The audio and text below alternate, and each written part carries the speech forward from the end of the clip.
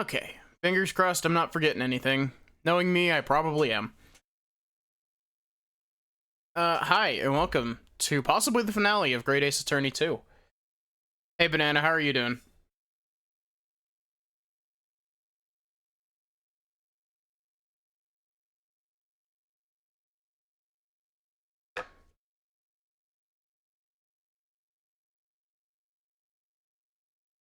Doing good? Nice. Oh, shit. I forgot to grab something before I started stream. Give me just a moment, I will be back.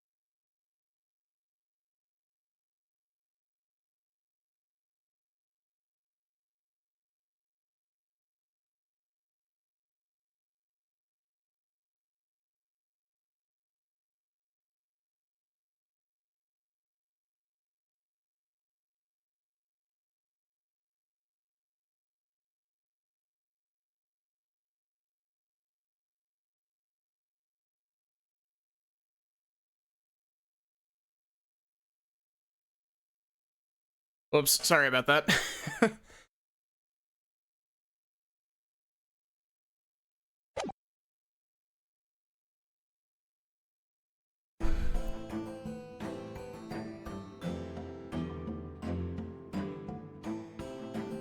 Loaded bench, it seems.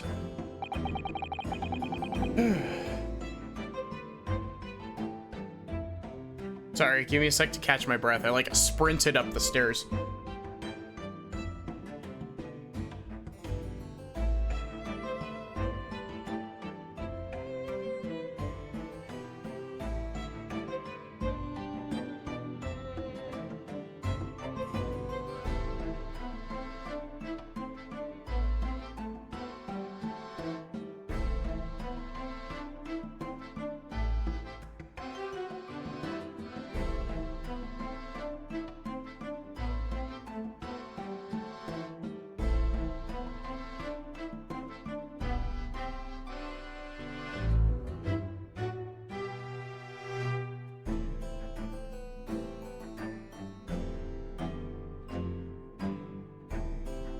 Wouldn't be a Maddie stream without a bit of scuff, would it? So, witness, please state your name and occupation for the court.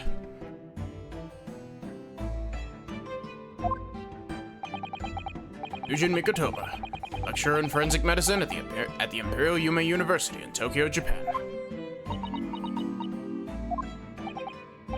And Professor Mikotoba, the young lady beside you is... this is Dr. Maria Gori.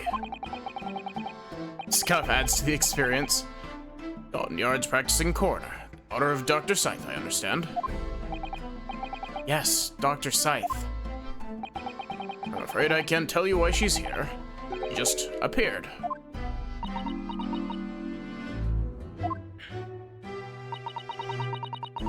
Why? Okay. I can't be the only one that, like...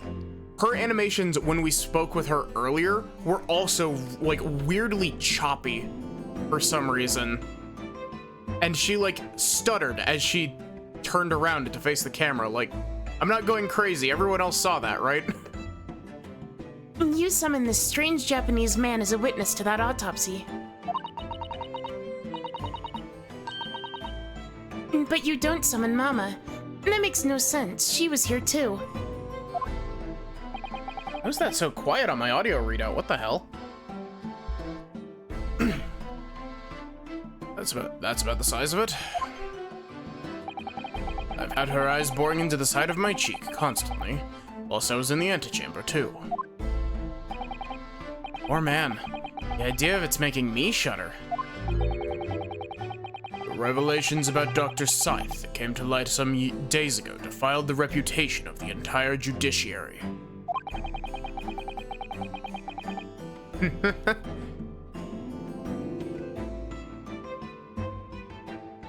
She was therefore deemed unfit to appear as a witness in today's proceedings. The Ministry of Justice's decision on that is final.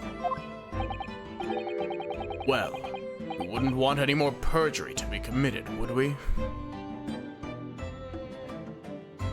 Perjury mentioned?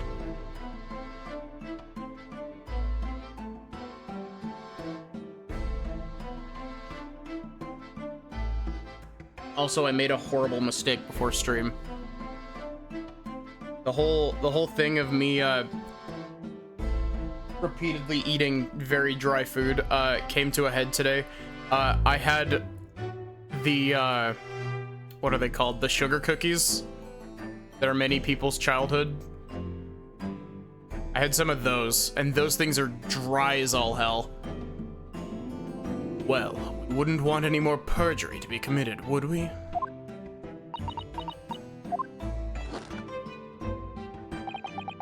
Ministry of Justice. Some questionable strings are being pulled, I think.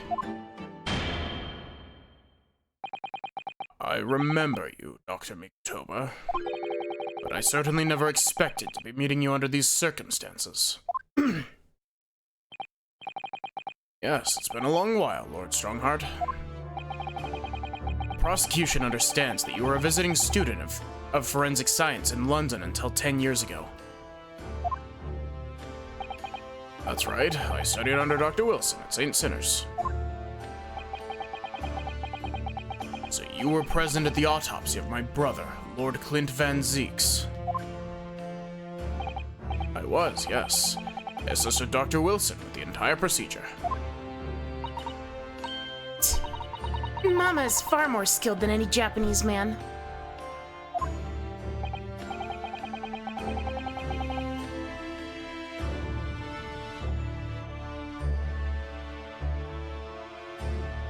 Well, Dr. Wilson asked me to be his primary assistant on that occasion.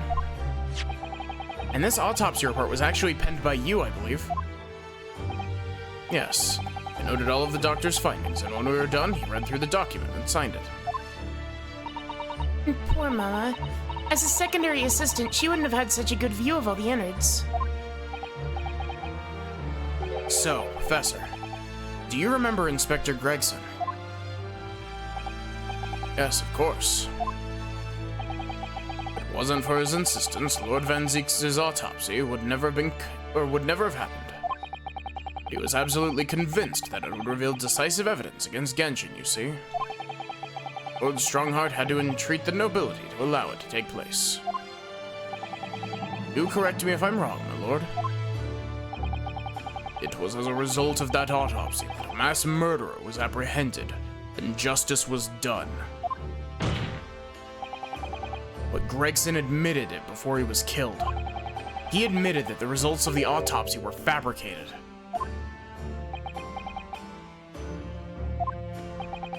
You were there at the time, so you must testify. You have an obligation to tell the truth about what really went on. Absolutely. That's precisely why I'm here. And that's why I'm here too. Very well, then. You'll give your formal testimony now, witness. But before you begin, a word of warning. Oh? Will state truthfully and accurately what you saw and what you heard at the time. I wouldn't dream of doing otherwise, my lord. The moment your testimony verges on supposition, I will expel you from my courtroom. Remember that.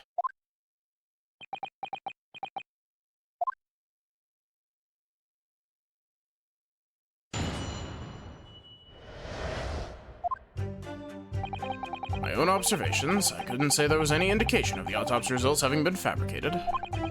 Death resulted from a wound made by a Western-style sword transfixing the heart. I found that a little strange. AKA Mikotoba, don't you dare tell the truth, absolutely. There were no other signs of internal injury. Nothing questionable at all. It was just that beautiful but dangerous piece of evidence removed from the man's stomach. presumed to have been swallowed by the victim. It's a way to posthumously. Posthumously? Identifying his assailant. That's not quite your voice, but...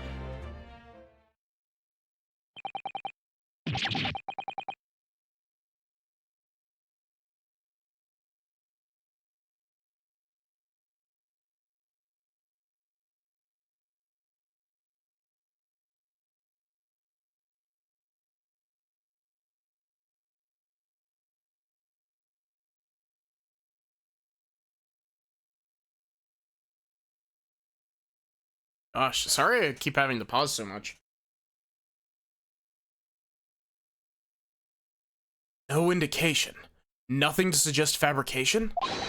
Professor Mikotoba, are you certain about that? Well, nothing that I could positively identify as such, much less swear into testimony. Ugh.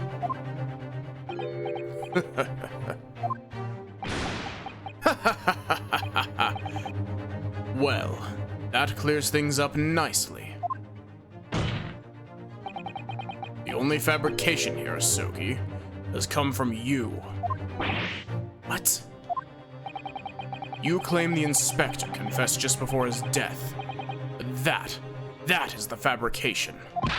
No, he freely acknowledged it. I swear he did. Freely? The tip of a sword at his throat. The man was clearly at his wit's end. The court will give no credence to this confession that was uttered in obvious desperation. Quite simply, there was nothing questionable about the investigation of Lord Clint Van Zeek's death. And with this testimony we have, without question, uncovered the whole truth of the matter.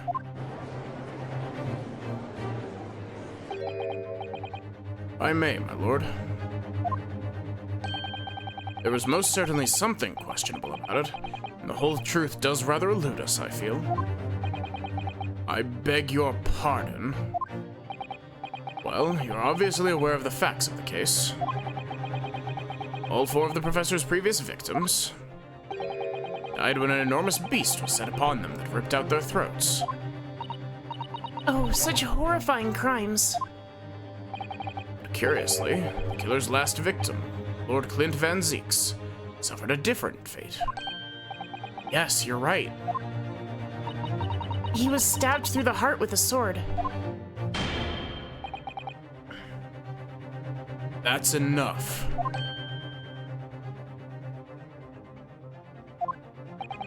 I believe I warned you about this, witness.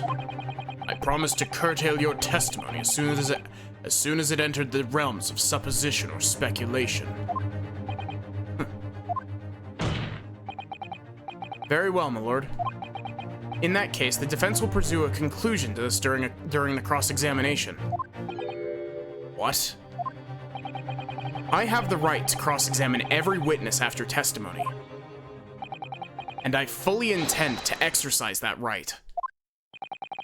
Yunosuke.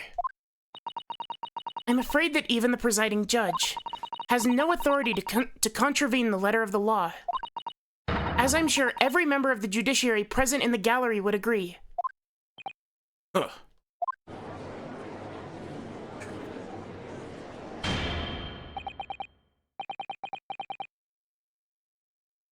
Very well. You may begin, counsel. However, the moment your argument strays from the established facts, I will not hesitate to bring the cross-examination to an end. Proceed with caution. Yes, my lord.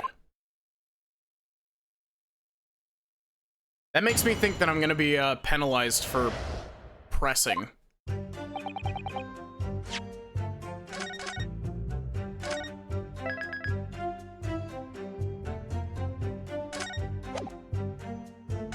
Oh, whoops. My own observations, I couldn't say there was any indication of the autopsy results having been fabricated. Hold it! You couldn't say? No, sadly not. But then you couldn't say there wasn't any indication either, could you? No, true, I couldn't. It was at Dr. Wilson's side as he performed the procedure, recording what he did. At times, of course, he instructed me to fetch implements and such like. Whilst I was away from the operating table, I obviously could have missed something. And at those times, what was the secondary assistant doing?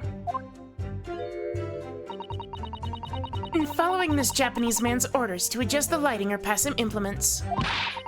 But that doesn't mean Mama wasn't a vital part of the team. Quite, yes. So would you kindly refrain from staring at my cheek like that? Professor Mikotoba, think. Was there nothing at all that seemed out of place to you? Well, yes. There was, as a matter of fact. Death resulted from a wound made by a Western-style sword transfixing the heart. That I found a little strange. Hold it! In all of the previous 4 killings attributed to the professor, the victims were killed by an enormous dog, I believe. Their throats were, well, mauled. Correct. Yet Lord Van Zeeks was stabbed. Ah, do you mean to say you think Lord Clint Van Zeeks may not, in fact, have been one of the professor's victims? There's no basis on which to doubt the findings of the investigations carried out at the time. But Genshin Asogi confessed to all of his crimes upon arrest. He admitted to having taken the lives of all 5 members of the aristocracy. Ugh. Okay.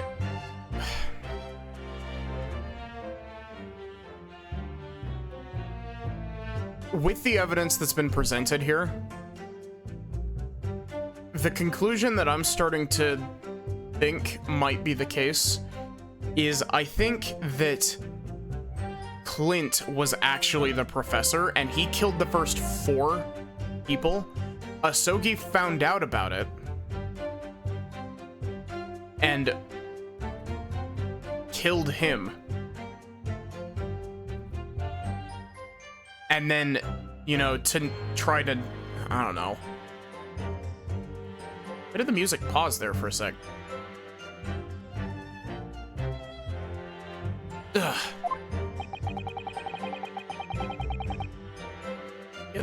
Yet the best thing, or the best that was used to carry out, or the beast that was used to carry out the killings was never identified. No evidence was found to suggest that Genshin had ever kept a dog. True hound of hell.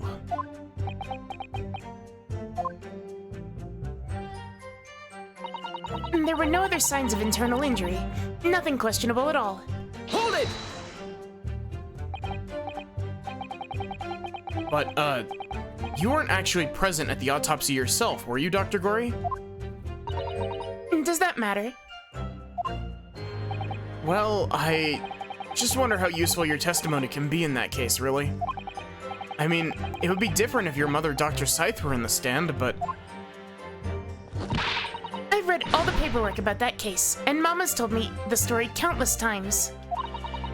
The statement I just made is exactly written in the autopsy report. I did confirm that myself at the time, it's true. Beside the stab wound, there were no other signs of internal trauma. I see. Mama told me all about it. Oh? She said there was nothing of note internally. But they did find an amazing piece of evidence, something unbelievable. Unbelievable? What do you mean? Come on, Dr. Gory, what was it?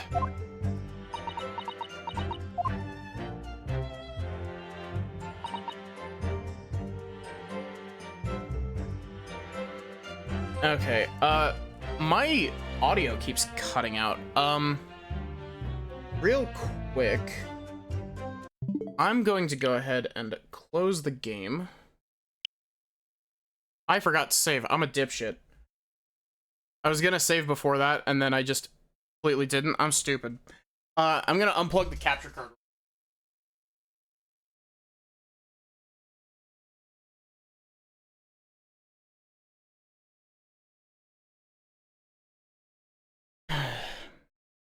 Yeah, don't worry. I'm fully aware that I'm stupid. I can just fast forward the dialogue.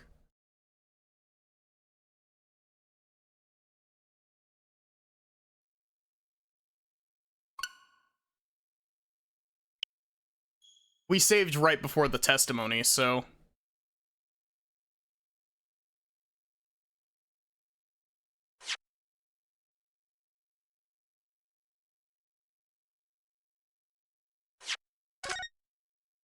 I think the audio's starting to cut out because I think either my capture card wasn't plugged in completely and it was having issues, or it's because I've had the game open since we started.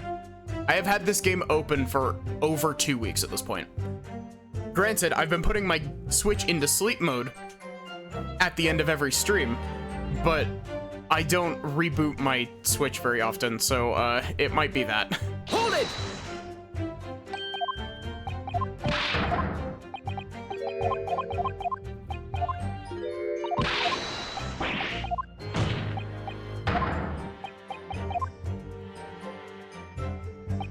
So...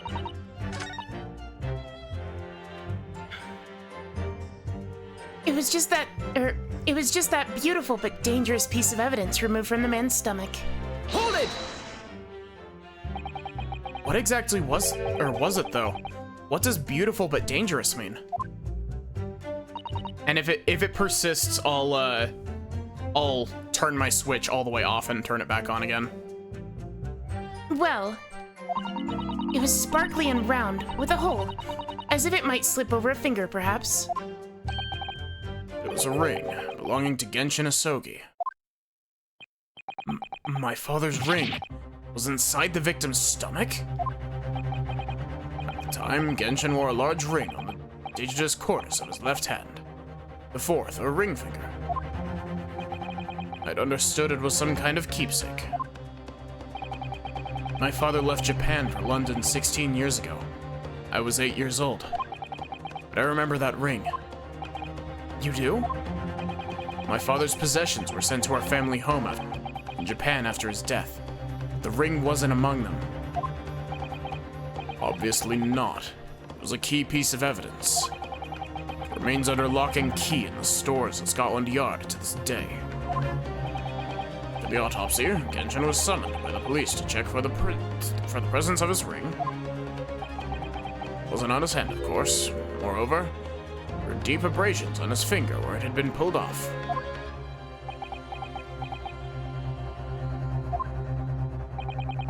Arrested the man there and then, right before my eyes. How could they? I brought the ring, along with me today. What? Here it is, a bit dusty from years in the stores. Good gracious. Yes, that's it. I haven't seen that in 10 long years. And that was found inside the victim's stomach. Yes, I'm afraid so. You hesitated there, Professor Mikotoba. Should we read something into that? Oh, well, it's just that thinking back now. I didn't actually witness the moment it was extracted from the victim's body. Oh my, really? At that precise moment, Dr. Wilson asked me to fetch him a new scalpel, you see. Dr. Gory. Removal of a historic evidence from the stores requires my consent. Does it not?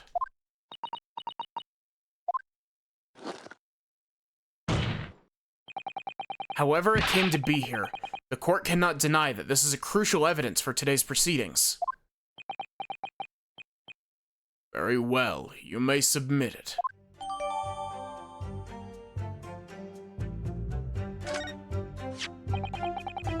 It's not the sort of ring you normally see in Japan. They almost look like claws protecting that jewel. We must examine it very carefully, Mr. Naruhodo. Very carefully indeed.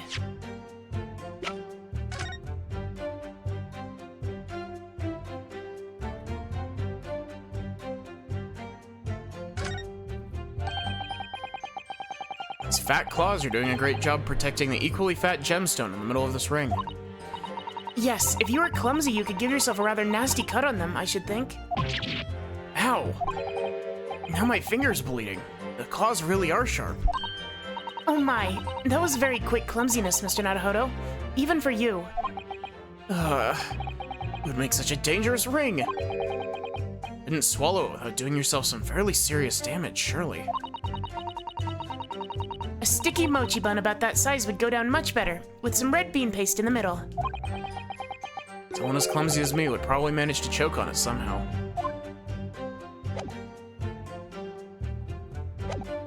Cool.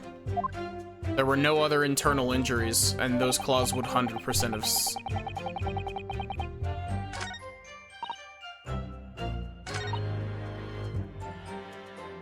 There were no other signs of internal injury. Objection! I was confident enough in that. I was confident enough in that statement that I didn't save before I did that. I think I just dented my controller. I just smacked my controller with my water bottle. I think I just dented a chunk on the side of it. It's poor controller.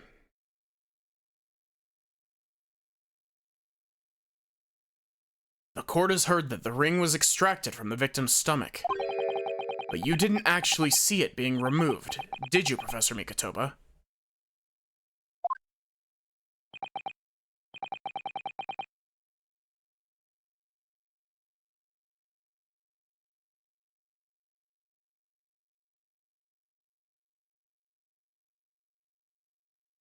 That's right, as I said in my testimony before. The thing is, like, this controller is the Switch controller that I use. I may have a sizable collection of Switch controllers, but my Xenoblade 2 Pro controller is the one that I use all the time. I've used it almost constantly since I got it back at the end of 2017. And it's a very well worn. I do want to get a replacement shell for another one that's just the same thing, because this one, while this one is an official one, this one is wearing out, but that's right. I said in my testimony before. At that moment, I was fetching a replacement scalpel that Dr. Wilson had requested.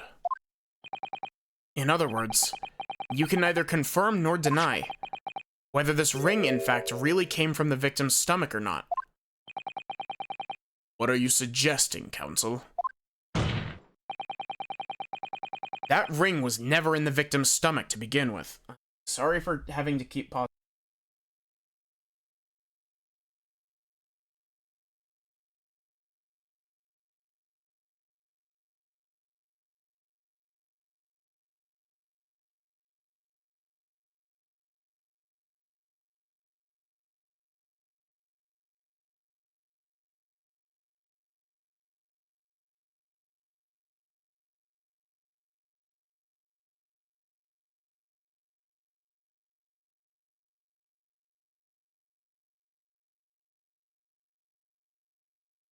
That the ring was never in the victim's stomach to begin with.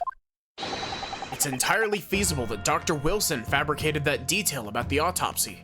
What are you saying? That Dr. Wilson? That Dr. Wilson was in possession of the ring in advance, after it was somehow stolen from Mr. Asogi. And he produced it during the procedure, pretending to have found it there and then in the victim's stomach. Objection! Supposition at best. What possible evidence do you have to support such a rash claim? This evidence, right here. That's the autopsy report. It's explicit in that report, Counsel.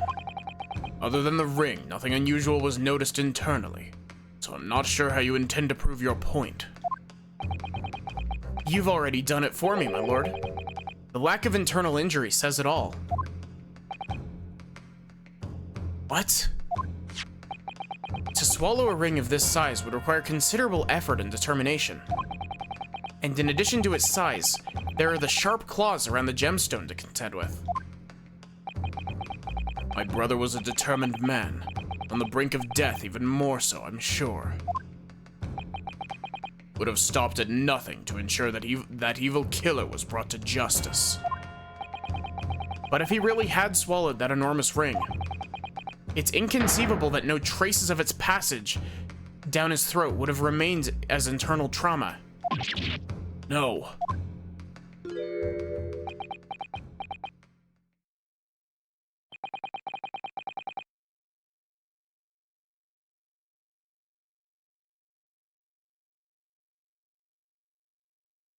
And there you've arrived at the sticking point.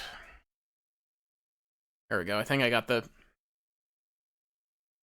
crap out of my throat. Maybe. That's precisely why I had my doubts about the findings myself 10 years ago. And why didn't you say something at the time? I did. I still remember the conversation I had with Dr. Wilson at the laboratory that day.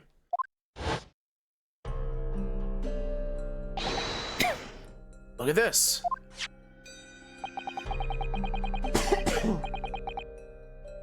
Now this is a very curious thing to find in a man's stomach, wouldn't you say? What? Isn't that rather peculiar, Dr. Wilson? What's that now, Mikotoba?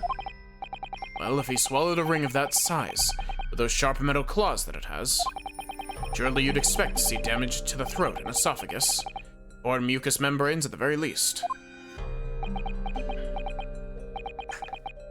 Dr. Mikotoba, may I remind you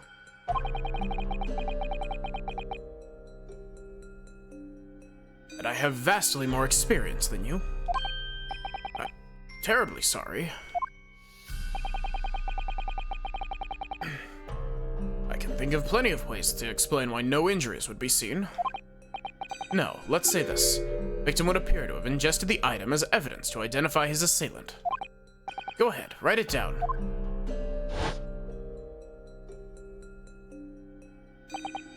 So I was right. Dr. Wilson deliberately fabricated the results of the autopsy to implicate my father.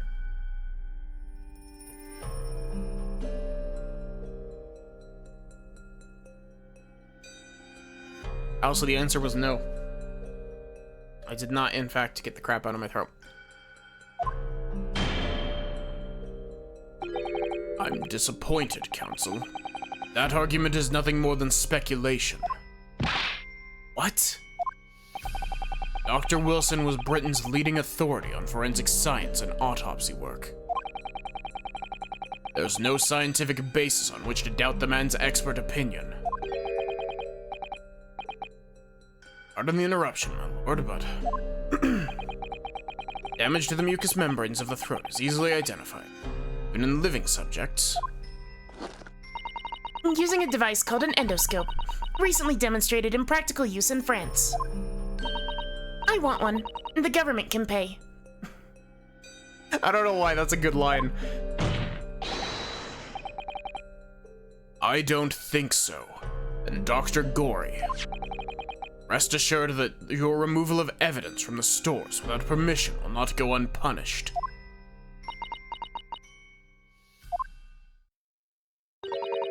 We open up the dead to find the truth. I beg your pardon. But Mama, she chose to stitch your corpses up, with all her secrets inside. That's wrong. Dr. Gory, it's looking as though she's chosen to walk a different path to her mama.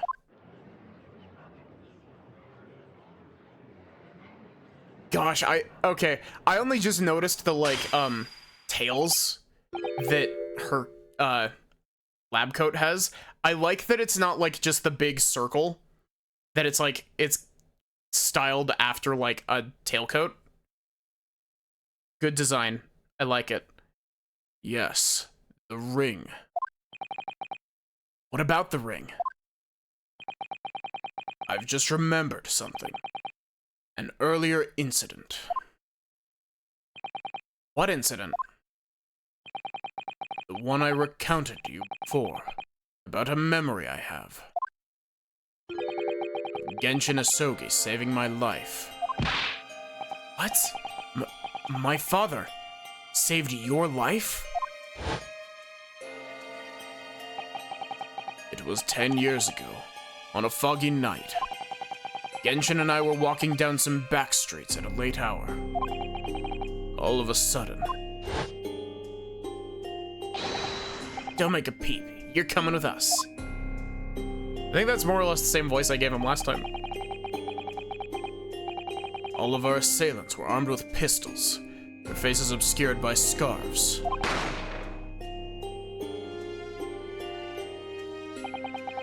Next thing I knew, there was silence all around. Genshin lay on the cobbled street. Blood was seeping from his left hand. He'd shielded me. It was on the ring finger of his left hand that he used to wear that ring. Are you saying... I've always believed those thugs were after me.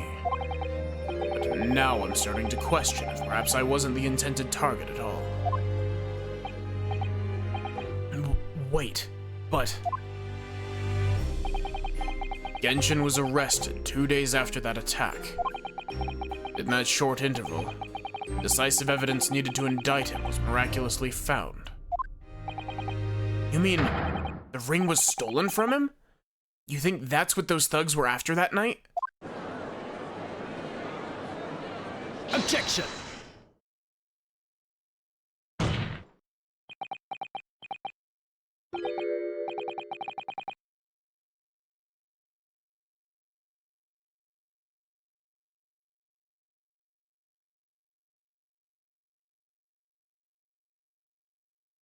You pathetic coward.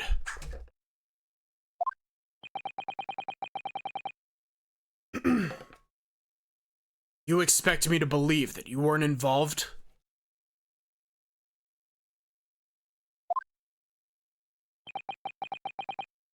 What do you mean by that?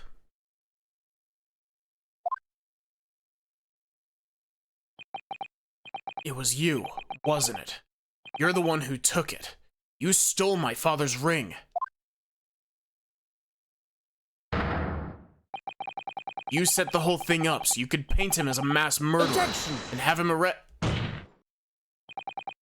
Kazuma. Open your eyes. Inosuke? You must know deep down. The truth can be completely obscured, even when your judgment is only slightly clouded. But at the moment, you seem to be floundering through a dense fog. Is that why you were so insistent I should be present in this trial? To see you like this? Hey, Not, how are you doing?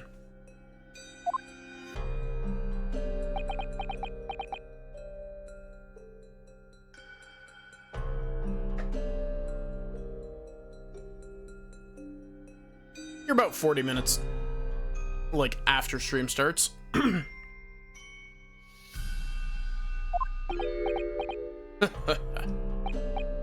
Well, this is an amusing spectacle.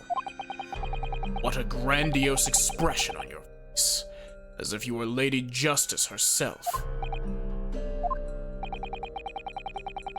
Seems you've thoroughly convinced yourself of this alleged fabrication of the autopsy results.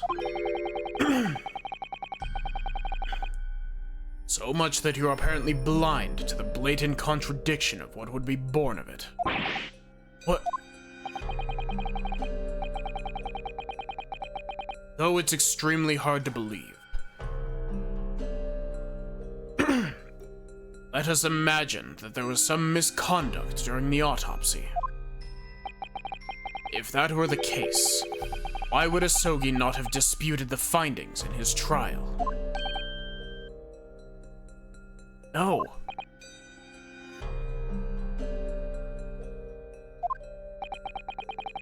In the closed court hearing 10 years ago, the defendant never once denied the claims against him.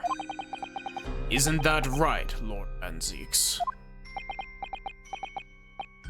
Yes, that is indeed correct. Upon hearing the verdict of guilty, he merely closed his eyes, quietly accepting the judgment. The actions of a man who has accepted responsibility for his deeds is resigned to his fate. But then... Oh my. That is very strange. If Mr. Asogi did nothing to oppose the charges against him, then... that would surely mean that there was no fabricated evidence. Obvious conclusion with which you should have arrived many minutes ago, Prosecutor Asogi. Your twisted loyalty and clouded judgment are hampering your ability for logical thought. Ugh.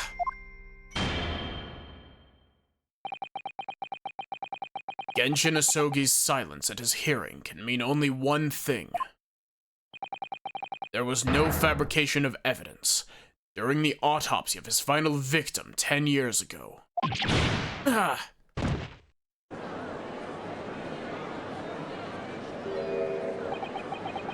if that autopsy was all above board, there'll be nothing to stop Lord Strongheart bringing this trial to an immediate conclusion. Objection!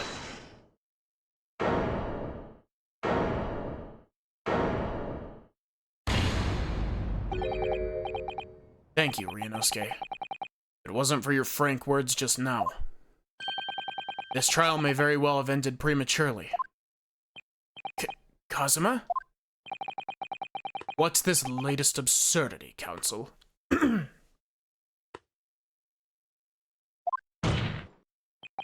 My lord, your reasoning is perfectly sound, but for one giant hole.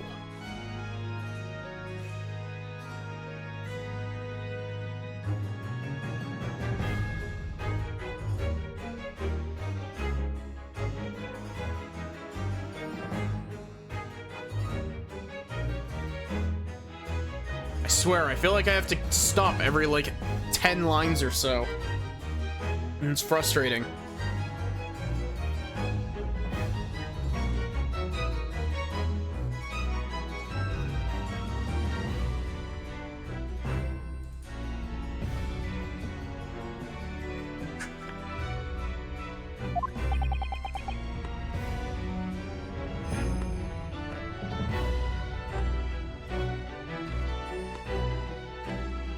I beg your pardon.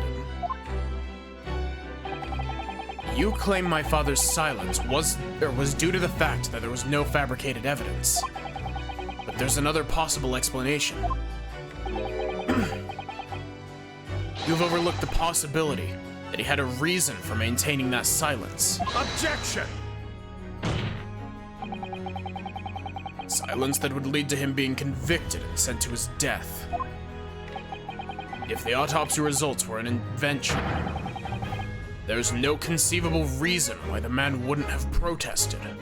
This point pose from the front makes him look like he's doing a JoJo pose.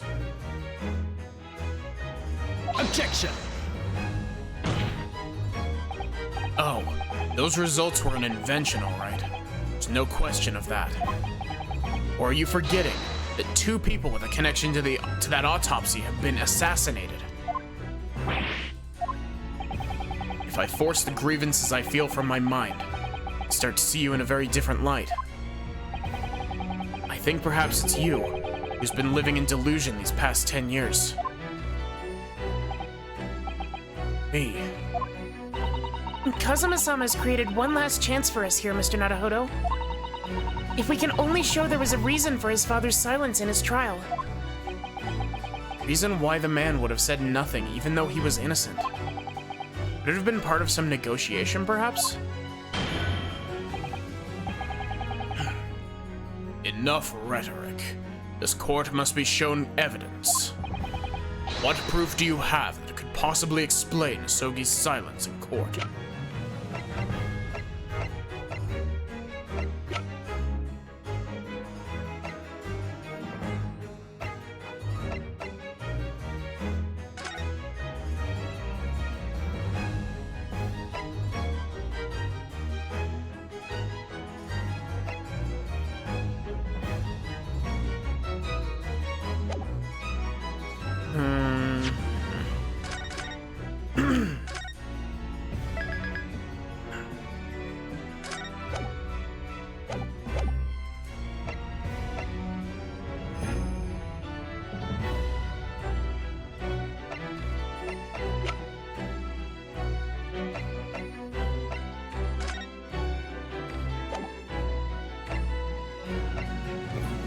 Honestly, I think that this case probably should have had a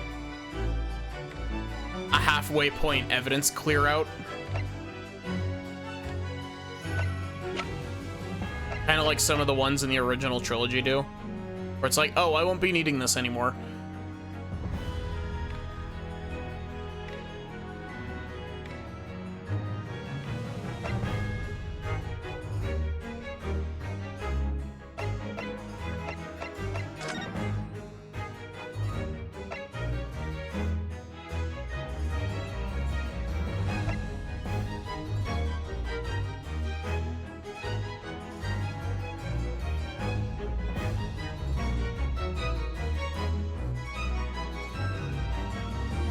Indications are that the jailbreak plot was conceived prior to the convict's incarceration. So my thought process is that he stayed silent because he thought that he could get out by executing his escape plan. I already saved.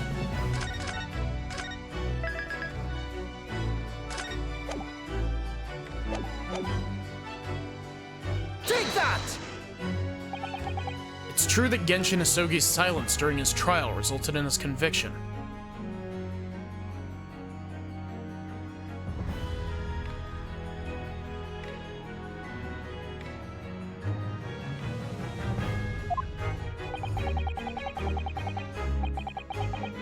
I feel like you've missed important stuff. Probably, Sachi. But that didn't actually lead to his execution. Come on, throat. Up. But that didn't actually lead to his execution. On the contrary, it led to his escape. An escape that was only possible because he'd been sentenced to death.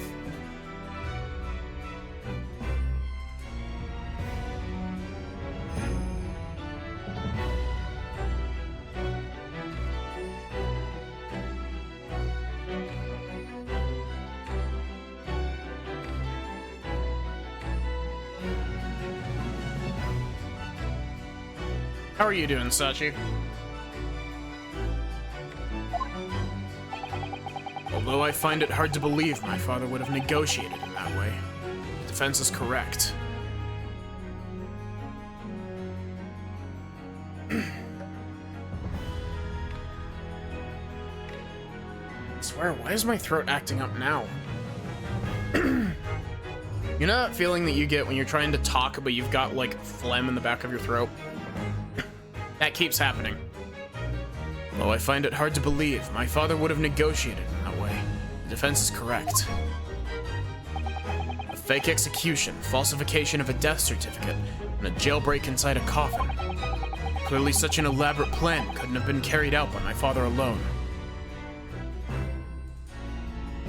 Yeah, that's the problem, is that, like, I keep muting to, like, try to cough it up, but it's not working.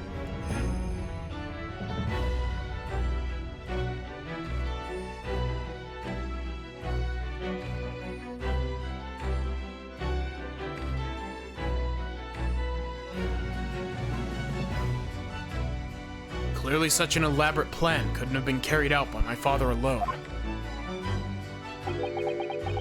Must have had the help of a collaborator from the judiciary.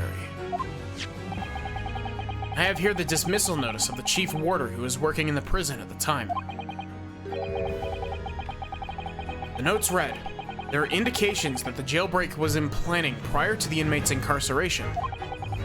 In other words, there were suggestions of some sort of negotiation between Mr. Asogi and the British government.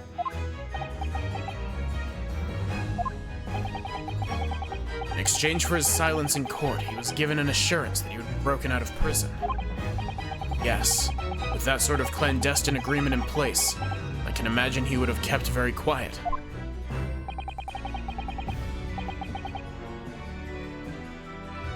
Would go further than that. In fact, I would say that the elaborate jailbreak of Mr. Asogi can be explained in no other way.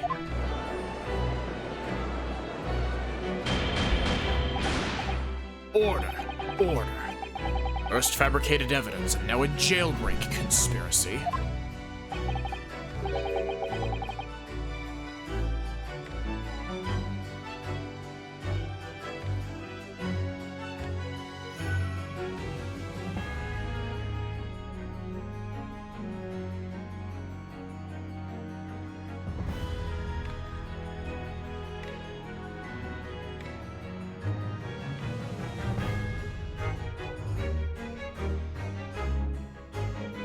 Gosh, I was really hoping that this Ace Attorney stream wasn't going to be like this. That I wouldn't have to keep pausing every, like, 10 seconds. Of course, because it's all intimately linked. The prosecution wishes to summon new witnesses to the stand. Witnesses? People who can testify about the jailbreak that took place 10 years ago. Ah. Governor Caden, and the poor chief warder of the prison. I won't allow this trial to turn into a farce. Summon the governor of the prison after all these years. Oh, it wouldn't be any trouble, my lord. What? Father. Well, that came out significantly deeper than it should have. My dear friend may appear to be a little rattle-pated. Times, but I can assure you he's extremely thorough. Wired both Barclay and the local prison earlier. Asking Governor Caden and Mr. Vigil to attend the Old Bailey is a matter of extreme urgency. Mr. Sholmes did that? You telling me that both men are, unless I'm much mistaken, waiting just outside the courtroom at this very moment.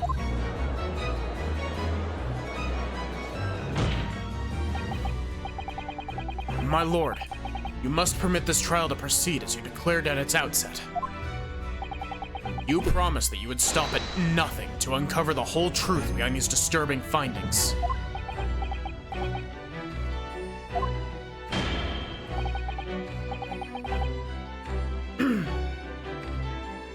Very well. Bring in the witnesses. Make no mistake. I, too, would like nothing more than to lay this business to rest once and for all.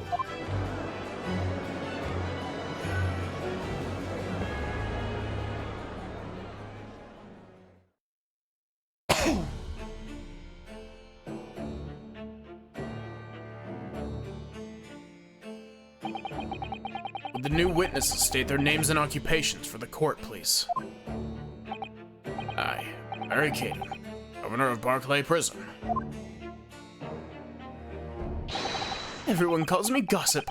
I sell jaunty little tidbits to passers-by. Your other persona, if you don't mind. Oh, I do beg your pardon. Of course.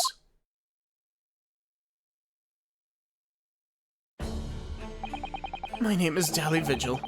I used to be the chief warder at Barclay Prison. Reason you've been summoned here to court today is to testify about the jailbreak of the so-called professor 10 years ago. Oh, professor? Already been through all this before, a decade ago. The conclusion was that there wasn't anything untoward that happened. A convict escaped from your prison, Governor. hardly what you'd called nothing untoward. Well... Convict's death certificate was somehow falsified after he was allegedly executed. He escaped from the prison inside his own coffin. A plan of that complexity could never have been carried out without the help of somebody of influence inside the prison. Governor Caden, don't imagine that the passage of time will afford you any protection. It turns out that you were involved in the plot to break Mr. Asogi out of your prison. And of course, the consequences will be very serious. In all likelihood, a capital punishment. Cats, hold on there, laddie. All I did was... Witness, Governor Caden. Aye, sir. You have a critical role to play in the public safety of our country. Great responsibility to shoulder. The significance of your testimony in court cannot be understated. Therefore, think carefully before you speak. And Prosecutor Asogi, if you threaten the witness again, you will be held in contempt of court.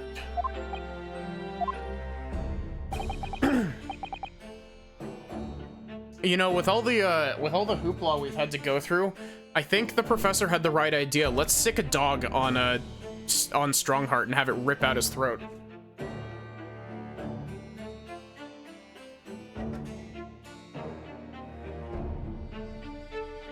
My apologies, my lord. There's no disputing the fact that an intricate jailbreak plot was enacted 10 years ago. Clearly, you were both involved in some way. So you will testify before the court now and explain exactly what took place. Very well.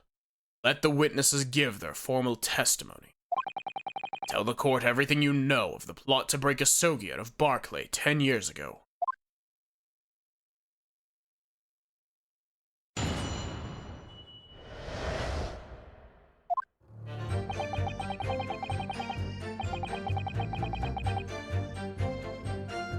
A Japanese job was found guilty.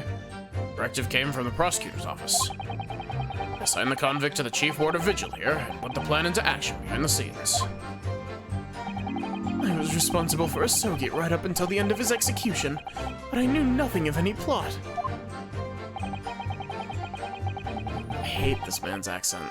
I can't do this man's accent. Danae Ken?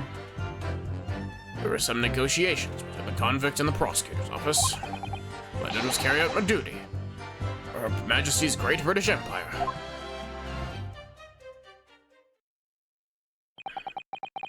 Directive from the prosecutor's office? You saying that was the jailbreak plot? Aye, that's right.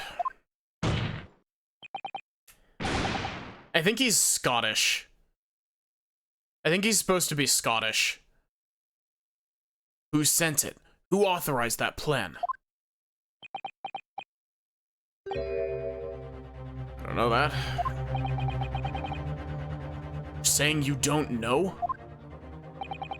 Listen, wasn't a thing about that professor case that wasn't unusual in some way. Didn't ask any questions. I just did what I was told to do. More than that, I couldn't tell you. I see. What if the jailbreak plan originated from the prosecutor's office? Then one thing is very clear. As suspected, there were clandestine dealings going on between Mr. Asogi and that office. The jailbreak was promised in exchange for Mr. Asogi admitting to the crimes he didn't commit.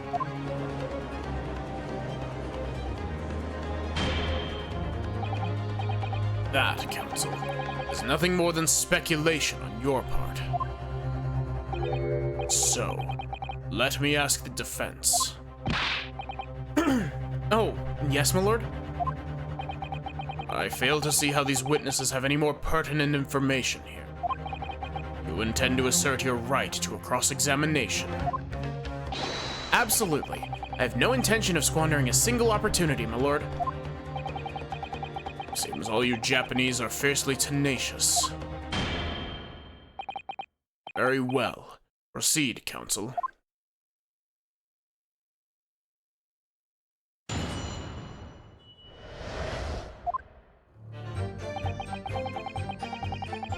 The Japanese job was found guilty.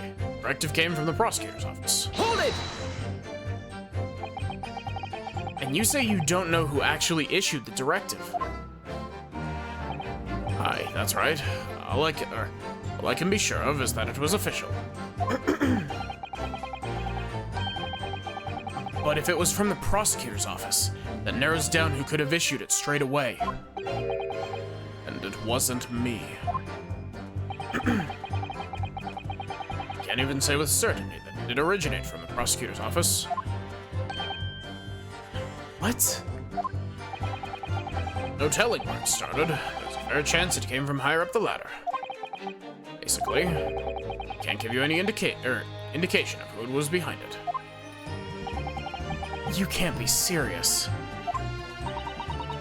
All we can say for sure is that the order must have come from somebody in authority, I suppose.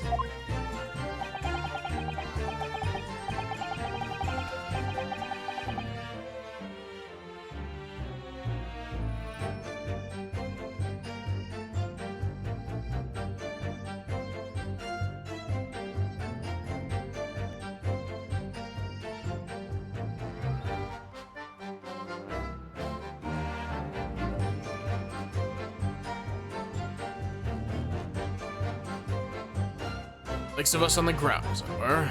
Didn't I bother with idle speculation? Just get the job done. Assign the convict to the chief warder vigil here, and put the plan into action behind the scenes. Hold it! So, Mr. Vigil, you didn't know anything about it at all. That's right. My only role in the scheme was as a scapegoat. That's right, isn't it, Governor? Poor beggar had to take the rap for it. All right then. Who else did know about the plan? Not the first idea, laddie. My part in the whole business was basically just dealing with the aftermath. I wouldn't be surprised if there were other folk in the prison service who'd been given similar orders. So you don't know who else was involved? Aye, that's right. Well, I can tell you. The night it actually happened, the person at the reins was Dr. Stevens.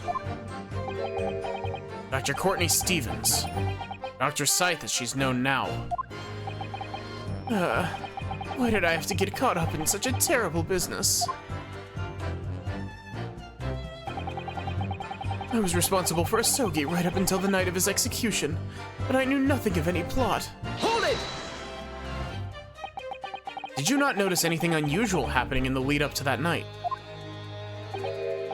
No, everything was unusual, exception after exception. After all, it was the professor, the man who had terrorized the country as never before with his crimes. In order to hide his identity, he was forced to wear an iron mask over his head. His treatment. That's not your voice, but it was surprisingly docile for someone who'd taken the lives of 5 of the country's nobles. Being the chief warder, I was the only person permitted to approach his cell. I can still hardly believe that I was duped by my own country. I believe you jumped from the window of the governor's office when the jailbreak was blamed on you, didn't you? Vigil, can I apologize enough? No, Governor. I don't believe you can. It won't change what's happened. What else can you tell us about the situation, Governor Caden?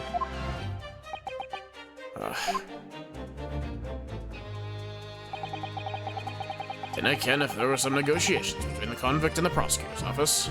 Hold it! But you've already acknowledged that the orders came from the prosecutor's office to arrange for the man's escape. There must have been some sort of negotiation.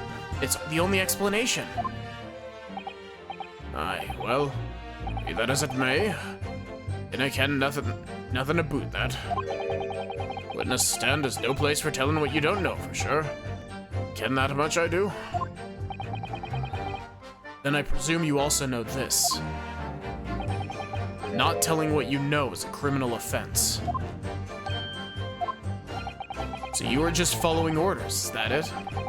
Afraid that won't absolve you of guilt here. The man was still killed illegally, even if he was a condemned criminal. You may very well be found complicit in murder, Governor. So that's what it's to be, is it? Even with the threat of conviction, you won't break your silence. Oh, you missed it earlier, Sachi. Van Zeeks mentioned perjury by name earlier.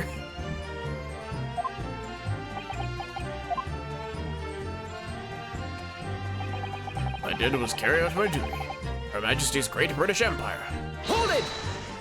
I know, right? It's like an event whenever perjury gets mentioned in the Ace Attorney series at all.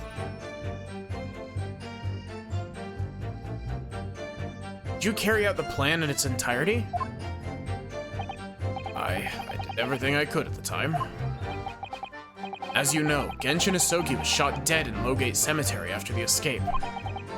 Tell me, was that part of the plan too?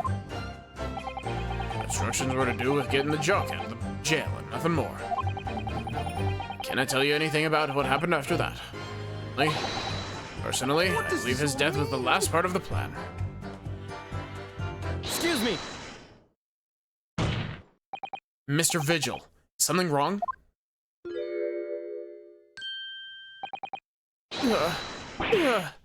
Yes, sir. What can I do for you, sir? Oh, he's saluting now. What is it, some sort of Barclay convention? What Governor Caden was just saying seemed to upset you. Did it bring something to mind, perhaps?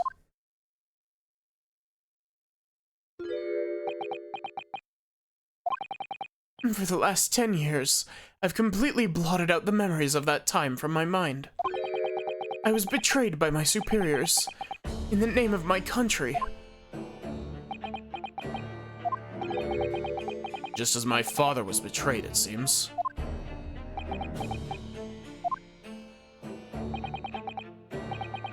But you see, thinking back now, I really can't imagine that the shooting of Mr. Isogi in the cemetery was ever part of the plan. What makes you think that? Well, it just doesn't make sense, does it? To make the man admit to crimes he didn't commit with the promise of jailbreak, only to kill him in the end. That's treachery of the worst kind. But the point is, if the intention was always to betray him, why would there be any need for all the chicaneries of an escape? Ah. Yes, that's quite true. If whoever negotiated with Isogi never intended to keep his or her end of the bargain, it would have been far simpler to let the man be executed in prison as dictated by his sentence. It all happened in that vast chamber of secrets that is Barclay, behind the high prison walls. I suppose that nobody knows what really went on in the execution room now. Yes, it's an unsettling mystery, certainly. Be told, there is a wee matter that's never quite made sense to me. I believe there was some sort of negotiation behind the jailbreak between Isogi and a body at the top. Doesn't it quite add up, does it? Governor Caden, I must insist that you explain these doubts that you have by amending your formal testimony. Gads. I go on then. This entire, the instant that we started digging deeper and deeper, Strongheart has been shitting his pants the entire time here. There is no chance that he isn't, internally panicking at all of this dirt we're digging up.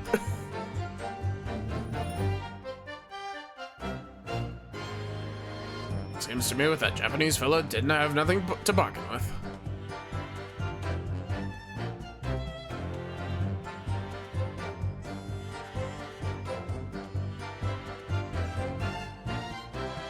Hold it!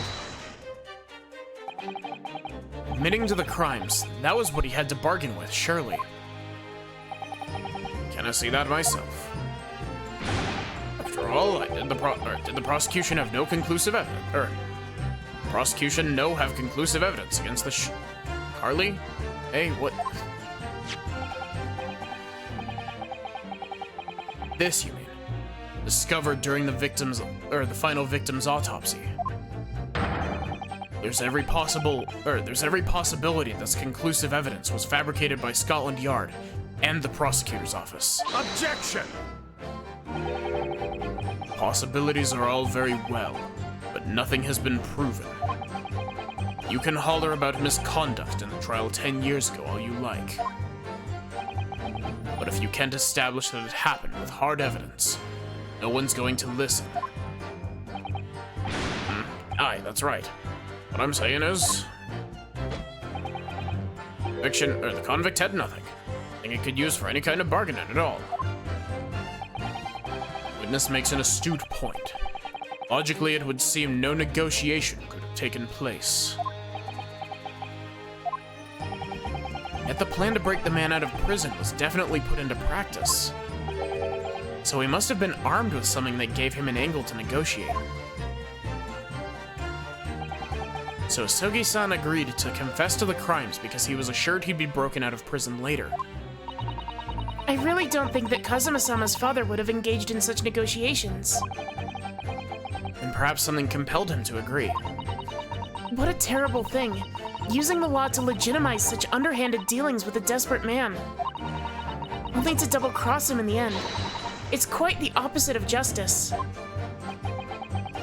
Can't help feeling there's something about this apparent negotiation that doesn't quite add up. And something doesn't quite add up, Mr. Naruhodo. No, it doesn't. But I can't quite put my finger on what yet. Well, in that case, we must keep digging until we identify the problem.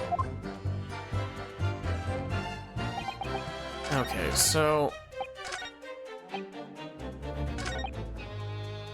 Seems to me that the Japanese fella didn't have anything to bargain with.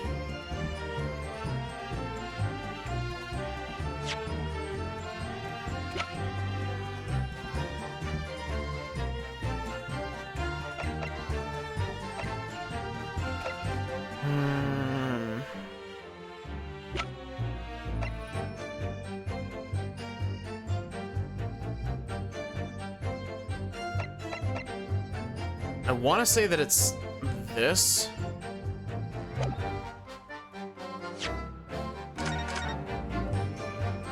Thank you for the stretch pants.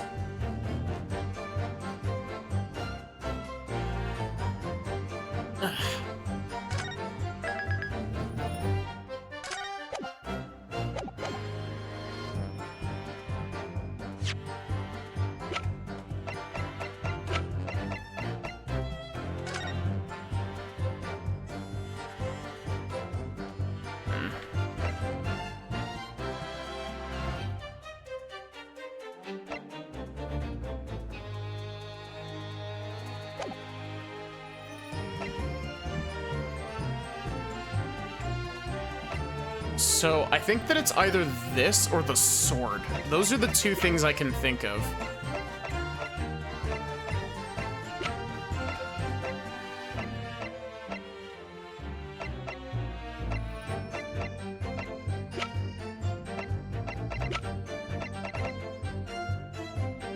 Objection! Cool. Confessing under oath to murders he didn't commit on a verbal assurance of later being broken out of prison. Genshin Asogi was taking an incredibly risky gamble. Very true. There was nothing to stop the British breaking their word and executing him behind closed doors anyway. Under normal circumstances, no man would stake his life on a gentleman's agreement like that. Which means that Mr. Asogi must have had a trump card. Something that guaranteed he wouldn't be betrayed. some kind of weapon. Avars. I couldn't possibly have had anything like that. But you know that he did, Governor. The Asogi Papers, the name given to the last will and testament of Genshin Asogi. Ugh. It turns out that Mr. Asogi was hiding his will in his cell at Barclay. Chief Warder Vigil caught him with it one day. You squealed, did you, you wee rat? Did I no tell you to keep that a secret? You can't touch me now. Ugh. When Mr. Vigil caught sight of that will through the bars of the convict cell, Mr. Asogi pleaded with the warder. Alright then, but what's on that paper? Last will and testament. This will is the only weapon I have left now.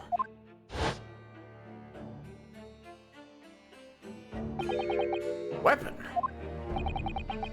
And after the convict had been killed following the elaborate pretense of the jailbreak, that document mysteriously disappeared, didn't it? Well, yes. All the prison warder searched through the belongings in his cell, but that will was just nowhere to be found. As I understand it, an exhaustive search was made for the document, which became known as the Asogi Papers.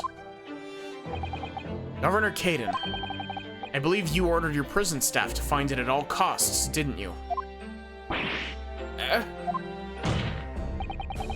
Would I be right in saying that you knew? You knew that the so-called Asogi Papers had the potential to make great waves somehow. Jeez. What in blazes are you blethering about? The will was found, right and proper. The cell where I said it would be, yeah. But how can that be? Where in his cell? We all searched the place, from top to bottom.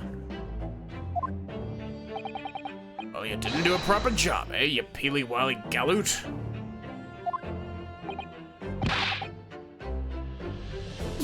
You can't criticize me now. Showed it to you before, did I not, young lawyer?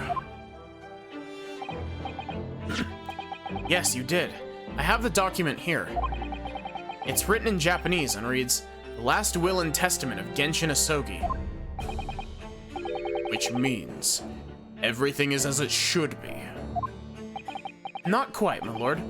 You see, there's an undeniable inconsistency here. What? What inconsistency? Mr. Asogi described this document as the only weapon he had left. And yet, this will contains nothing of significance at all. Nothing that would have given the convict any leverage.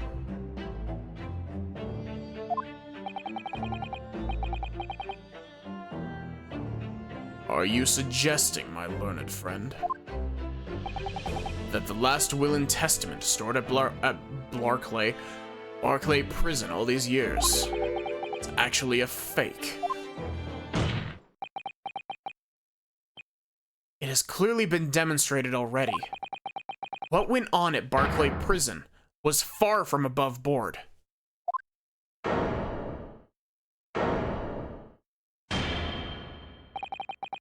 That last vilification by the defense was an affront to the entire British legal system. This absurd notion of a weapon is something for which we have only the former Chief Warder's word. The man could quite easily be lying, or at the very least sorely mistaken. What? No, I definitely heard him say that. I swear. Clearly, we need to get to the bottom of this. We need to know exactly what happened with these so-called Asogi Papers. A waste of time. If the will was fake, where's the real document? Objection! Mr. Vigil was stabbed in the back by the judiciary 10 years ago. He lost everything, very nearly his own life. And now you're going to do it again. you're ready to brand him a liar and turn your back on him without even letting him defend himself? Sure that Barclay Prison is hiding something. It's clear that the jailbreak was masterminded by somebody in the prosecutor's office. With some illicit negotiations took place. Your Lordship going to gloss over these obvious facts? Yeah, obvious and reprehensible facts. What did you say? We should hear more from the Chief Warder. Have him testify again. The trial must go on. The man's voice must be heard. It would seem that a vocal few here are utterly blind to the truth. Very well, then. Why did that automatically advance? Let the witnesses testify again. Tell the court precisely what you think you saw at the convict's last will and statement. Yes, sir, my lord.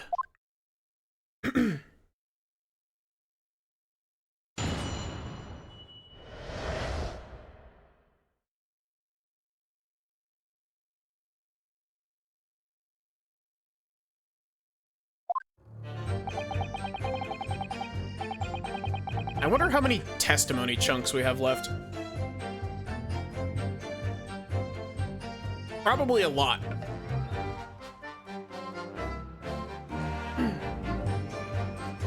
As the warder responsible for condemned convicts, I attended to Mr. Asogi and kept watch over his cell. The night after he was found guilty in court, he was doing something with that will in his cell. We turned the cell inside out looking for it after the execution, but to no avail. A note about the Asogi papers when a directive came telling me to impound them. Document was in the folds of the fellow's robe that was left in his cell. Kimono, I think it's called. In his kimono? That's a lie! We searched every inch of the man's cell. We looked through all his clothes. It can't be true. You're satisfied with calling me a liar once, eh? You... Waffinger? There's nothing you can do about it now. You don't have any hold over me anymore. Other than the hold you like to take on my cravat, of course. Is that what you're going to do, is it? Are you going to give me a good shake again? Or are you too scared? Ah. Little and large, what a double act. We complied with Asogi's will as far as was possible. All of his personal effects were delivered to his family home in Japan. As a courtesy to the homeland of the most notorious killer our country has ever seen. And we were much obliged. I can confirm that all of my father's belongings arrived safely. You cannot deny the handwriting is that of your old man, eh?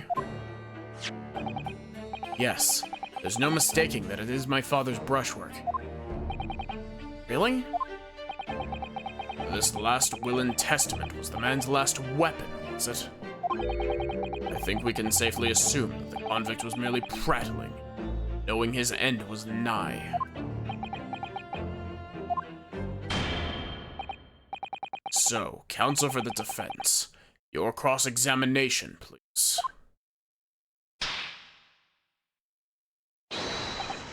Yes, my lord.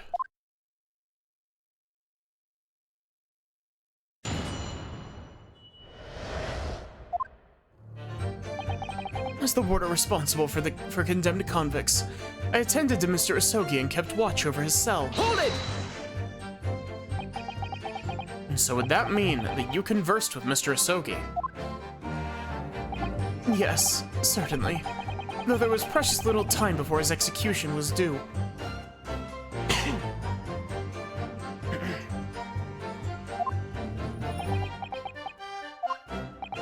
He was remarkably calm, considering his days were very much numbered. In all honesty, he really didn't strike one as a man capable of mass murder. Yet he confessed in full to the crimes. I know, That's why I felt compelled to ask him one day. I can still recall his reply. I'm guilty of the unforgivable crime of ending another human's life, yes. But he was so tranquil and intelligent. It put me in mind of an Eastern holy man. What about the will you saw him with? What can you tell us about that?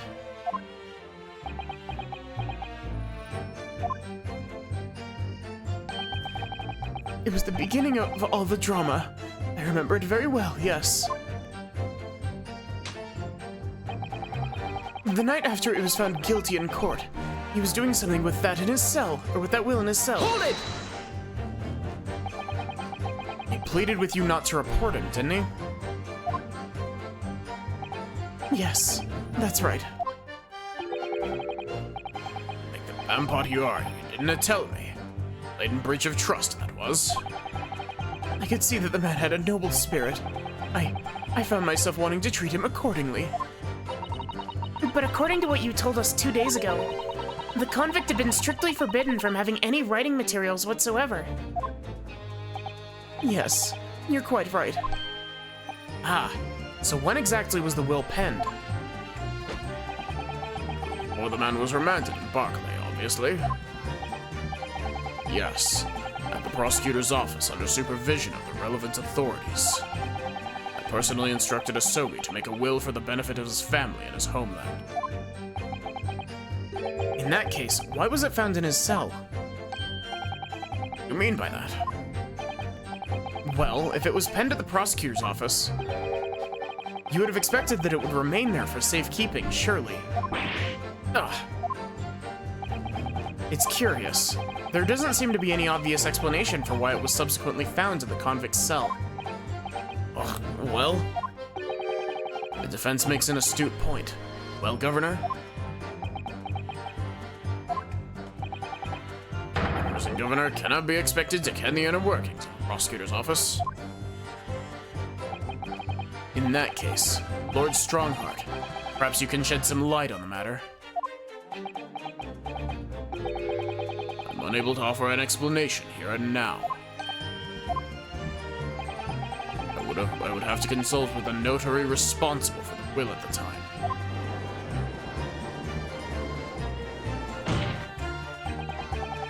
The fact that my father's will was discovered in his cell is clearly inconsistent with what was expected. I want to know why. Another inexplicable mystery, then. Well, the thing is about that will. Strongheart, well, I just fucked up, didn't I? Yeah. He's sitting there crossing his fingers, hoping that nobody's noticing, but... We turned the cell inside out looking for it after the execution, but to no avail. Hold it! It was the governor who ordered the search for the will, as I understand it. Is that right? Yes, and when I reported back that we couldn't find it, he grabbed me by the cravat and yelled, "It cannot have disappeared completely in my face."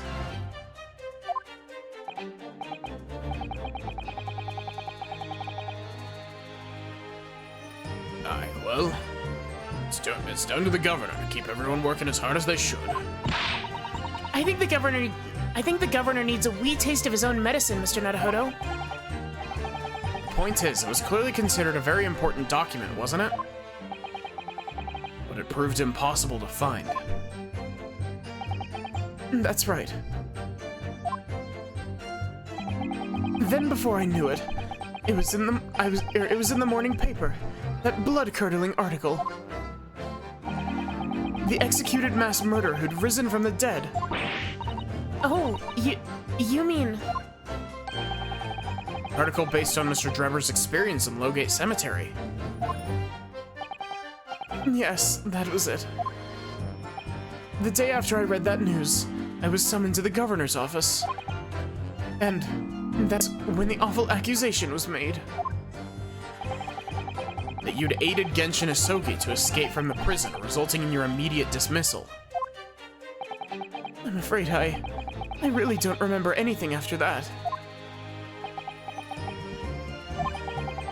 Governor of the prison, I had no choice. Could have done anything else.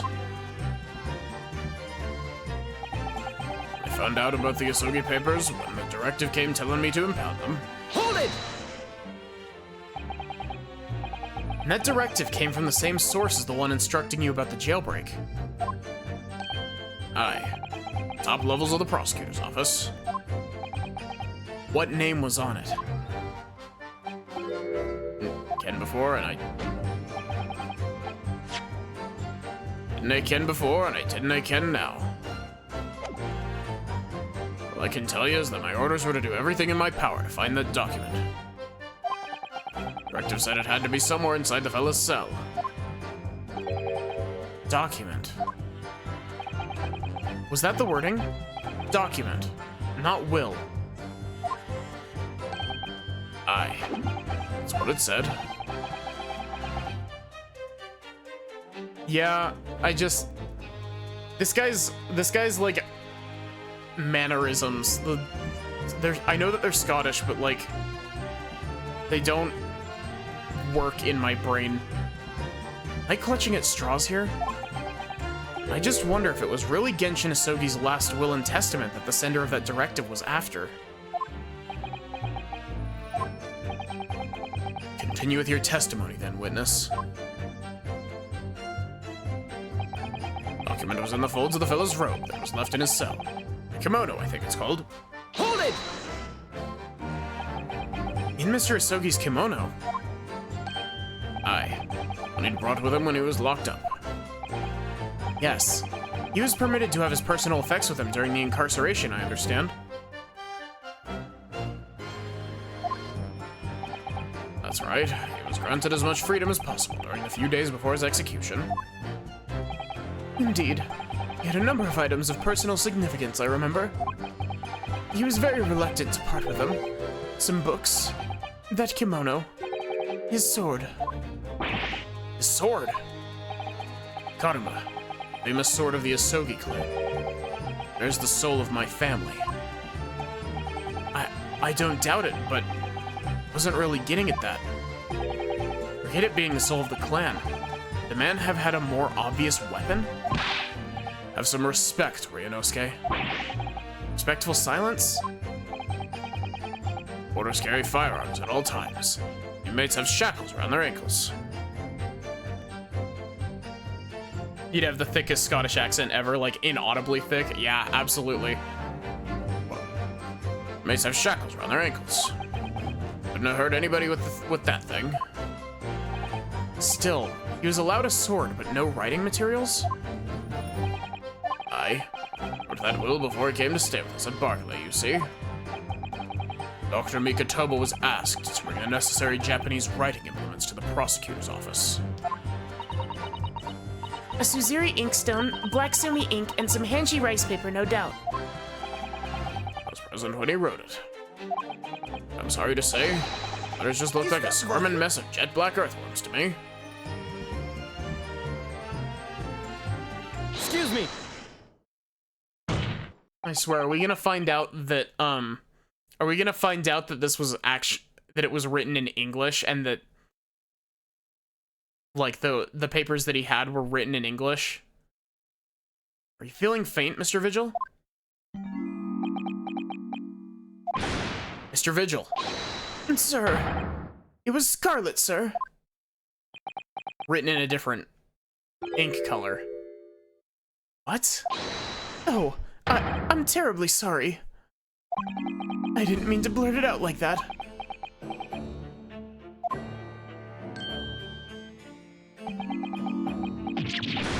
Less swaying and more explaining would be helpful. Is it something about the testimony we just heard? Have you recalled something of importance? Something of importance? Possibly. Or possibly not. I'm unable to tell which way he's leaning, I'm afraid. My lord, the defense asks that Mr. Vigil be permitted to supplement his testimony.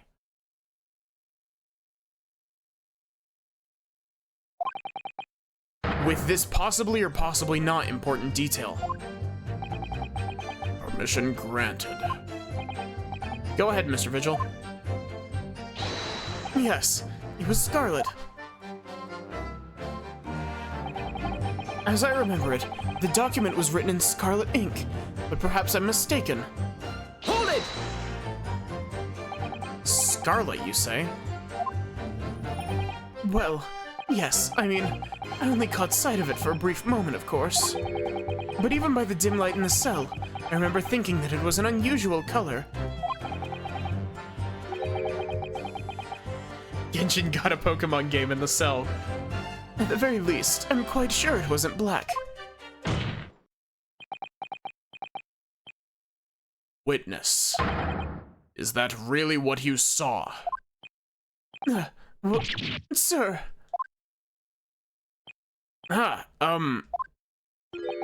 Is something wrong, Lord Strongheart?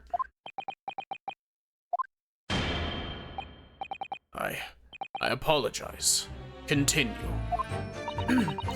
What do you make of that, Mr. Naruhodo? For Lord Strongheart to be so visibly shaken in that way. Can I have her? Plainly see the writing here. It's black as the Earl of Hell's waistcoat. Well, yes, you're right. Mr. Vigil, I'd like to confirm one point with you. Did you actually see the content of the document that Mr. Asogi was holding that night? Oh, well, no. I mean, there was no time. As soon as he noticed me there, he hid it behind his back. It was definitely a will, was it? Yes, it was. That's what Mr. Asogi told me. Court need waste no further time on this matter. We have the will in question in our possession. There's nothing more to add. Well written in scarlet ink. What did Mr. Vigil really see Kazuma's father holding, I wonder? If you have an inkling, Mr. Naruhodo, you must present it to the court at once. That testimony doesn't give much away. So this will really was penned by Kazuma-sama's father. I wonder what he could possibly have meant when he described it as a weapon. It's starting to sound very much like Mr. Asogi actually had nothing. But the plan to break him out of jail went ahead, which means he must have had some bargaining power. He must have been hiding something. It's the only explanation that makes sense. It's starting to sound like Mr. Asogi might have actually had something. Which is it, Mr. Naruhodo? Not sure, but I feel as though I'm on the brink of understanding all this. Let's listen to the information again and see what more we can learn. We can't overlook even the smallest detail. Absolutely.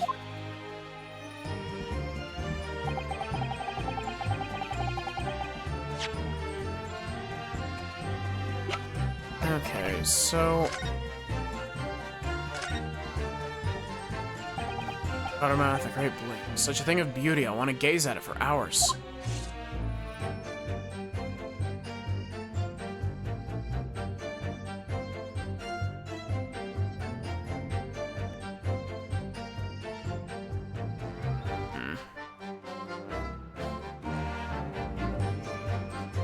I would have thought that it would be something along the lines of, like,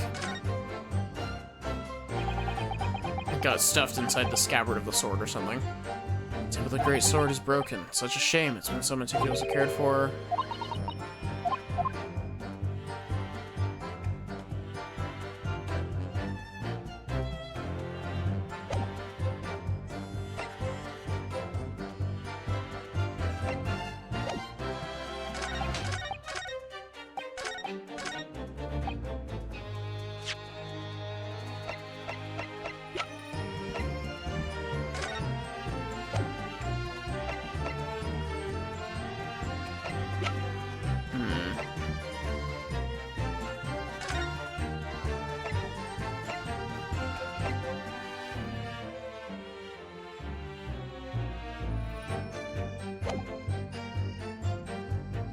Objection! Okay, real quick before we continue, I'm gonna have to hit you with a quick BRB. This should only take a minute.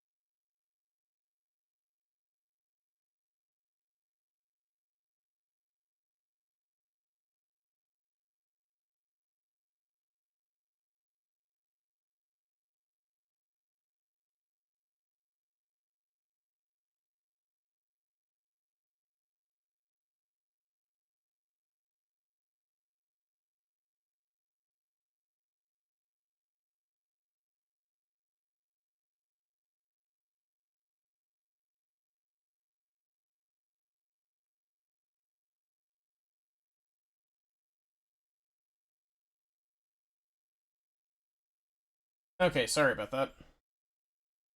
Oh.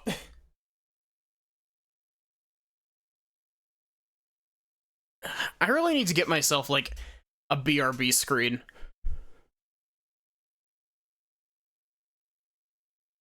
Scarlet-colored writing is what you said you thought you saw, Mr. Vigil. And I believe that's exactly what you did see. What?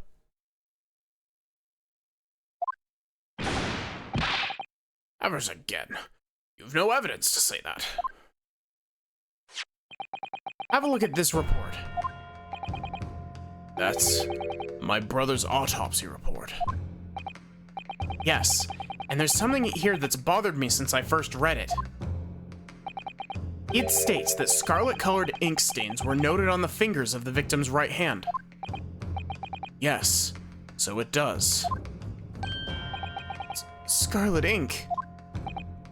Now, I'm not familiar with the habits of the British aristocracy, I freely admit. But I would hazard a guess that they don't all go around with ink stains on their fingertips, do they?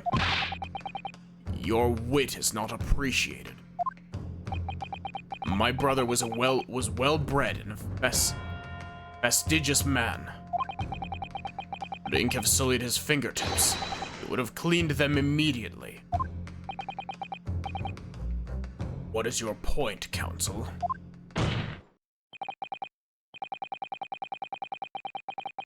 Yeah, Sachi, he had a boyfriend that took care of him. My point is this. Whatever Lord Clint Van Zeeks was writing in that unnaturally colored ink, it must have been directly before his death.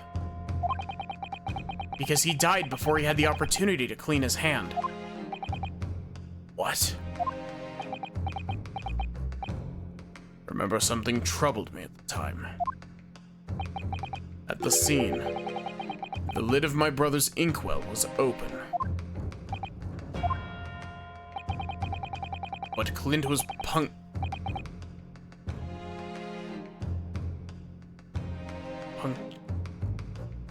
punctilious about such things. It seemed unusual. No document penned in the color of the ink that was in the inkwell was ever found.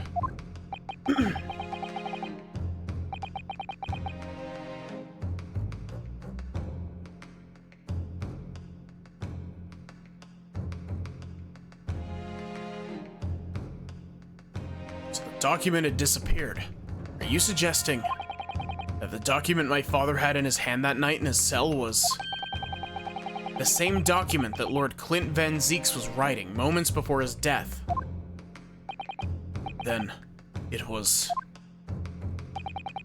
If Mr. Vigil's testimony is to be believed, it can only mean that yes. Mr. Vigil. Sir. When you spotted Mr. Asogi with the document in his cell, his precise words were as follows, were they not? Alright then. But what's on that paper? Last will and testament. This will is the only weapon I have left now. He didn't say his, he said a last will and testament. A last will and testament. Ugh. If the conversation really did go as Mr. Vigil says, then what we now know completely changes the meaning of what Mr. Asogi said. You really think? Mr. Vigil did indeed see the convict with a will, but it wasn't that of Genshin Asogi. It was the last will and testament of Lord Clint Van Zeeks. No. What? Objection! This is madness. My brother's last will and testament? That would mean he had chosen to die. That is what it would mean. Yes. No. Impossible. That is utterly out of the question. Lord Van Zeeks. Clint was pursuing the professor. It consumed him day and night. Whatever happened, he would never have abandoned his investigation before its conclusion. Never. Wouldn't rest until the job was done, until the killer was caught. The idea that he would willingly accept his own death, it's obscene. Objection! And yet, we can be sure that he was writing his will moments before his death. And that Genshin Asogi came to be in possession of that document. So what could the will possibly have contained? Clearly something that couldn't be made public under any circumstances whatsoever. Because armed with that document, my father was able to negotiate with the judiciary for his life. It was something so damning that it prompted the powers that be to enact that daring jailbreak plot. Yes, there can be no question that the will contained information of the utmost secrecy. Information of the utmost secrecy. No. It couldn't be.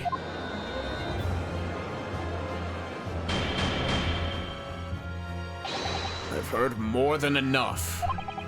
Pursuing this notion of a phantom will nobody can attest to having seen serves absolutely no purpose. Objection! No, my lord. That's unacceptable. What did you say, counsel? The last will and testament that Genshin Asogi had in his possession was that of Lord Clint Van Zieks. All the testimony and evidence presented to the court has logically led us all to that as a possibility. We have a duty to pursue the line of reasoning to its conclusion. But with no possible means of knowing the contents of the document, there's no line of reasoning to pursue.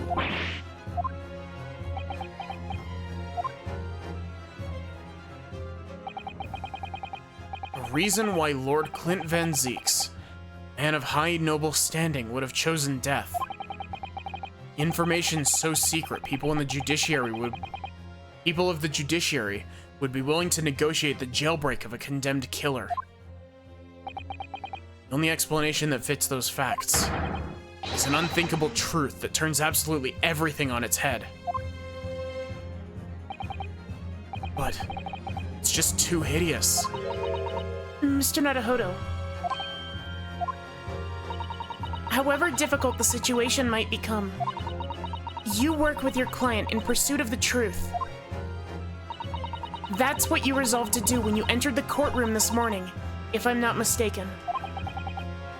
Miss Susato. So hold your head high, and keep soldiering on. Yes, you're right. 10 years ago, in his final moments, Lord Clint Van Zieks left behind a will. A will that Genshin Asogi was able to use as a weapon to negotiate his escape from prison. In all probability, the details in the will were related to the Professor case. The defense's last statement is mere conjecture. What are you getting at, man? Yunosuke? As soon as these words come out of my mouth, there's no going back. I believe that the last will and testament of Lord Clint Van Zieks was in fact...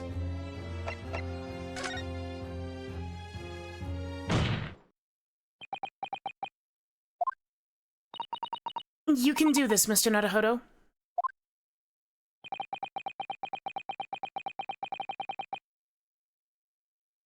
Yeah. I believe that what Lord Clint Van Zieks actually penned that day was a confession. A confession. Regarding the mass murder known as the Professor, or murderer known as the Professor, and his true identity. Objection! Enough. Counsel.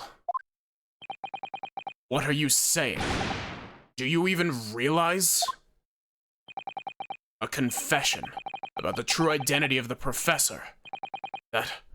That would mean...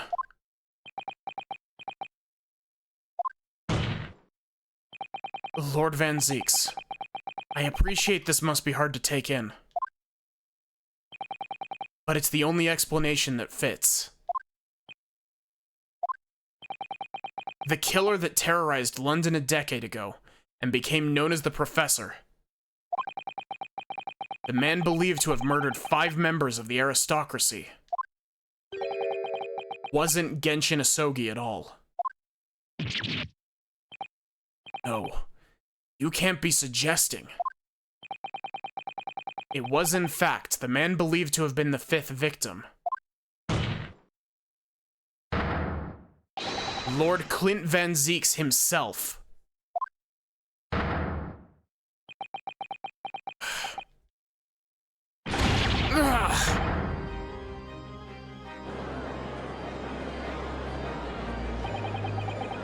It's finally open, is it? Pandora's box. Van Zieks' family, and thoroughbreds of the British judiciary for years. And Lord Clint Van Zieks, he was a paragon of justice in the capital. He's actually a mass murderer? A perpetrator of atrocities. Most vile nature. I'm gonna read this. My brother. Oh, general public ever found out, law and order in this country would be finished. Oh, this is too awful. Poor Lord Van Zieks. I wonder, though, did he never suspect?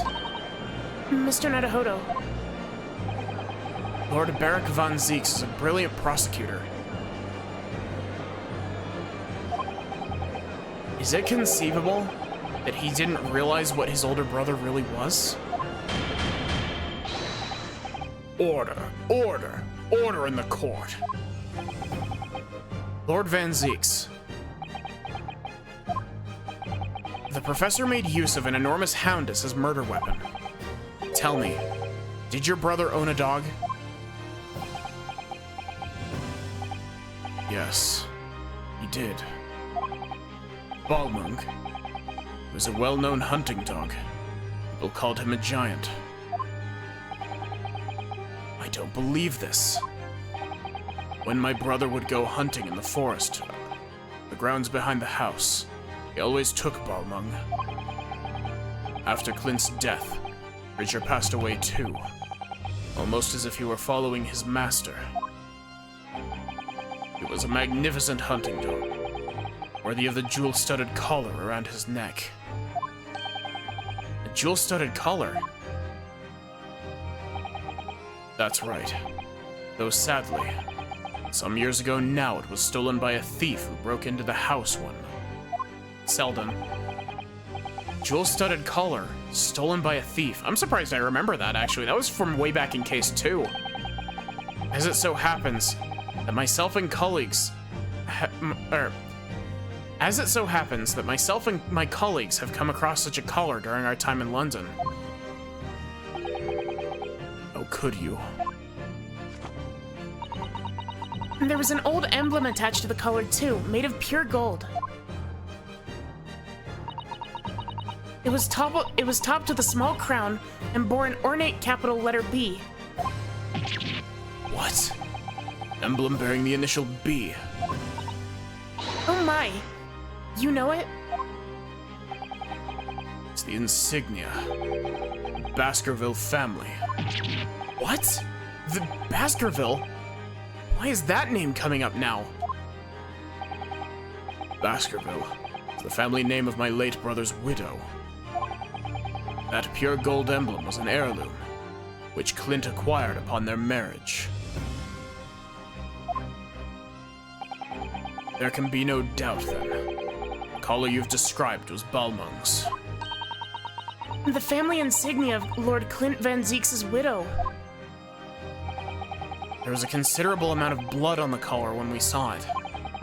Since we know the dog was used for hunting, it could have been from its quarry, of course. But it could equally have been from human prey. So is it true then?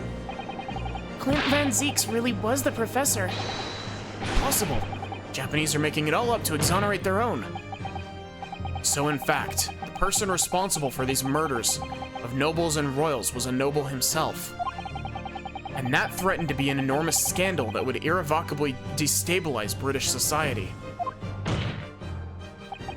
My father knew that, and was using it to negotiate his way out of the unjust charges brought against him. But at the very last hour, those he had bargained with betrayed him, slaying him mercilessly on foreign soil.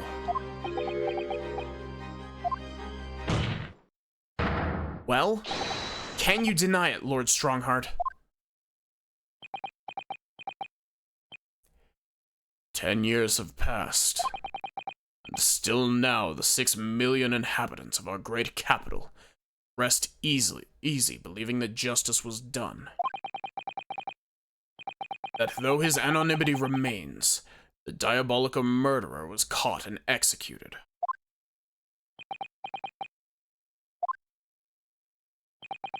Very well, then. You may have the truth.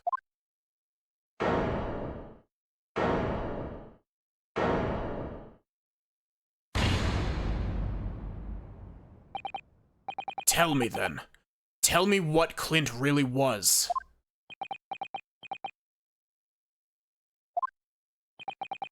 Lord Clint Van Zieks was too pure of heart. When he became a prosecutor and went in pursuit of the black roots of crime, he drove himself into a corner. He came to the uncomfortable realization that to fight the most fiendish of criminals requires one to become even more fiendish oneself.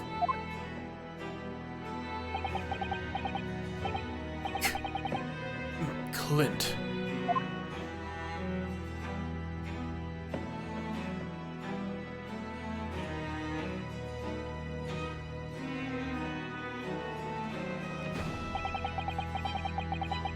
The 19th century was truly a miraculous 100 years for Great Britain, and indeed the whole world.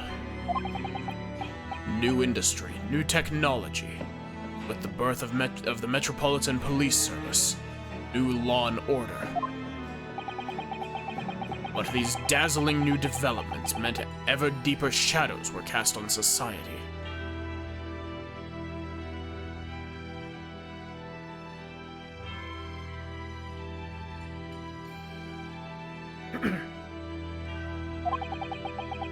Water sullied by factories, air thick with noxious fumes, and crime growing daily to fill the darkness. Lord Clint Van Zieks made it his mission to combat that darkness. As time went on, it slowly ate at his soul, until eventually he was consumed.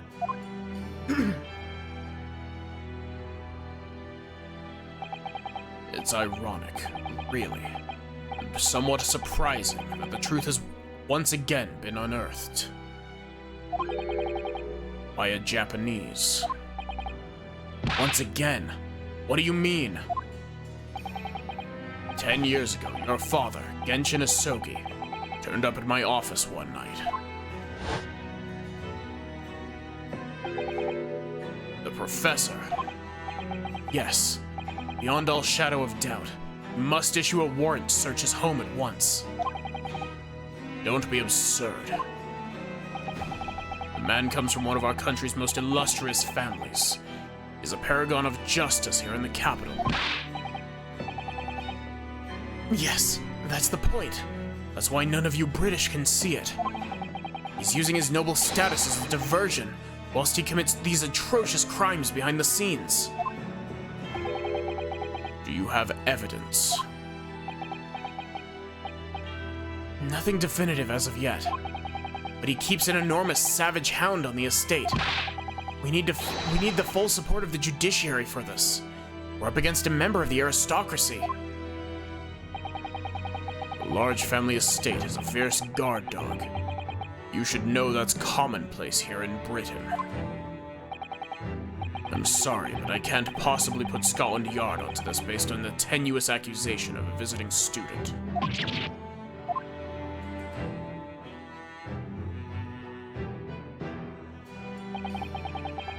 I turned down Asogi's plea. And as a result, he took it upon himself to visit the Van Zeek's mansion on his own. We can only imagine now what happened between the two men. Though we know of the outcome, of course. Lord Clint Van Zeeks perished. I don't believe this.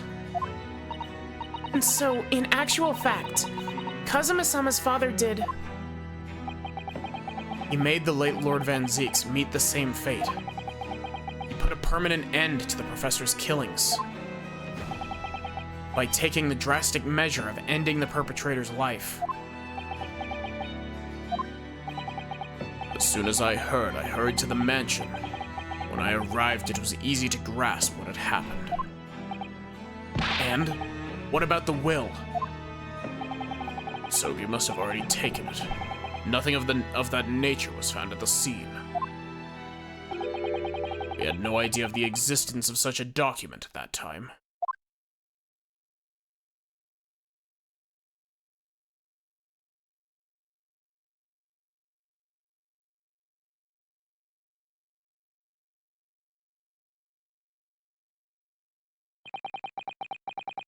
I was the only person who knew of the true identity of the professor. So I've resolved to keep it a secret, and to guard the secret to the bitter end. So you're admitting to it? That you were behind it all? It was you, then, who pinned the crimes on my father. I did what needed to be done in order to protect the law and order of the British Empire. Resolved, he said the thing, yeah. Even if that meant employing an unforgivable ruse. Then it was you who arranged this fabricated evidence. I ordered that detective to take care of it, whilst keeping the truth from him naturally. Gregson? Obviously, he opposed me at first. You are a walker. We can't do something like that. There's no question that it was Asogi who murdered Lord Van Zeeks. House staff have made statements that they saw the man running from the mansion that night. Yes, well, I've no doubt it was the Japanese fella. Haven't got a shred of conclusive evidence against the man. Worse than that, he doesn't keep a dog, so we're short of a murder weapon to boot. And we're short on time, Gregson. We must put a stop to this man's rampage, for the good of the country. We'll use whatever means necessary. Do I make myself clear, Detective? Blimey.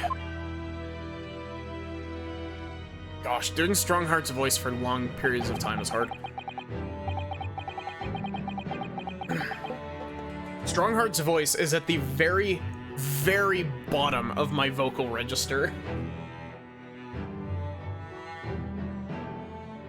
So that night, 10 years ago, when I was attacked by those thugs in the back streets, and Genshin's ring was taken, that was him, was it? That was Gregson and some hired help. Then the detective handed the stolen ring to Dr. Wilson, who feigned its discovery from the victim's stomach during that autopsy. Thank you for the hydrate, Nautilus. And in light of the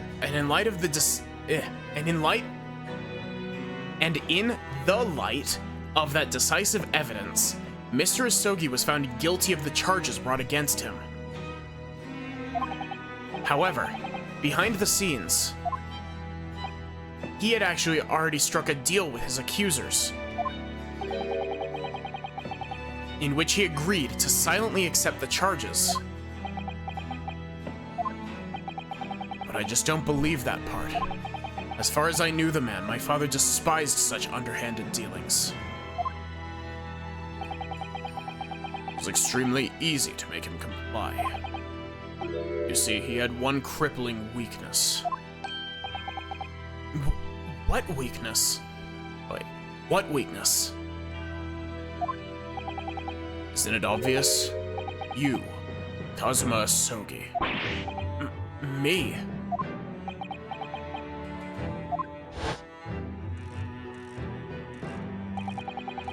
Perhaps you have no desire to return to your homeland, Asogi. What? Though I hear you have a 14-year-old son. Agree to cooperate and accept your guilt without contention. You will see Japan and your son again. You scoundrel. Whether you choose wisely or not, it will be a closed trial by order of Her Majesty. So whatever rash claims you might make in court will have no trouble in stifling. There's only one outcome for you, Asogi. The gallows.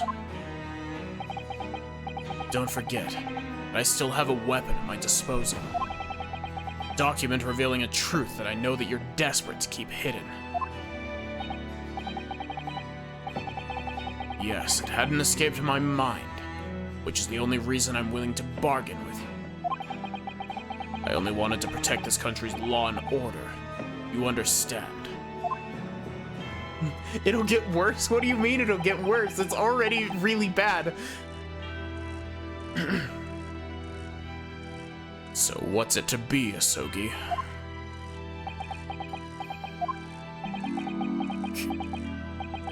Kazuma.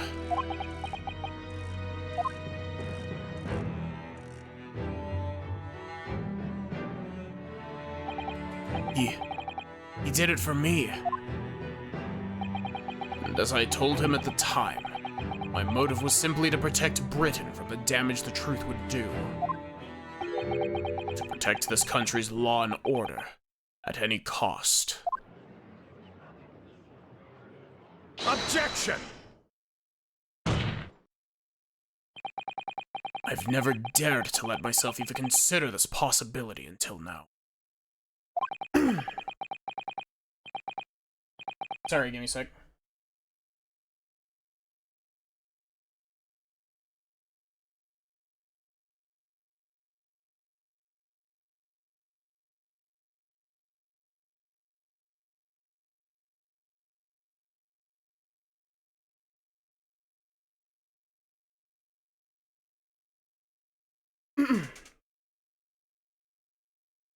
But in the light of all this treachery, I have to ask. The mastermind behind the Reaper of the Bailey. Was it you, Lord Mael Strongheart?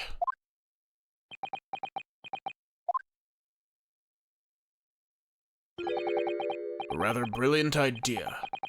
Wouldn't you say, Lord Beric von Zeeks? That the spirit of your late brother, that paragon of justice, should return to reap justice for his sibling.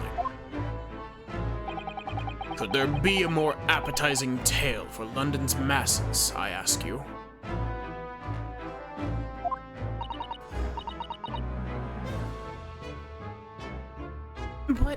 What brazen? I knew that you'd play the part to perfection. But your role really wasn't that of some embodiment of death. No, you are London's guardian angel. An angel with bloody hands. I think not. Those who had cooperated with me already were only too happy to participate in my plan.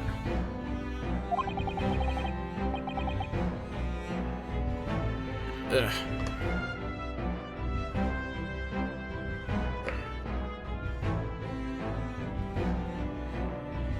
Gosh, I'm going through so much water this stream. When I hopped off, when I like hit you with a BRB earlier, I had to go and refill my water bottle because it was almost empty, and now it's like halfway empty again. Inspector Gregson, Dr. Wilson. My minions worked tirelessly to ensure that the finger of guilt could never come to rest on you. It's all thanks to them that you were exalted as the demigod the Reaper became. But Dr. Wilson left Britain 4 years ago when he was invited to work in Japan. That's right.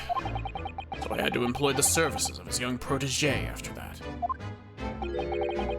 Dr. Courtney Scythe. Dr. Scythe. So what with the execution of the professor and the subsequent reign of the Reaper of the Bailey? I've successfully safeguarded law and order in our mighty capital for the last decade. That is everything.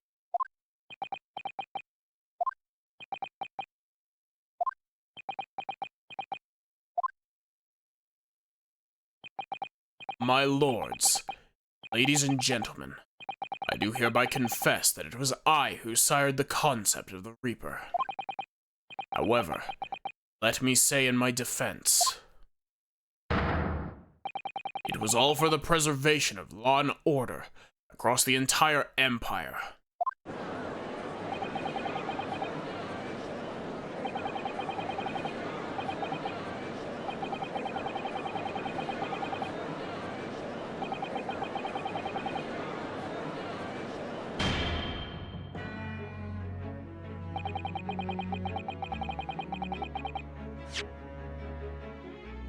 Let's see, Lord Strongheart did it? Unforgivable collection of crimes, but still. All those who died at the Reaper's hand were rotten to the core anyway. It was all in the aid of keeping London safe. Definite looking ass motherfucker. Yeah. There's no one left now who can reveal the precise truth of what happened 10 years ago. Therefore, this trial can go no further. Now, I would like to entreat all those present. Beyond these 4 walls, nobody need know the truth. Even Her Majesty must be protected from this. I trust you all appreciate the importance of my request. It is, of course, for the good of the country. Can he do this? Can the trial really end now? Hold it!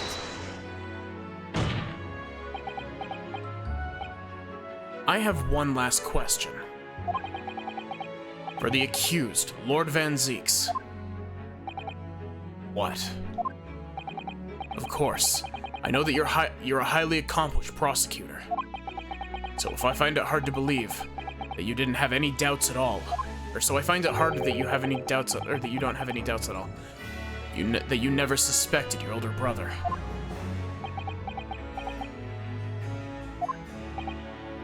Yes, the same thought occurred to me.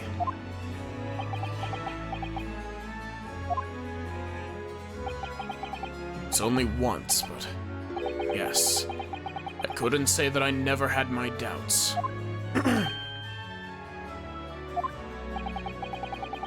My brother's sense of justice was extremely strong. Perhaps too strong, I observed. At that time, there were members of the aristocracy who were bleeding the country dry for their own gain. Since they were nobles, they were untouchable. For my brother, it was a source of great turmoil. Please stop putting these 2 lines back to back.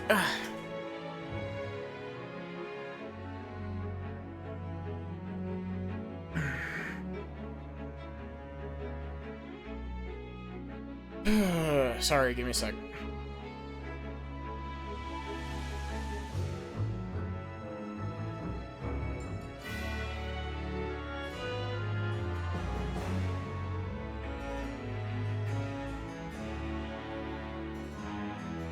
And coincidentally, at the same time, the Professor began his terrifying reign. During the time of the Professor's killings, my brother did not appear to be himself. And that made you suspect? Yes. It was only once, not more. Only once? Really? Clint wasn't the culprit. That was my conclusion at the time. I still believe that now,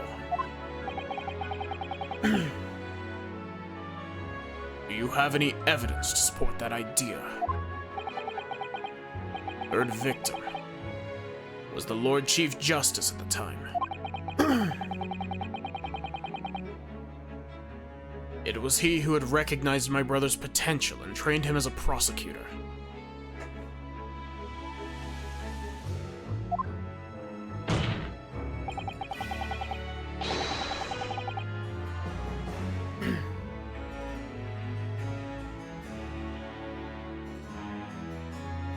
No matter what the circumstances, it's unthinkable that my brother would have killed his friend and mentor.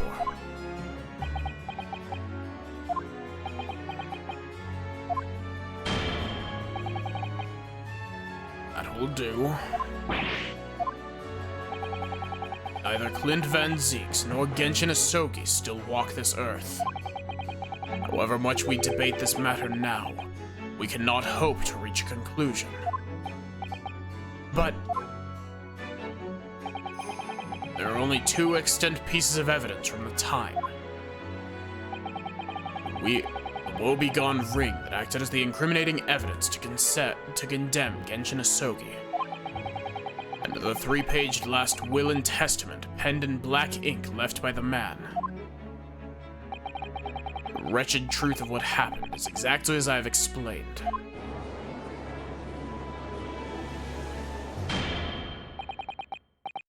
Later today, I will present myself at the Ministry of Justice for whatever sanction is deemed appropriate.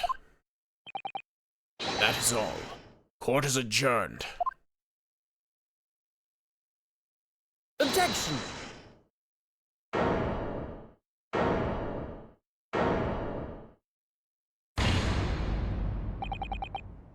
Thank you, Kazuma.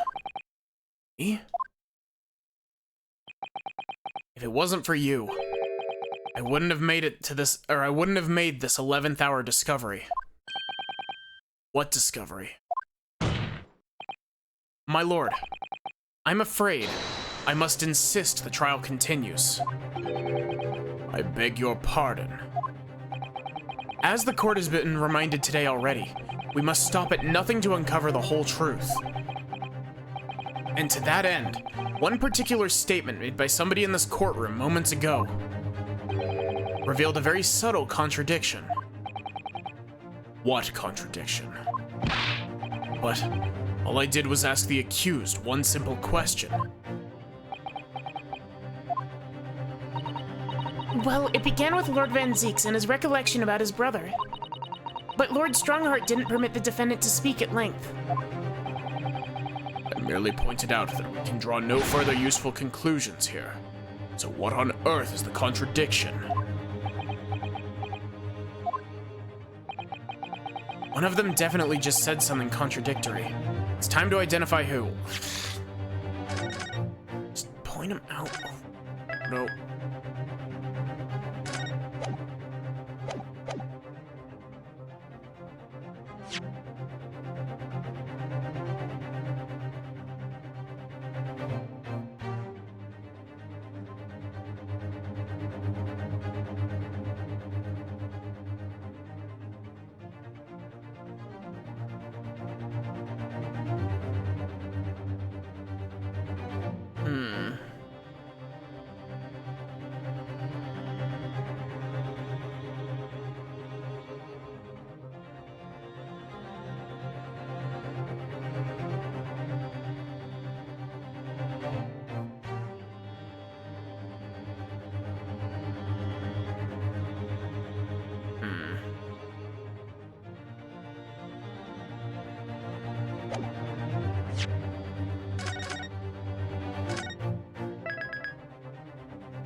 I kind of want to say it was Van Zeeks because of his, like, oh, you know, Clint wasn't himself at the time, but he also definitely wouldn't have killed this guy. It was Lord Van Zeeks, I'm sure of it. Something about what he just said was a little jarring. Come on, Ryunosuke, go over it again. Find it. Clint wasn't the culprit. That was my conclusion at the time. The third victim was the Lord Chief Justice at the time. was he who recognized my brother's potential and trained him as a prosecutor.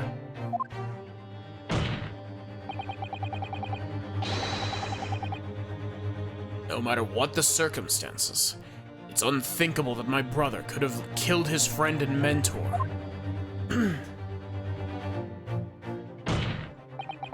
Lord Van Zeeks, would you care to explain? What exactly am I supposed to make of those pitiful Nipponese eyes? When you were recounting the information about your brother and the third victim just now, something you said was inconsistent with a certain piece of evidence we have. Inconsistent. And even though that inconsistency arose from words out of the defendant's mouth, we have a duty here to pursue an explanation. What are you playing at? I fail to see the defense's intention here, but clearly the court cannot ignore this new development. What evidence is inconsistent with the defendant's words?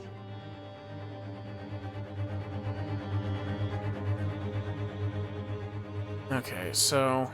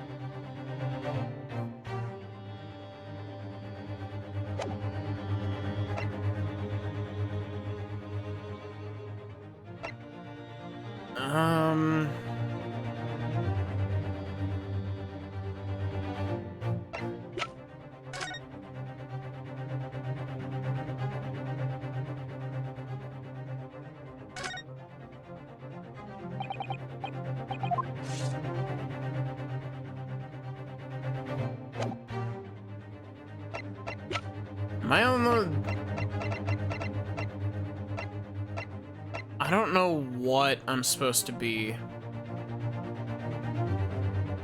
pointing out here.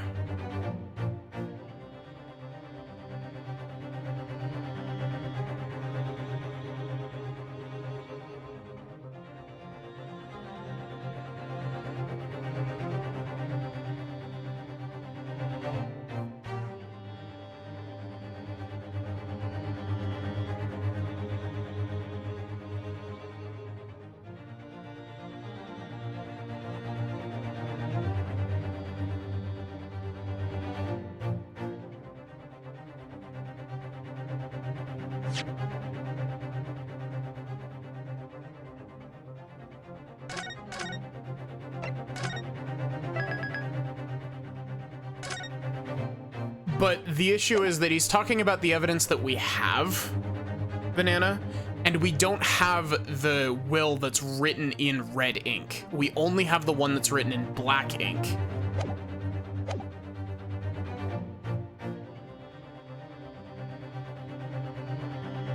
Take that! Dear me. Oh, this evidence makes it very clear indeed. There's no contradiction with either the defendant or myself, naturally. No, the contradiction here lies squarely with you, counsel. I have the distinct impression that permitting you to advocate for me was the mistake of my life. Don't you dare show your face again at my door once this trial is over. It's going to be very lonely around for Naruhodo for the Naruhodo dinner table in the future. Not as long as I'm alive, Mr. Naruhodo. I'm sure we need only think again to fix the situation. Oh my, Miss Susato. Yes, of course.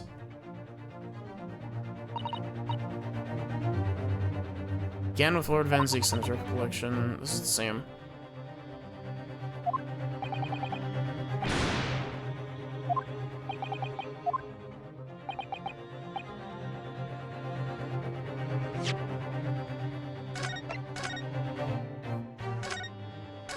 Don't worry, we're erasing the timeline. That's the wrong save.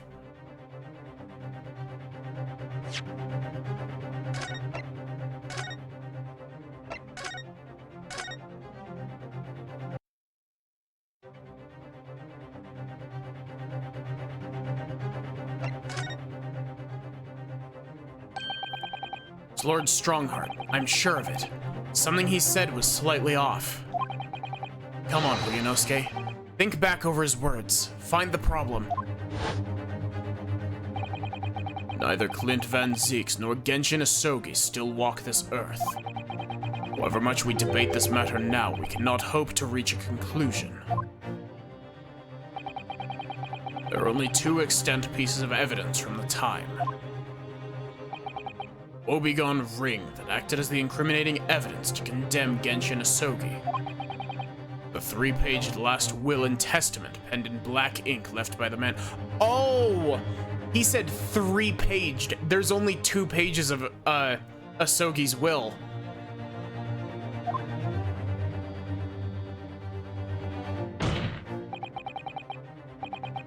Lord Strongheart, would you care to explain? Explain what, Counsel? Among the statements you just made a few moments ago, something you said was inconsistent with a certain piece of evidence we have. Inconsistent. And whilst an inconsistency remains, the defense has a right to pursue an explanation. Ryunosuke, what? Let me warn you about the statements you are making, Counsel. They may very well have proved fatal. You claim my words contained a contradiction. With which piece of evidence, I ask you? Take that! This here is the will left behind by Mr. Asogi. The 2-paged will. What? Yet moments ago, your precise words were the 3-paged last will and testament. Ugh. Could it be that originally there was a 3rd page? For a moment, I thought perhaps you'd identified something worthwhile, but it's a mere trifle, I see. A trifle? Governor Caden. Eh? What can I do for you, sir? You were present when the Japanese man penned his last will and testament. I was there, for sure. I remember the black worm-like scrawls to this day. And? Quite certain, my lord. There was a 3rd page at the time. What? The first 2 pages were the actual will, though. If I mind correctly, the 3rd was a message to his lad back in Japan. For legal purposes, we required only his will. And wanted any uncomfortable words about Britain getting back to Japan, eh? It was decided that the 3rd page ought to be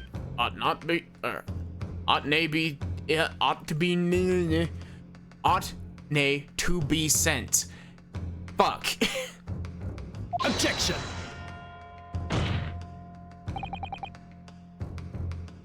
How dare you make that decision? I had a right to know what it said, to hear my father's final words to me. The courtroom is no place for sentimentality, Counsel. Heavens, I have the 3rd page of the document with me here now. My father's message. It will be given to you at the end of these proceedings. It'll be too late once the trial's over. We need to know what it says now. Even the slightest thing may give us a vital clue. My lord, the defense calls for Genshin Asogi's last words to his son to be read out loud before the court now. Your request is denied. The inevitably Malden works can be of no consequence now. Objection! The prosecution agrees. The court should know the content of that message. Every piece of evidence must be thoroughly examined. Very well, then. Governor Caden. We'll read the third page of the document for all present to hear. Yes, sir. I should point out, my lord, I can actually read Worm language.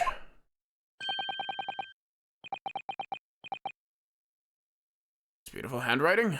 Shame on you, Barry.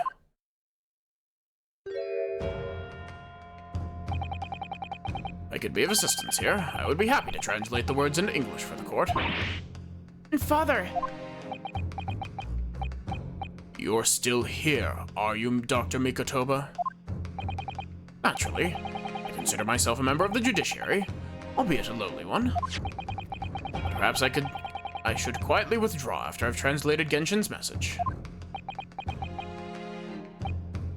Your cooperation is much appreciated.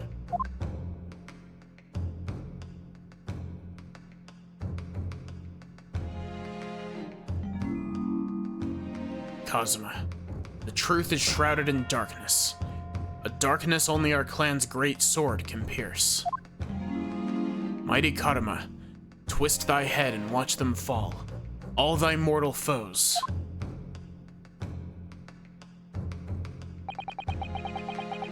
That's the end of the message, it would seem. Haiku poem, twist thy head. Father, What is Karuma? the name of the Asogi clan's famous sword. Razor-sharp blade known to all, passed down for generations. It embodies the Japanese spirit. It's not known to me. That's not your voice. It's the katana sword that was submitted as evidence earlier in these proceedings.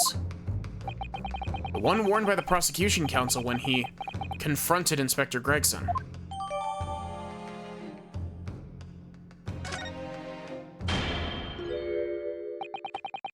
All these procrastinations are beginning to try my patience. Adjournment of this court is long overdue.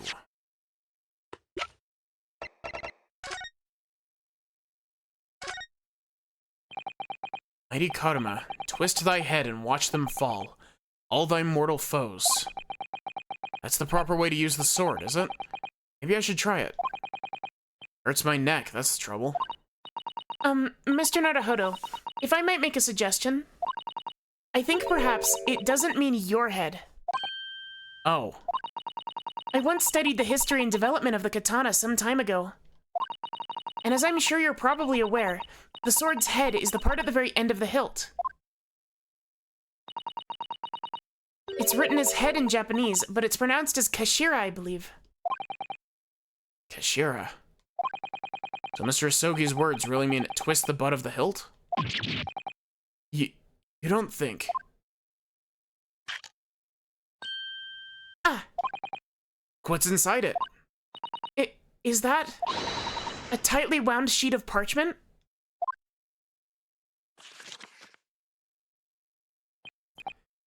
Scarlet ink. It's written in scarlet ink. I penned this, my last will and testament, the final moments before my inevitable and willing death. This is it, isn't it? Mr. Naruhodo, look at the signature on the end. Clint Van Zeek's. Date. 10 years ago, on that fateful night. And so for 10 years, it's been silently concealed inside Karuma and nobody knew. The last will and testament of Lord Clint Van Zeeks. Wait. Oh my goodness. Look at this. This is unbelievable.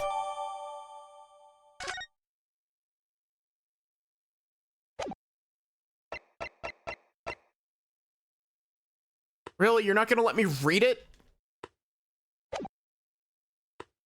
All these procrastinations are beginning to try my patience. Adjournment of this court is long overdue.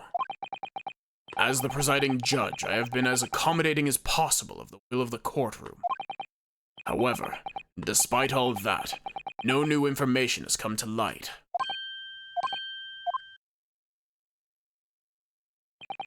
In pursuit of justice, Lord Clint Van Zeeks tragically lost all sense of morality.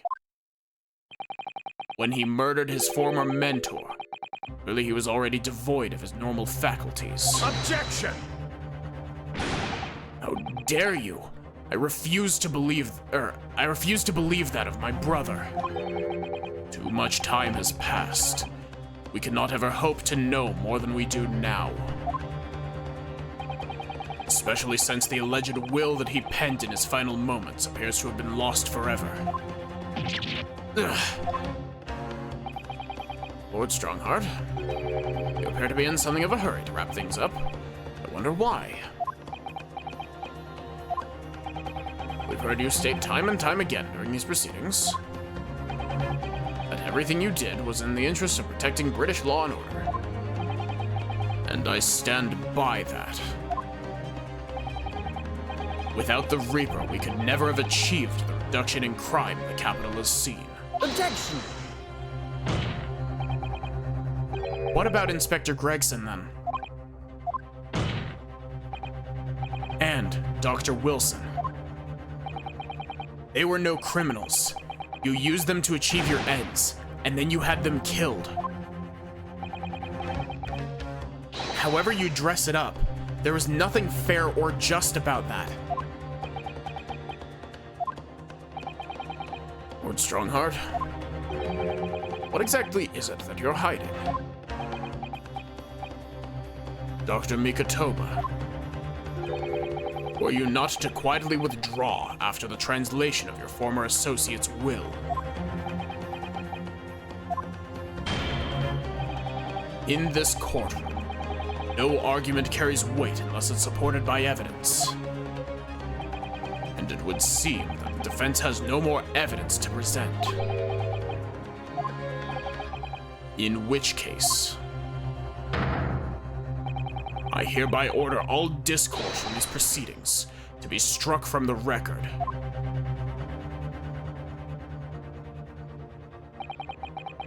This is my last chance. Mr. Naruhodo, I have to present some decisive evidence now, or it's all over. But can I? Wait, my lord.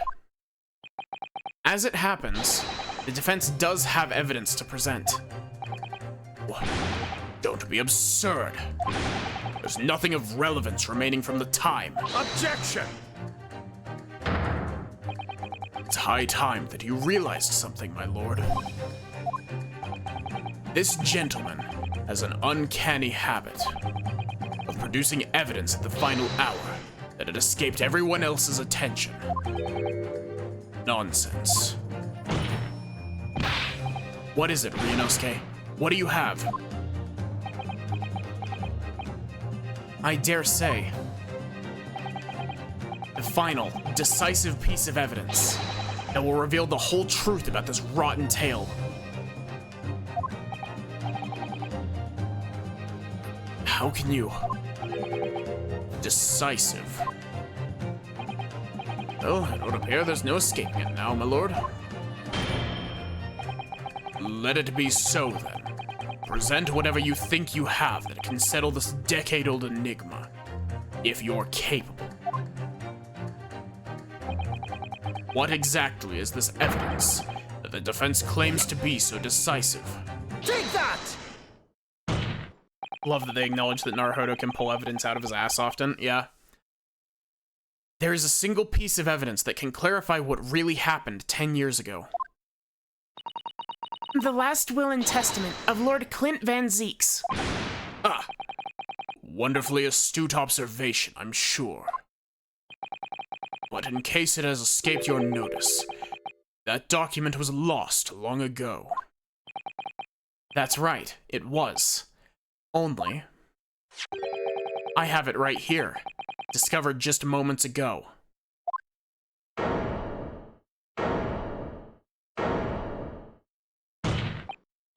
Impossible. That can't be. Everything that's happened comes back to this will. This document is the key that will unlock the entire mystery.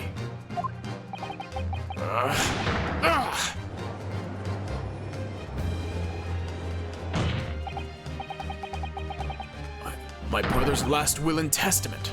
Where did you find that? It was rolled up inside this. Inside Karuma. That ultimate weapon Genshin Asogi obtained has lain undisturbed in the hilt of this sword all these years. Just waiting for the right time to emerge and reveal the truth. Signature and seal certainly look official. My God, it's true. It's my brother's handwriting. There can be no mistake.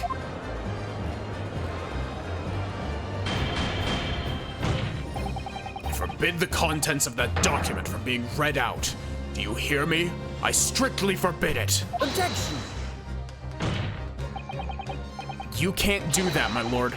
This document could explain everything. That document could literally destroy the meaning of justice in this country. I demand that you hand it to me at once. Why? What are you trying to hide?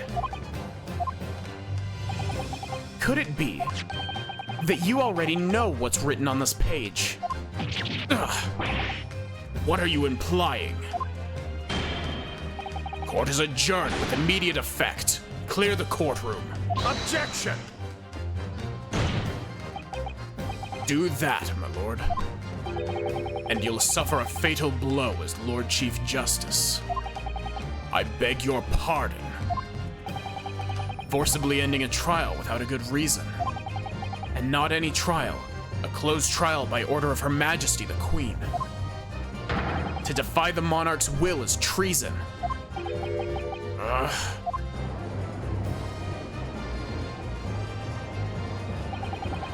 Clint Van Zieks really did pen a will that day. It's exactly as the young Japanese man said. Read it out, now! A right to hear what's in that will. A right and a duty. Well, well, my lord. It would rather appear as though proceedings aren't going as... It would appear that proceedings aren't going to go quite as you'd hoped. You fools. Go ahead, Ryunosuke. Read it. The prosecution gives its full support. Very well, then. No. For God's sake. No!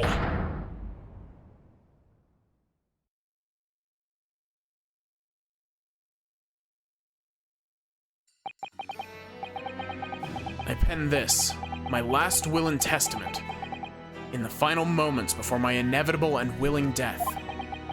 The hour is 11 p.m., and I sit at my writing desk in my office. My good friend Asogi stands at my shoulder. He has expressed his intent to invoke the dying ritual of the duel, that I may depart this world with honor. An honor of which I am utterly undeserving. The Japanese are a truly merciful people. I, Clint Van Zieks, Lord of the Manor of the Van Zieks Estate, hereby confess to the following. I am the killer who has come to be known in society as the Professor, guilty of 4 counts of murder. I will not hear discourse the corruption rife among the aristocracy, which is to me as one of them so apparent. However, 6 months ago, I took the life of a member of the House of Lords at the heart of the depravity. A demon who habitually sacrificed the common man to further his own interests, abusing his position of power. The law is impotent against such vile avarice. Only a fellow demon can rid society of this menace.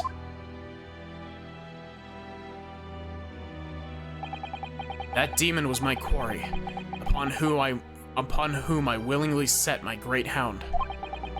But though I am a hunter of some experience, I'm a poor felon, it seems.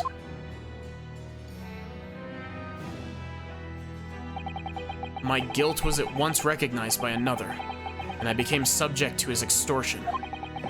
He held over me the threat of exposing my wicked crime to my beloved wife and brother. Under that threat, I have done this man's bidding for months now, killing those as he demanded I kill.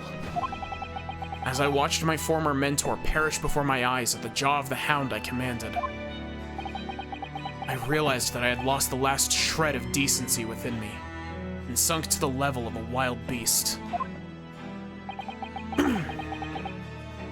There is no path back to the light, be it I or my dear friend Asogi who dies this night. I am eternally damned. To my extortioner, male Strongheart, may you feel the jaws of the beast at your throat every time you swallow.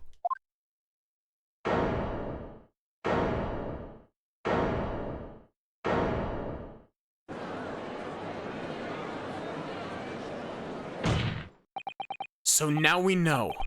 Yes, Clint Van Zeeks was a murderer, but somebody was directing him and naming his victims. His extortioner, Lord Male Strongheart. It was you. Lord Strongheart, a moment ago, you claimed that what the court had just heard could destroy justice in this country. But you weren't trying to protect justice at all. All you were trying to do was conceal the secret of your true nature and the countless lives you've sacrificed up until now.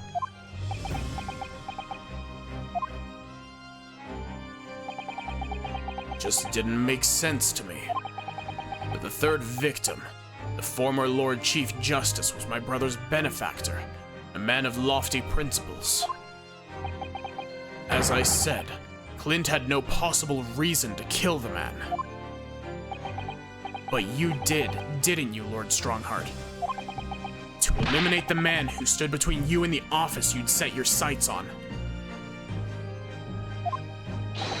So you used your own hunting dog, Lord Clint Van Zeeks, to take him down. It had to be done. London's unsavory shadows are deep, and the arm of the law fails to reach their depths. Crime must be cut off at the roots, but the Lord Chief Justice at the time couldn't see that. He was weak. Lofty principles, you say? Tantamount to cowardice, if you ask me. Which is why I took his place, in order to fight the crime he was allowing to spread like wildfire. By murdering the man. The Reaper, the Professor, the name makes no difference. As I've explained countless times already, it was all done for the furtherance of law and order in London. Objection! Are you going to legitimize the murder of my father now, too? Genshin Asogi. Well, that was unfortunate. I had fully intended to send him back to Japan as we'd agreed. I don't believe you. It was you, wasn't it? You killed him. No, it wasn't me who took your father's life. Then who? On the night following his mock execution, I went to Logate Cemetery at 3 in the morning with Jigoku. Judge Jigoku? There had to be a collaborator on the Japanese side to manage Asogi's treatment after his repatriation. Jigoku had fierce ambition. It made him easy to manipulate.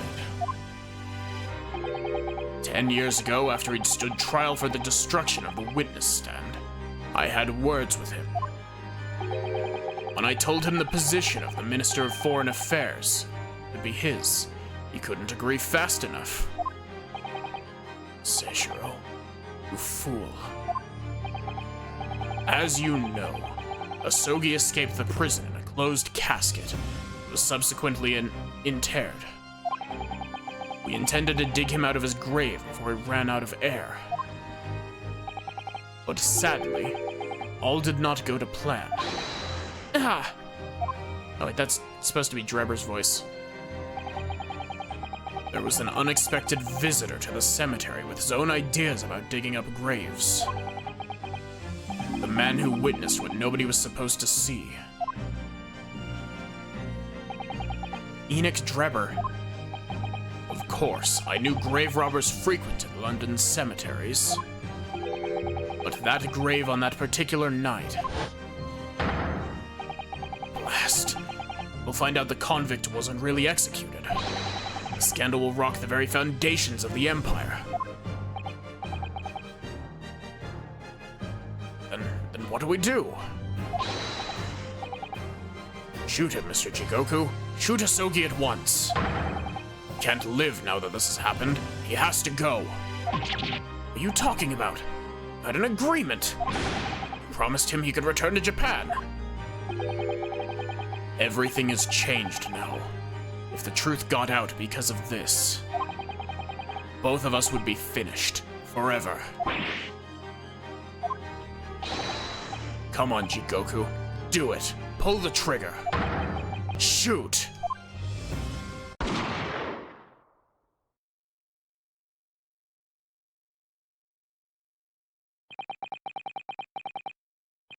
Goku shot Asogi from the shadows. The grave robber was so close, the blood sprayed over his coat. He fled as fast as his legs would carry him. Then Jigoku and I put Asogi's body back in the grave from which he just emerged. When I later learned of the waxwork modeler's presence at the scene as well, I made her swear two things. Never to remove the professor's mask, never to speak of the events that night.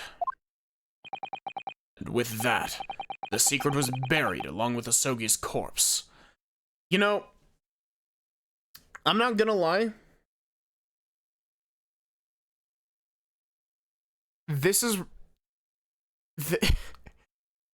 it crazy, but at the same time, I'm surprised that Strongheart's first instinct wasn't shoot Drebber. I'm really surprised that rather than like they killed Asogi, but I'm surprised that they didn't shoot Drebber and put Drebber in Asogi's grave.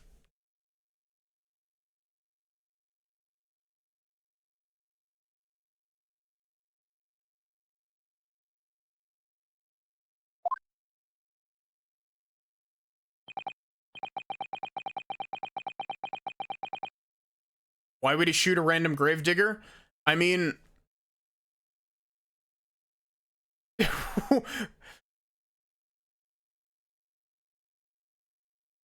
Honestly, I think Lord Strongheart just carries around a revolver for shooting people that he deems below him. Like...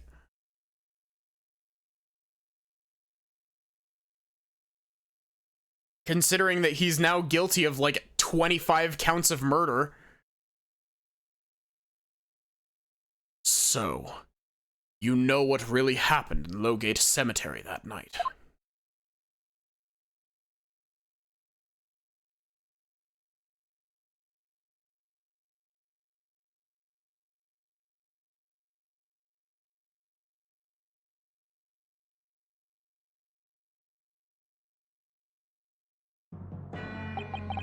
It was Jigoku, your Japanese acquaintance, who killed Asogi in the end, you see.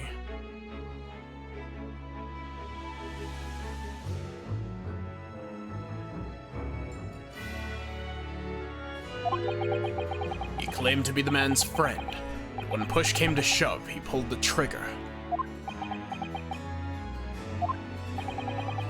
Just before Mr. Jigoku left the courtroom earlier, he said that the assassin exchange proposal was a demand from his British counterpart, not a request. So you coerced him too, using what happened in the graveyard?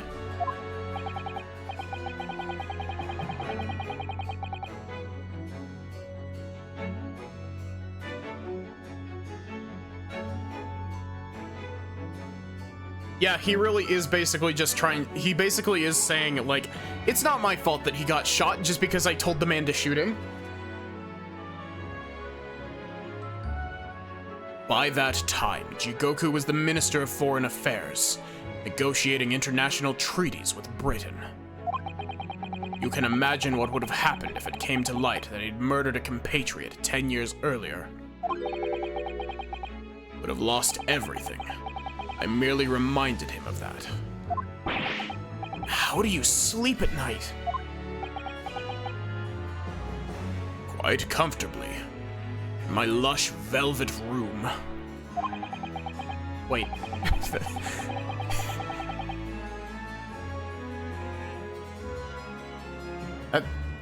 Okay.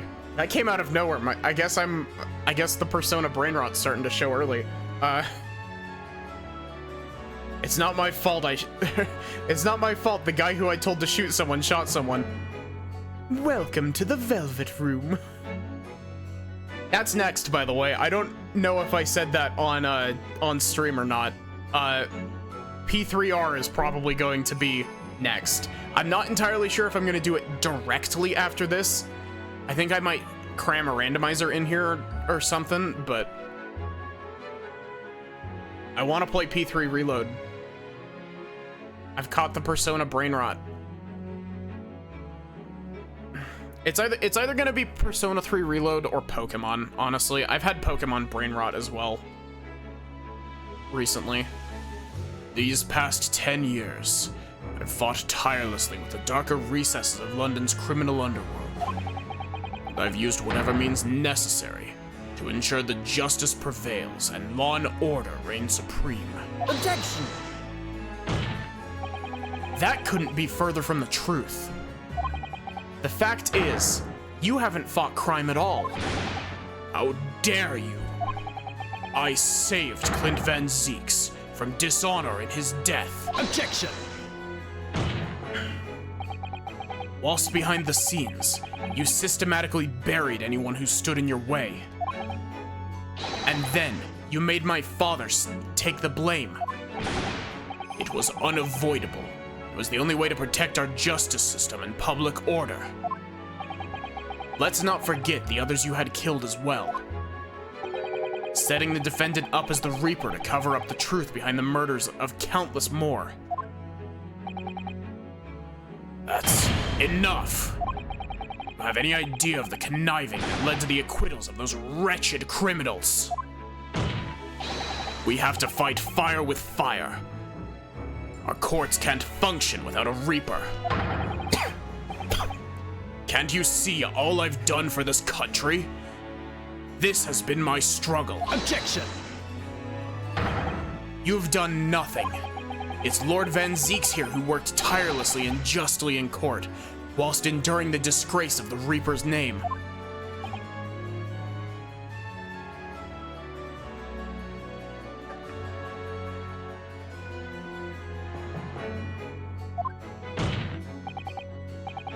And Inspector Gregson, fraught with anguish for having sullied his hands through a desire to do the right thing.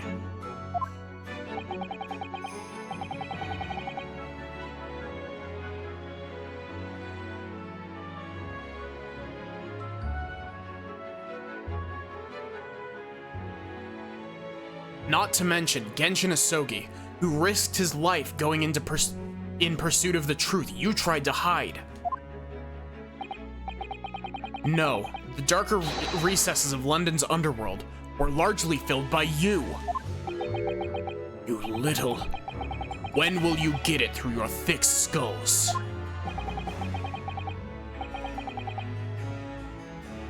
That it was all for Queen and country. I'm tiring of that excuse.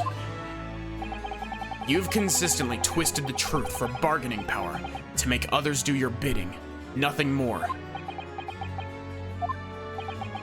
People who willingly twist the truth and coerce others have no right to call themselves part of the judiciary. I strongly suggest you don't ever talk of justice again.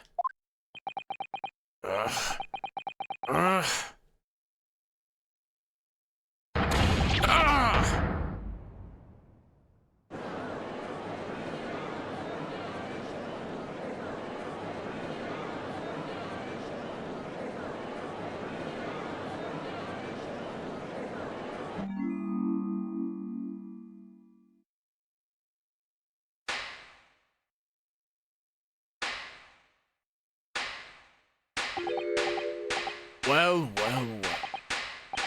Dear me, my good fellows, dear me. Well-deserved round of applause, I think, for a quite marvelous performance. What are you talking about? Those delightfully grave expressions, that beautifully pronounced Queen's English. He is going full Damon Gant. This is literally what Gant did at the end of his trial. Really, our friends from the Far East are quite the picture of industriousness. You fraud. Keep your mockery.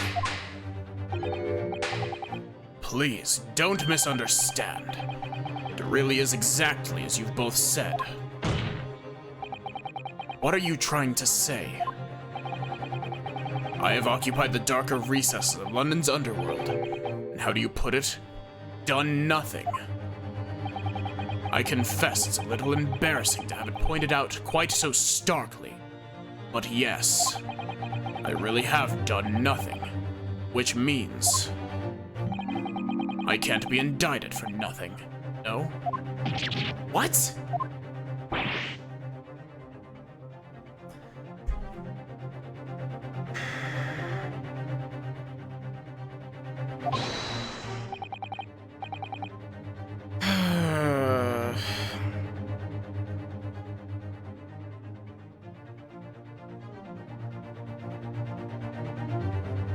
You know,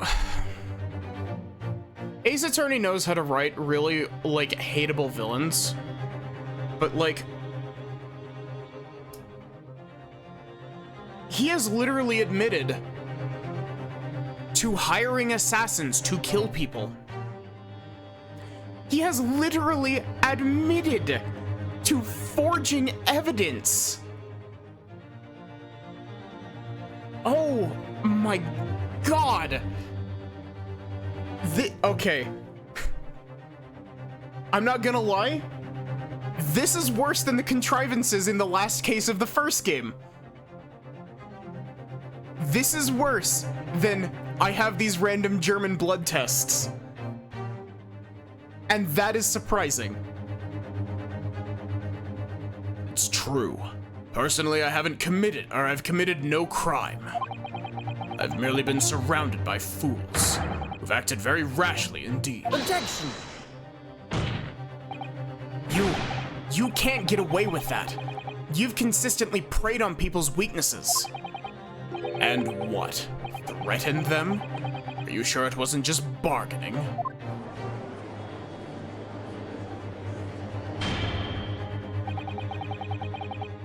I would like to address all the good lords, ladies, and gentlemen of the judiciary here present.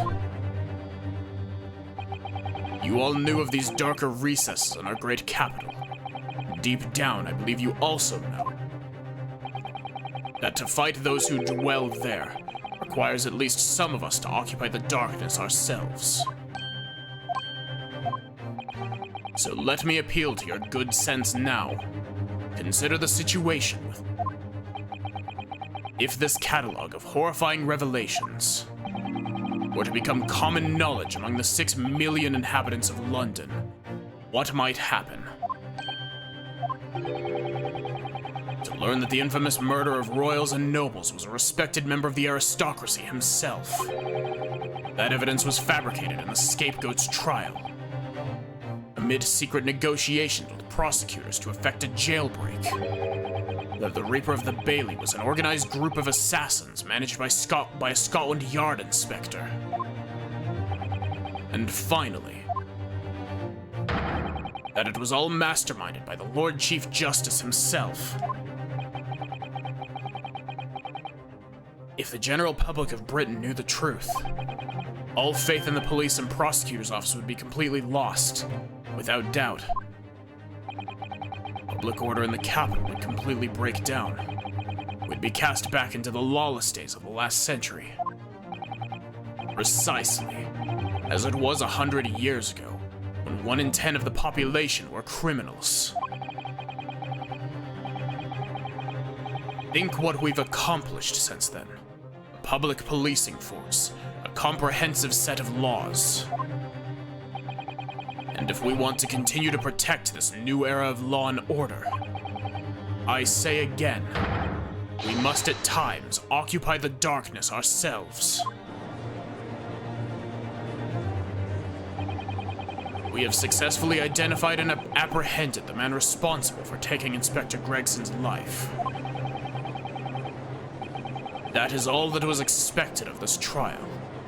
All these other matters that have been discussed will be eliminated from the minutes of these proceedings, in the interest of preserving law and order, and to protect Her Majesty the Queen, of course.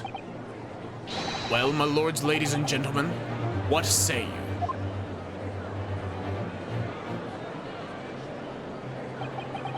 There's a point. No, he doesn't. Things Lord Strongheart has done are quite unforgivable. But on the other hand, isn't it our duty to maintain the law and order in the capital? You can't deny that the threat of the Reaper over the years has done wonders for the crime rate. By fair means or foul, it's all thanks to Lord Strongheart.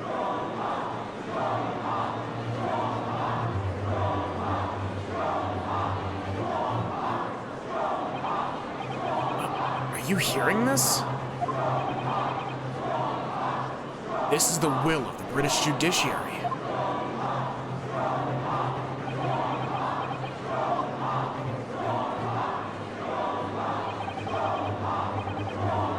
For your rousing response, friends, I express my heartfelt gratitude. Therefore, in accordance with the overwhelming wishes of the court, the record shall be erased. I have to respect the man's ability to turn a situation in his favor. Lord Strongheart really is a master of manipulation. You've conclusively proven his guilt. Yet still he manages to evade justice. I just don't know what we can do. Ryunosuke, it looks like the trial really is going to come to an end now. I'm almost out of options, I think. There's really only one path left open to me.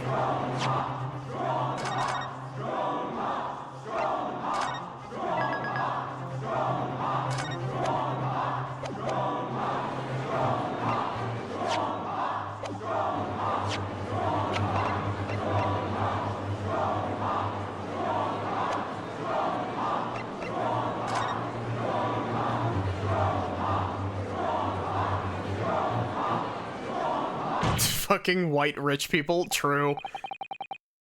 Yes, as I know only too well, the only thing that carries any weight in court is hard evidence. But, Mr. Naruhodo, what evidence is there to use at this stage in the trial? I have an idea. I don't know whether anything will come of it, but if there was ever a time for using this particular item we have among the evidence, it's now. The gun! Shoot him!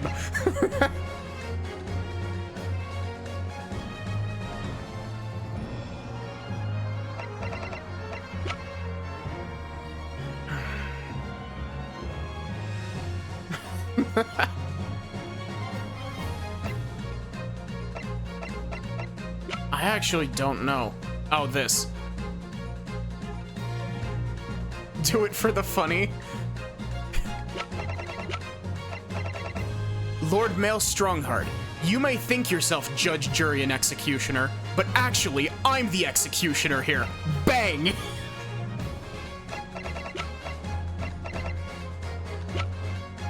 Take that! Oh my. Yes, Mr. Sholmes asked if you had that with you earlier. We've exposed all of Lord Strongheart's wrongdoing now. I've no doubt that Mr. Sholmes has already deduced exactly how the truth would unfurl. I swear, is the whole plan that that was a wireless receiver and that Sholmes went and was like talking to the queen or some shit and having her listen? So I think it must be time for the great detective to take center stage, don't you? Yes, absolutely. Let's take the hair by the ears then, and heave. All right, here goes. Heave! Ow, ow, ow, ow, ow! My dear fellows, must I remind you every time? A gentle tug will suffice. Mr. Sholmes, You're looking quite the wrong direction, Mr. Naruhodo. Because I'm over here. Mr. Naruhodo, he's...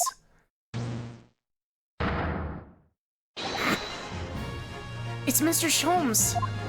Hollow projecting himself.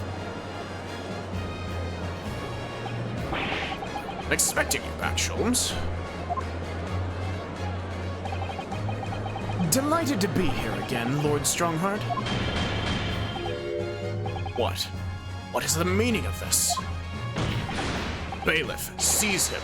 Put that man in irons. This is a closed court. Already been warned once already, man. What the? We can't get a hold of him, my lord. We just go right through him. I'm afraid your efforts are wasted, you see. The great detective you see before you is composed entirely of light and shadow. An image, if you will. Mr. Naruhodo, I must congratulate you on your fine deductions. Sholmes hit the yoinky sploinky. Mr. Sholmes, what on earth is... Are you familiar, I wonder, with the invention known as the telephone? Well, yes.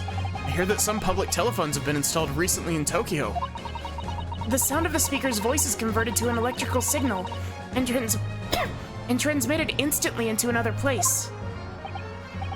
Quite. Sounds are transmitted, so could not images keep them company, I mused? Iris and I did some modest experimentation to develop such a device specifically for this very day. Modest experimentation, Mr. Sholmes. What a modest description. And, somewhat incidentally, I thought we might just as well transmit the entire scene. Somewhat incidentally, Mr. Sholmes. Now you're just being immodest. Do you mean to say we're not actually here, Sholmes? Ah, I knew my trusty partner would have no trouble grasping the concept. Except he's grasping the stand to steady himself after your shock arrival. Poor father. I would have hoped he might have been forewarned, being the great detective's great partner. Leave my courtroom at once. Get out, or I swear to you. Dear me. You, on the other hand, Lord Strongheart, appear to have a very poor grasp of the situation. Allow me to reiterate, I am not here, which would, I hope, lead naturally to one asking, where exactly are you? The very question I was awaiting. I am at present enjoying the air in a rather splendid garden. A garden? Not just any garden, you understand. A garden at Buckingham Palace. What? You can't be. Buckingham Palace. What's Buckingham Palace, Miss Susato? I've never heard of it. Do you ever read the news, Mr. Naruhodo? Mr. Sholmes? Is Iris with you there? Ah, well now, Iris is currently enjoying some tea. With Her Majesty. That's an Ace Attorney moment right there. Absolutely. Her Majesty? Not just any Her Majesty, you understand. Her Majesty the Queen of the British Empire. What? What on earth is all this about? Buckingham Palace is Her Majesty the Queen's residence in London, Mr. Naruhodo. Order. Order in the court. I demand immediate silence. Majesty the Queen. You can't be. No. This is some sort of unforgivably distasteful trickery by a third-rate detective, that's all. Unforgivably distasteful trickery? What an apt description. A closed court session attended by the elite members of the judiciary is a rare event. I presumed that Her Majesty would be more than a little curious about the proceedings.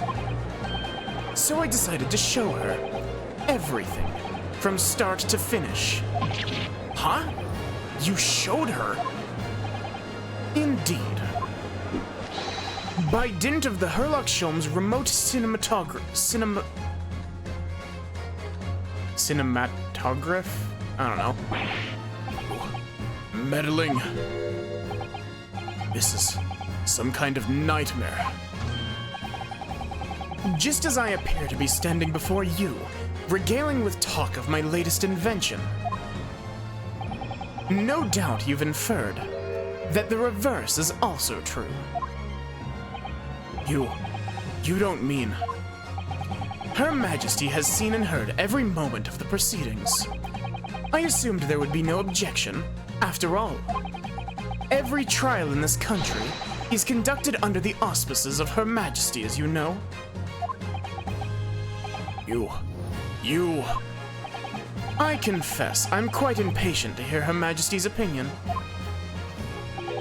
about the unforgivably distasteful trickery in which you've been engaged in over the past 10 years. No, I was merely... Oh, I'm so sorry to keep you all waiting. Vicky and I had so much fun to talk about. Iris, there you are.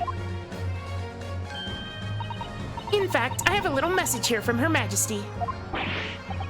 A message. If anyone wants to know what Ace Attorney is like, show them this part of the game. But it's spoilers.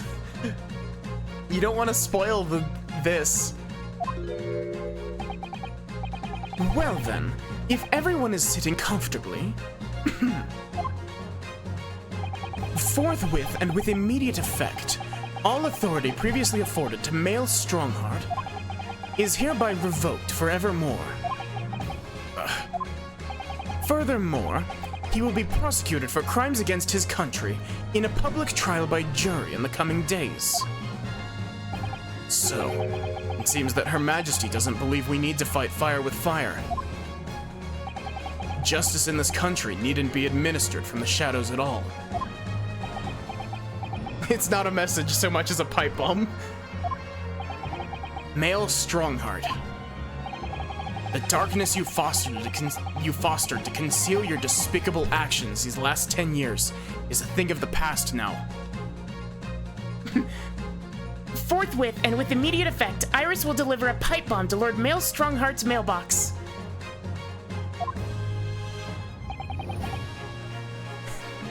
Now I'm just imagining a pipe bomb with like the royal seal of England on it. After today, your brand of law and order has no future because no longer are you the Lord Chief Justice. In the eyes of the law and of Her Majesty the Queen, you are nothing but a criminal.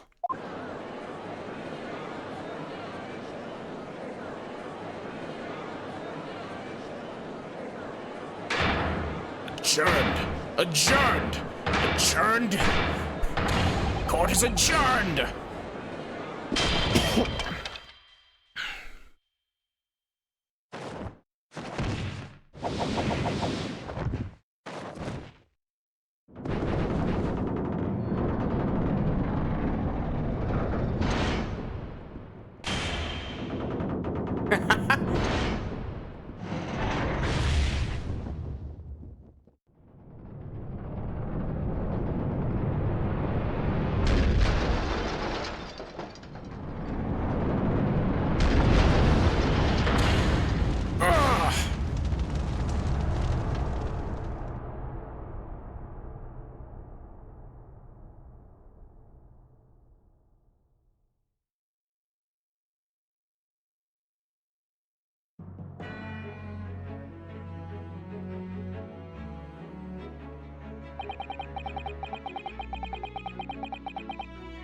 Sorry, give me a sec. I need to hit you with a quick BRB. I'm so sorry.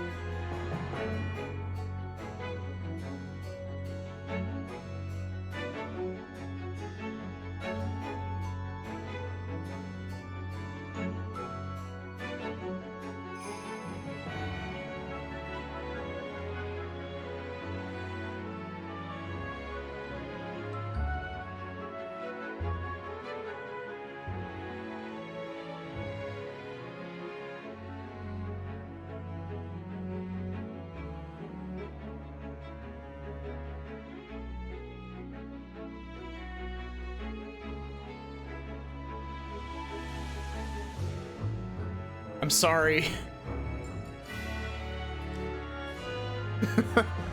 I'm sorry, Sachi.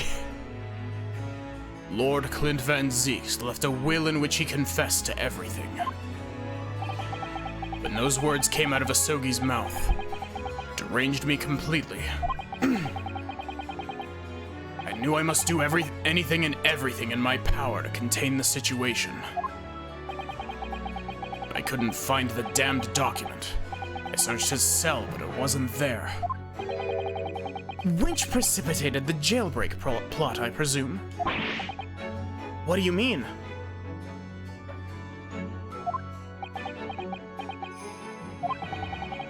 Need to obtain that will was all-consuming. I was sure that if I facilitated Asogi's escape, he would emerge with the will somewhere on his person.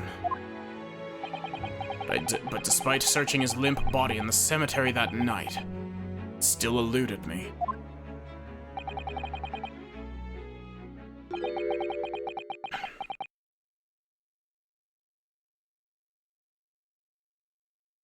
It never even crossed my mind that it was concealed in the sword's hilt.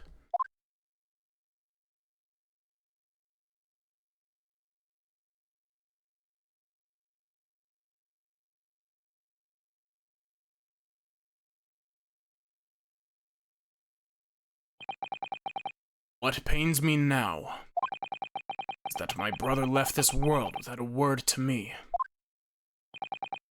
I'm sorry, Lord Van Zeeks.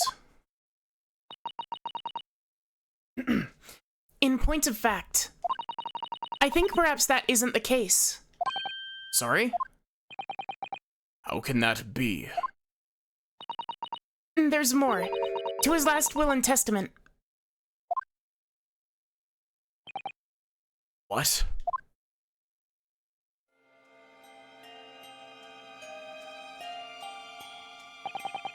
As I confront the prospect of my demise, I feel bitter regret for my younger brother.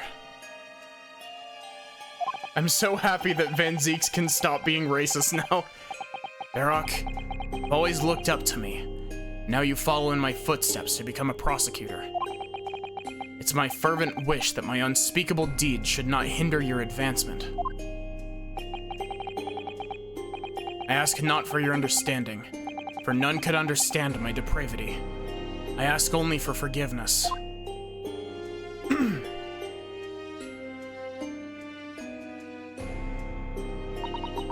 Asogi is a fine detective and a hunter worthy of respect. He has agreed to honor my final 2 wishes.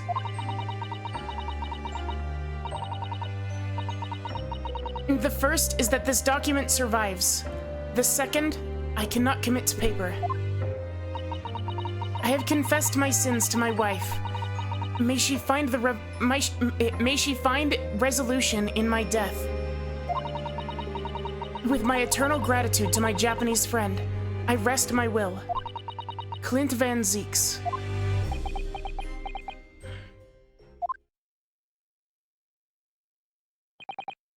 Clint.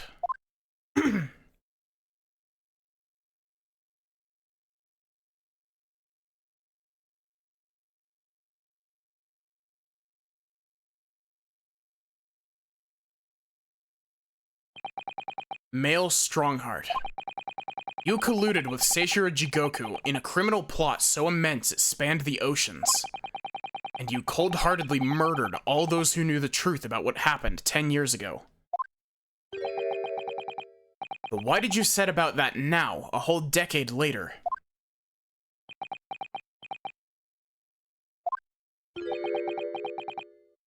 To ascend to the very peak. These last 10 years made me realize being the Lord Chief Justice wasn't enough. Short of becoming Her Majesty's Attorney General, I could have no real power to effect the changes needed in this country. For that promotion, I needed to ensure no remnants of the past remained. How could you? I like everything to run smoothly, in the exact manner that I prescribe, like a well-oiled machine. I was just a step away. and for your ambition to succeed. Did you even bother to count the number of brilliant people you had killed?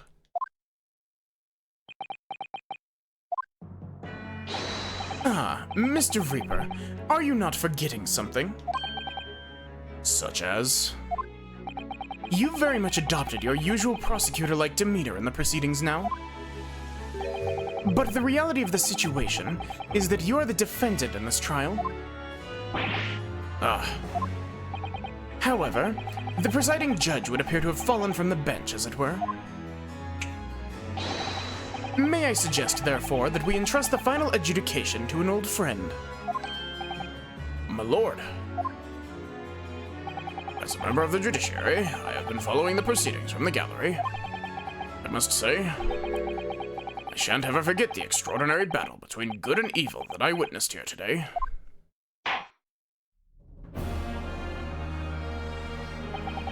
Darkness that has blighted justice in our land these past 10 years, at last been dispelled.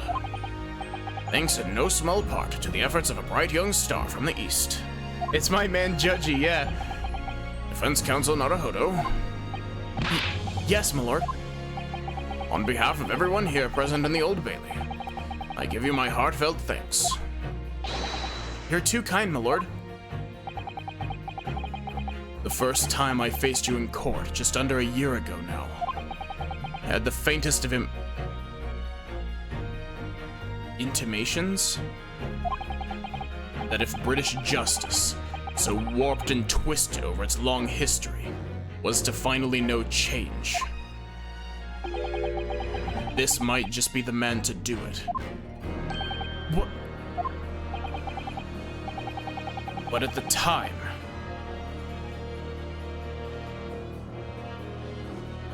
I wouldn't allow myself to acknowledge the possibility. I couldn't overcome my hatred of the Japanese after the circumstances of my brother's death.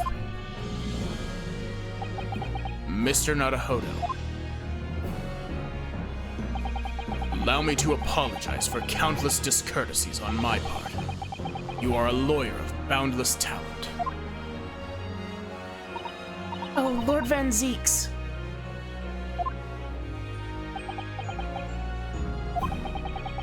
When I first arrived in Great Britain, I was literally a nobody, certainly not a lawyer. The truth is, my fortunes have entirely been made by the miraculous people I've met. My boy is finally not racist.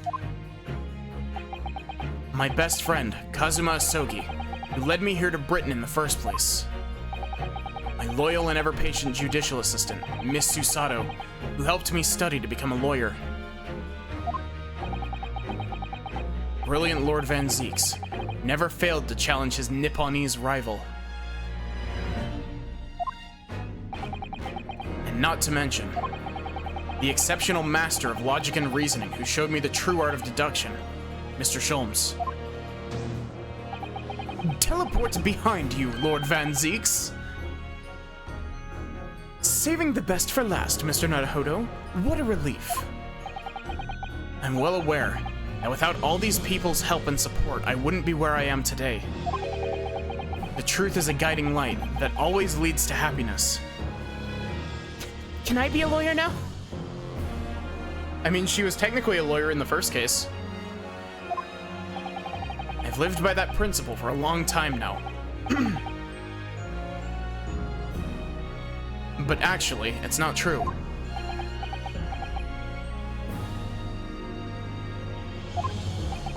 The truth can also cause great pain, sometimes even leave people at the brink of despair. And for that reason, there are those who feel the need to hide the truth, who do it instinctively even. But as soon as we allow our eyes to settle on something other than the truth, the darkness takes hold. And from there it grows, until eventually it makes us blind to the guiding light of the truth altogether. So that's why it's my belief that we must all resolve to never avert our eyes from what is just and true.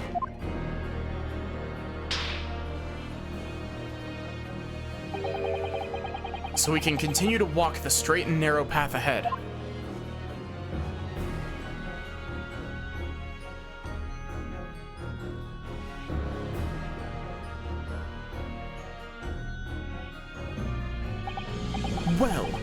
must excuse myself now. But before I go, Mr. Naruhodo, let me compliment you on your grand opus. What? Without your beautifully composed case against Lord Strongheart, Her Majesty would have been unable to act. Thanks to you and your fellows, the haunting undertones corrupting British justice system has been silenced. Thank you very much.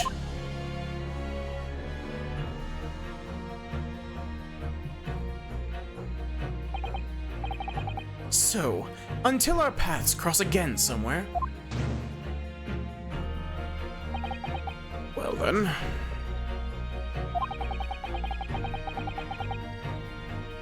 It would appear that this long trial has finally come to an end. My apologies for any anxiety caused, my lord. I'm quite sure we shall meet again here in the courtroom before long, Prosecutor Barak von Zieks. In conclusion of these proceedings, I hereby declare the defendant, Barak von Zieks, not guilty.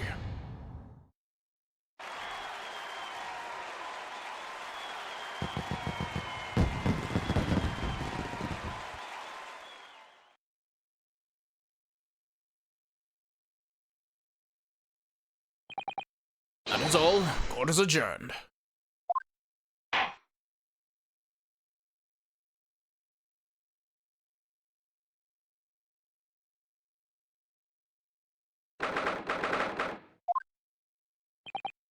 It really is all over. Did I sacrifice too much? Mr. Naruhodo, I really must congratulate you. It was a truly splendid performance. Honestly, I couldn't be happier for you. Oh, thank you very much. I really couldn't have done it without you at my side through it all, Miss Susato. Oh. Your kind words mean so much to me. Really was a very splendid show, that, Naruhodo. I thought you'd be smiling from ear to ear. Look rather glum. Well, of course I'm delighted about the verdict. Yes, Iris is 10. But in exposing the truth, I'm afraid I've caused my client a great deal of pain. Really not sure that's what a lawyer ought to be doing.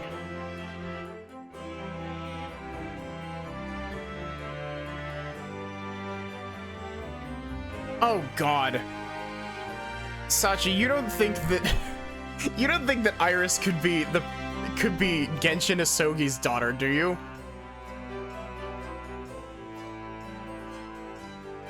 Not really sure that's what a lawyer ought to be doing.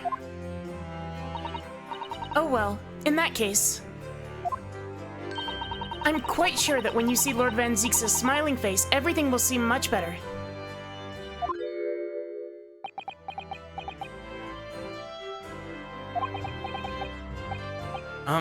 Miss Susato, everything seems worse. He has a face like thunder. Oh dear, I really shouldn't have presumed. Mr. Naruhodo, Yes? almost a year it's been now, since I first encountered you here in this very courthouse. For you to have risen to the level of excellence you demonstrated today, well, it's quite remarkable. But I exposed the most unpalatable truth you could ever have imagined in court today. I feel as though I've robbed you of something you held so dear. What was it he said?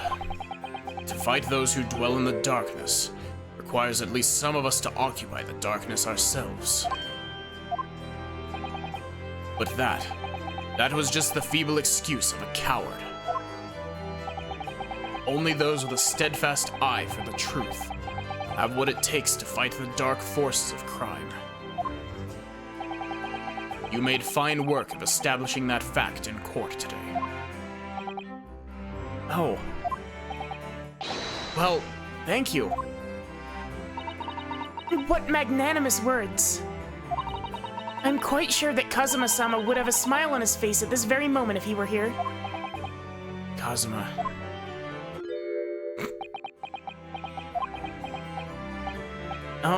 Miss Susato? There's another face like thunder here. Oh my, and he really was here. Lord Van Zeeks. Allow me to congratulate you on your acquittal. Congratulate me or curse me. You failed to bring down the Reaper.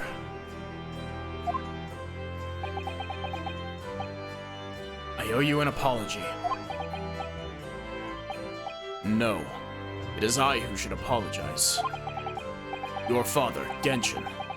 I had been stronger than perhaps. I made an unforgivable error of judgment. I can offer no excuse. And I can offer no forgiveness. That said, I suppose you fought for justice and the truth. For that at least I can't withhold respect.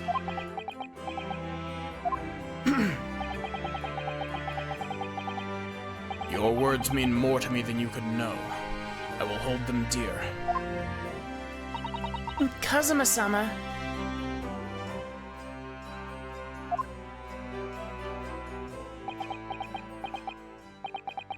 I must say, there's one thing that's still bothering me. What's that? The will that Lord Clint Van Zeeks wrote before his duel with my father.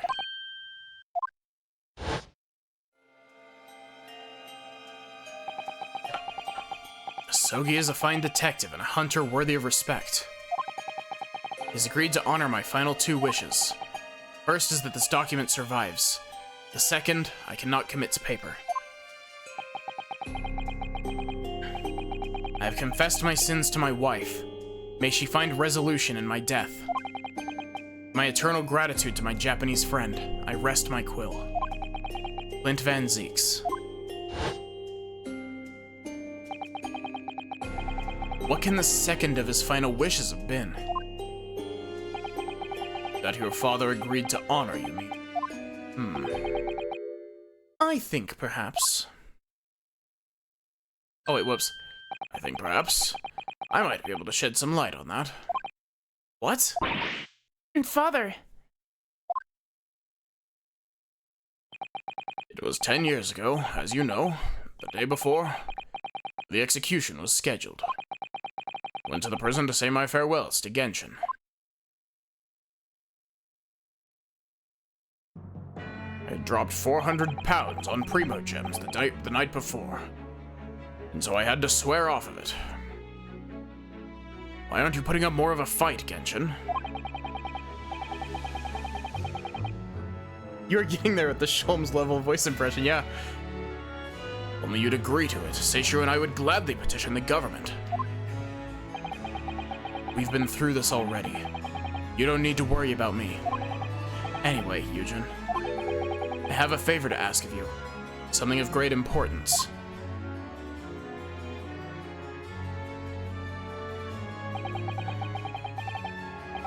You're one of my greatest friends, Genshin. Whatever it is, consider it done.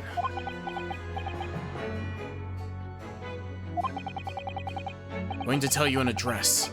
I need you to go there at once, in secret, and telling no one. You should find a lady of the gentry hiding in there, or in hiding there. Lady of the Gentry? She's not in a good way, and she's with a child. Birth is imminent. As a medical man, I'd like you to attend to her. Please, you're her only hope. Any chance? Is the child yours, Genshin? Don't be daft. It's a favor that was asked of me by a man I knew, as his dying wish. Goodness. I swore to the man that I would help, that I would do whatever I could for his wife and his unborn child. But if something should happen to me, I need to ask you that same favor. You're the only person I know that I can rely on. What did you say? if something should happen to you, tomorrow night you're going to be...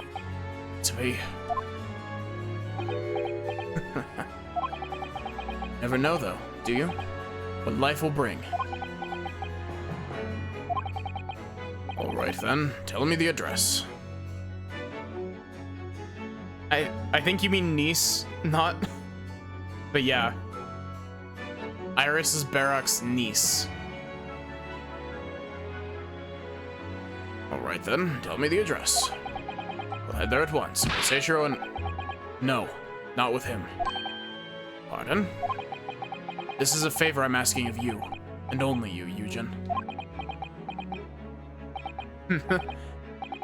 Right, I see. Very well, then.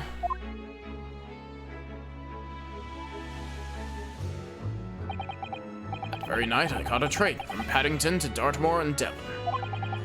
On the old house, in the middle of nowhere, there was an old hunting ground to lay asleep in the grounds.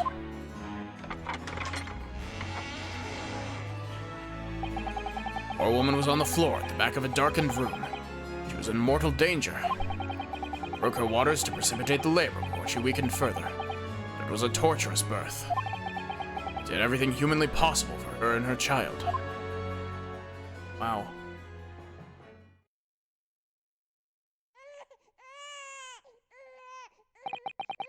In the end, I was lucky enough to welcome a new life into the world. But tragically, my efforts to save the mother's life were in vain. I held the healthy newborn girl in my arms and wept for longer than I care to remember. Eventually, in something of a daze, I looked around the room. There was a precious little in it. An old travel trunk caught my eye. It had clearly been well looked after over the years, made of top-quality leather with fine stitching. It was when I saw the emblem on the side of it that everything dropped into place.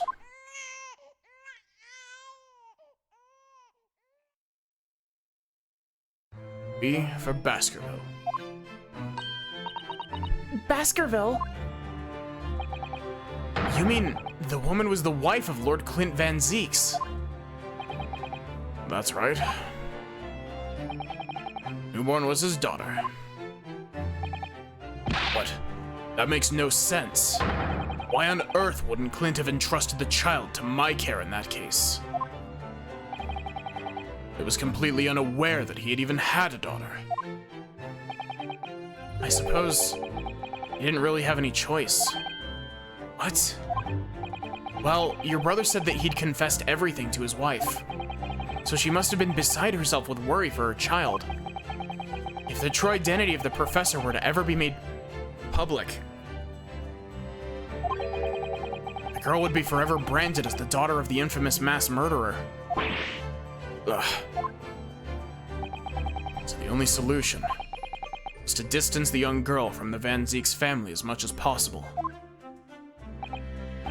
I don't believe it. Imagine that in his final hour, Lord Clint Van Zeeks made the obvious choice. Would have thought to himself, this man here is someone I can trust. Or this Japanese man here is someone I can trust.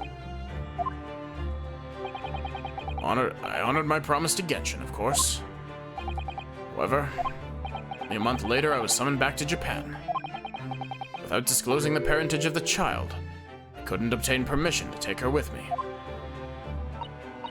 Oh, how awful. I was completely at a loss. In the end, I had to ask my great friend. I asked him if he would be a father to her. That being Mr. Sholmes, I presume? Yes. Took one look into my eyes and agreed to it on the spot. Mr. Sholmes, he has a heart of gold. Really, all it can be said that I did for the child was to give her a name. Oh? When I'd come to Britain, I was trying to escape from the grief of losing my darling wife. So it was her name that I gave the little girl. Your wife's name, Professor Mikotoba? In other words... The name of my mother. Ayame Mikotoba. Oh. That's right. Ayame. Or in English, Iris. Iris. I had no idea. Ouch! Mr. Naruhodo, what's wrong? This little thing just pinched me on the behind through my trouser pocket. Hard. Ah, my dear fellows, can you hear me? Mr. Sholmes, is that you? Ouch! Yes, we can hear you. You see what excessive tugging can do? Let that be a lesson to you. Mr. Sholmes, we weren't able to thank you properly before, but you were simply marvelous. Your checkmate move was a stroke of genius. Indeed it was, wasn't it? I surpassed myself, I feel. It had become apparent to me that to stop the Lord Chief injustice would require such measures. Bruno, Susie. Oh, Iris. Oh, I'm so pleased. What a wonderful outcome. Her Majesty Queen Vicky said she thought my special blend was delicious. Oh, I'm sure she did. After all, no one brews more delicious tea than you do, Iris. Let's have a party to celebrate. And Mr. Reaper, you simply must come too. What? I'm afraid I couldn't. Reaper of the Bailey, flustered by a 10-year-old girl. Again. No, really? Oh, poo. But I give you my word that I shall present myself at your residence in the near future to express my gratitude. Oh, how lovely. You've promised now. I won't let you forget. Bye for now, then. All right, Iris. Thank you for all your help earlier. Oh, that was nothing. Just come back home soon. Ouch! One final pinch goodbye, was it?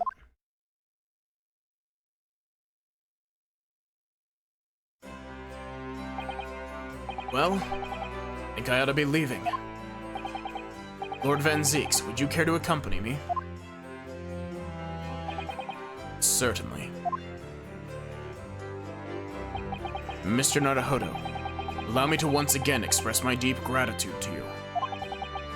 I believe you saved my life.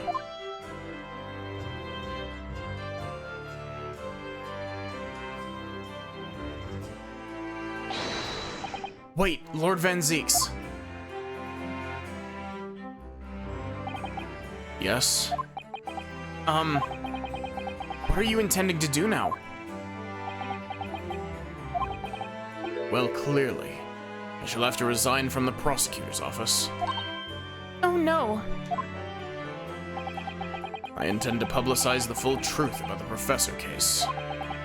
Once that's done, the Van Zeeks family will be ostracized completely from London society. Surely not. So as soon as I'm free from my employment, I shall leave the capital. Oh, I see. Don't be a fool. Don't be a fool.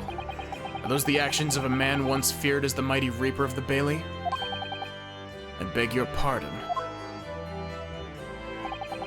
For the past 10 years, you've endured that pseudonym and been cast as one of the dark forces yourself. Now that you've finally been freed from that dispute, the battle is just beginning, surely. Well, I certainly never expected to hear those words from your lips. Waited a very long time to come to London. Now I'm properly here, I intend to learn all that I can. Anyway, goodbye for now, Ryunosuke Naruhodo. Kazuma Asogi. It seems as though he's really matured suddenly. He's not the only one who's matured, Mr. Naruhodo. Well, I think we should make our way back to Baker Street.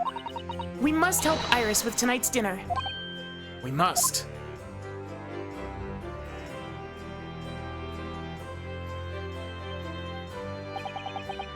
It was then that I came to an important decision about my future.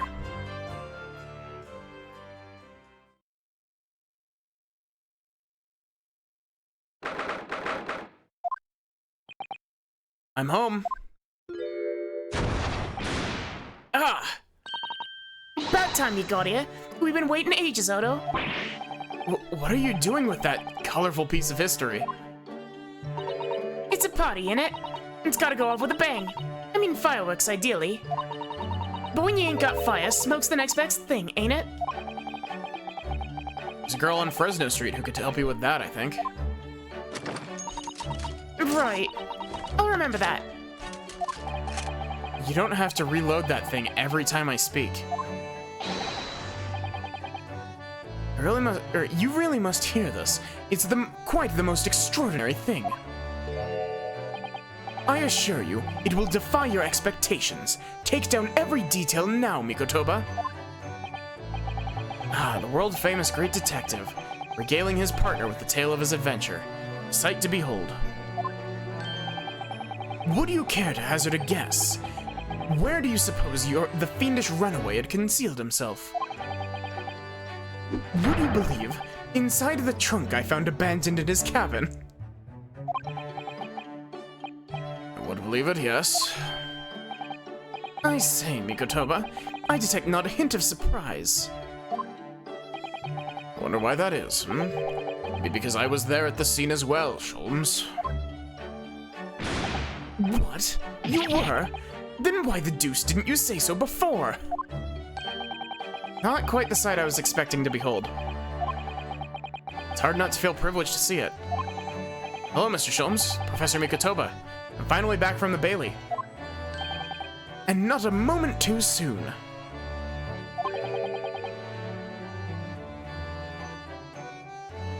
A feast prepared by Iris and Miss Susato awaits. I must say, I haven't seen Susato looking so happy in a very long time. Ah, Runo, there you are. Dinner's on the table, everyone. Please do come and take a seat. Time to fill me boots. That wasn't your voice at all. I don't know where that came from, but it's not your voice.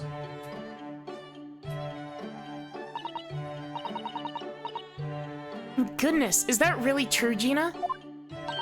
Yep, I'm losing my copper's cobblers and going back to what I know best. It's the diver's life for me. You're really leaving the police force? But why, Ginny? Well, the boss ain't around no more, so... Oh. And anyway, no matter how hard I try, that Reaper ain't never gonna accept a diver-turned-dick, is he? Well, people can change, you know.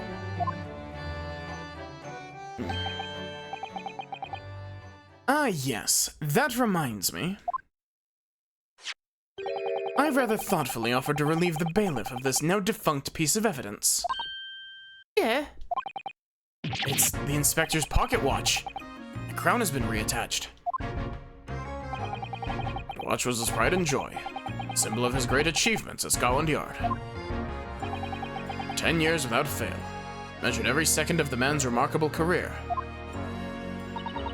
But now, it's stopped.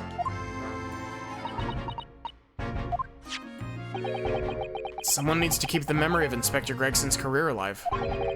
By taking on the great responsibility of winding that watch every single day again. Yes, someone with an equally fierce detective spirit.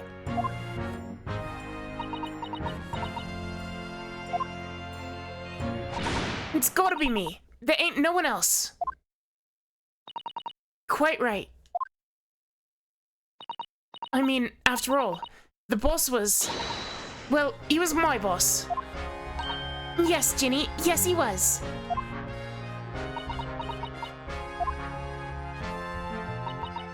Oh yeah, and I made you a promise and all, didn't I, Iris? That I'd become a proper detective one day and track down your old man. Oh. right then, it's decided. I'll do it. An answer, I swear. I'll find your dad and bring him back kicking and screaming. I'm not entirely sure that would be appropriate. That wasn't quite your voice, but... Yes, I think, Gina, it might be best to, well... I think I'd like you to forget that promise, Ginny. Yeah. Iris? Well, obviously I've always wondered about who my real daddy is. Of course I have. I wanted to know where I've come from. I thought it might tell me something about myself. But I've caused such a lot of trouble trying to find out. For so many people. Oh gosh, the top end of my register's starting to go.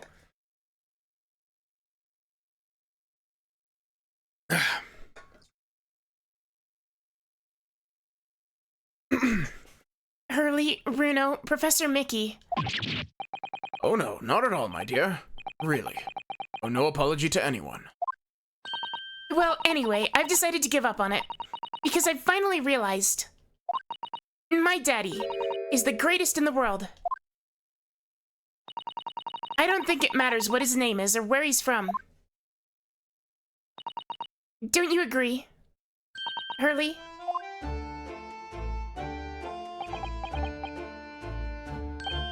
With every word, Iris. Thank you, Hurley. Thank you, Daddy.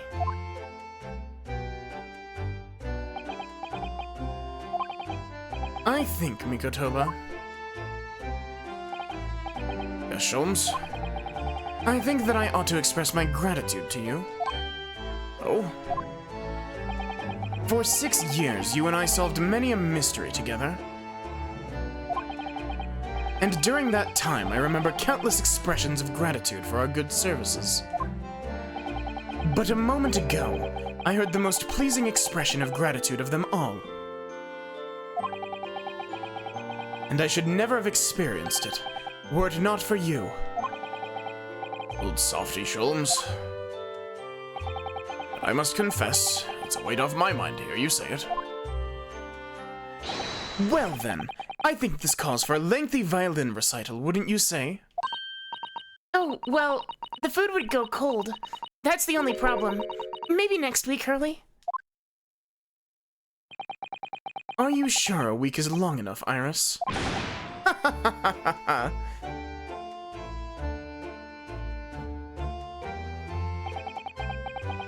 Sholmes isn't a stepdad, he's a dad that stepped up. Absolutely. Even amidst the most troubling of cases, even reeling from the most shocking of revelations, returning in the evening of this suite of rooms, there's always warmth and happiness to be had. The home of the world's greatest detective. My home too, with my greatest family.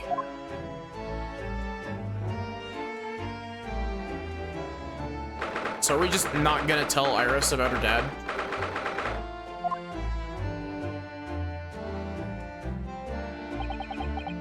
This attic room has been my home and office for almost a year now. Certainly had some unforgettable experiences whilst we lived there. But I think now the time has come.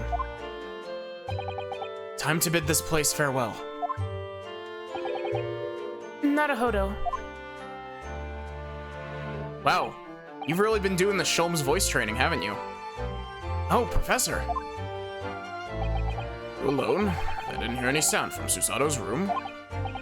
Yes, Susato-san went out after dinner. He took a carriage. Something about an important matter she needed to take care of. Ah, I see. Oh, whoops. I wanted to thank you for what you did earlier. Oh? With Iris, I mean. The subject of her father came up.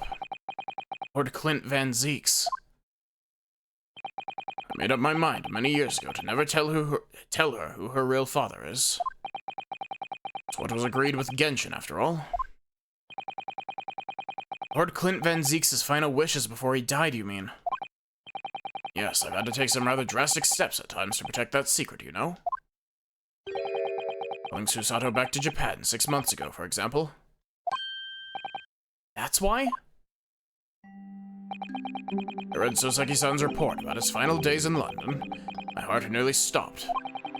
I'd stumbled across the crux of that terrible case. Dog's collar.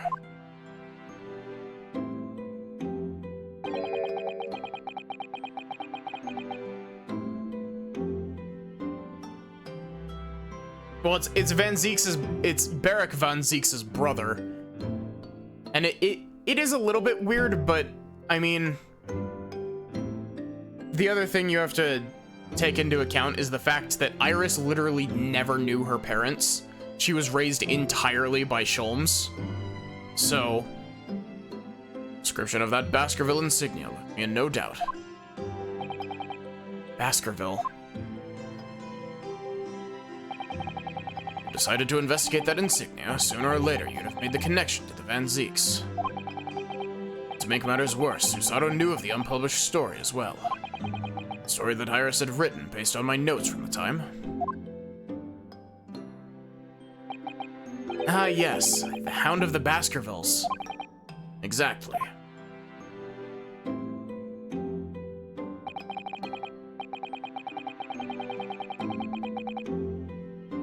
It was a work of fiction, but based on the grim reality of a huge beast of a dog being used as a murder weapon. A dog with the Baskerville family emblem around its neck.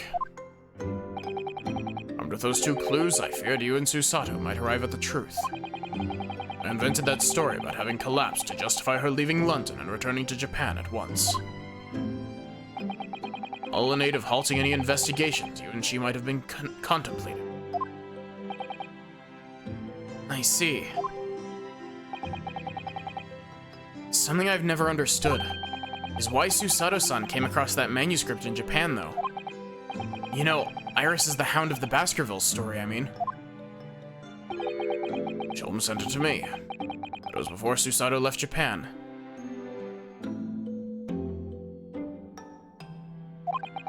Very troubled about what should be done about it, you see. I'd read it and carelessly left it on my desk, which is where Susato came across it, of course. Ah. It's the only case Sholmes and I ever pursued that I didn't record in meticulous detail. I was stunned when I discovered that young Iris had pieced together so much of it from my paltry notes. Mr. Sholmes and I discussed the matter, decided we couldn't allow the story's publication. At that point, I returned the manuscript by post to Sholmes for safekeeping. So you did all of that to stop Iris from finding out the truth about her father. That's right, because Sholmes had told me how astute she'd become.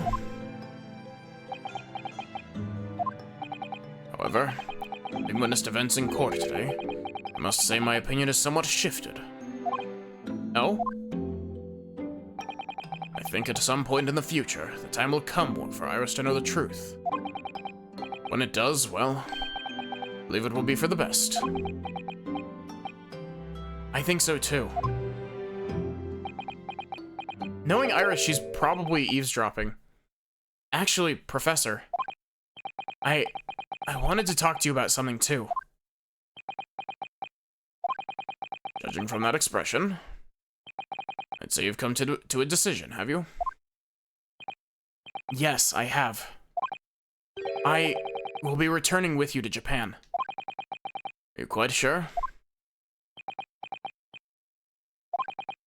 I'm really only here as a substitute for Kazuma. But he's here in Britain now as originally intended.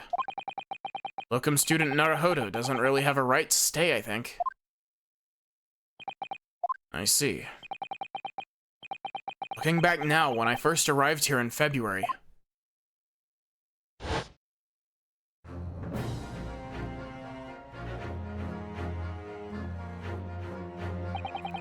my becoming a lawyer just seemed to be the way things turned out. With Kazuma, Susato-san, and Mr. Sholmes all gently pushing me in that direction.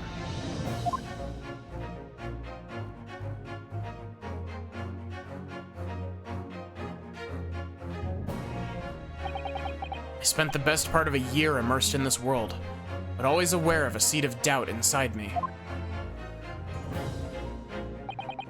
Until today. Standing in that courtroom earlier, all doubts vanished from my mind.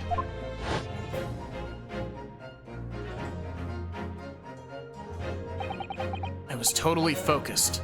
I was sure of my belief in my client, and I was sure that I could see the trial through.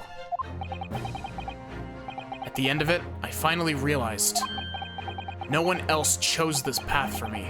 I chose it myself.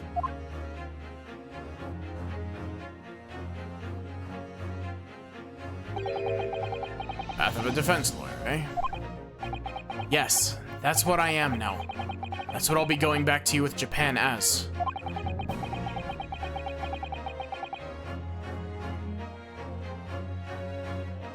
And that's the path I'll be following for the rest of my life. Naruhodo has the attorney genes. Yeah. Well, it sounds like you've made quite a resolution there. I have.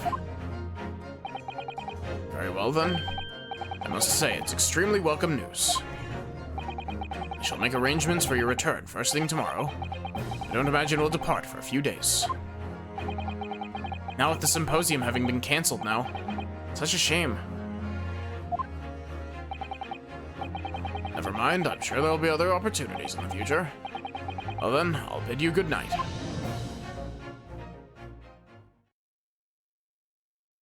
You don't understand, Mikotoba. I need to go back to Japan to preserve continuity.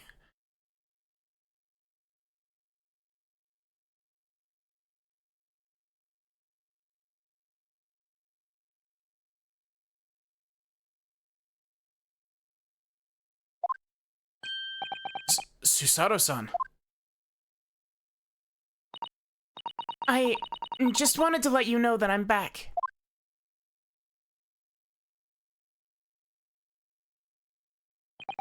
Did you, hear what your father and I were discussing? I'm sorry. I did. Yes, I couldn't help but... Oh, how much did you hear? Well... from the part about Iris's real father, I think. In other words, from the beginning.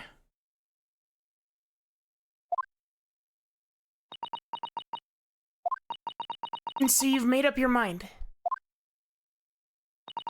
You'll return to Japan and continue working as a defense lawyer. Ah, yes, sorry. I really should have consulted you about it. I did want to earlier this evening, actually, but you'd already gone out. Oh no, that's quite alright. I already knew that's what you'd decide, Naruhodo-san. You did?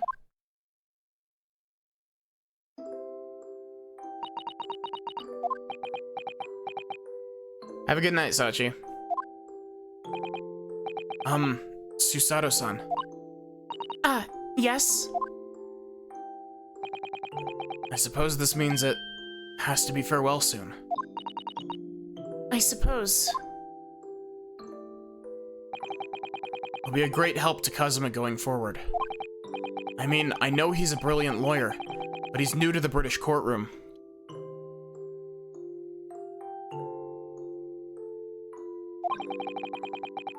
It's nearly 1 AM for you? Oof. I'm sorry, Sachi. He'll certainly benefit greatly having a brilliant judicial assistant at his side. I'll do my very best. I wish I could say it, but I just can't. Can't ask her to come with me. After all, she was always supposed to be coming to Britain as Kazuma's assistant. It's growing late. We should both try to get some sleep. I'm sure you must be exhausted after today. Oh yes, you're right. Before I retire, let me just say one more time. You really were quite splendid in court today. So if you ask me, anyone who thinks of you as a substitute or a locum should be ashamed of themselves. Susato-san.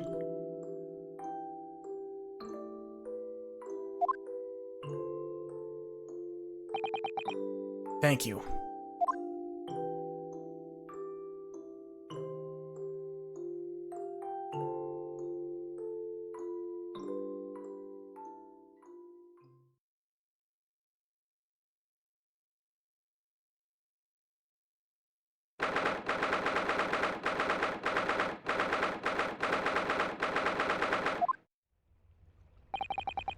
Can't believe this day's finally come. You're really leaving then, Bruno? I'm afraid so, Iris. Thank you so much for everything. I don't know what I'll do without your wonderful cooking and delicious tea. Oh, I wish you weren't going. I got something in my eye and it's not tears, at least not yet.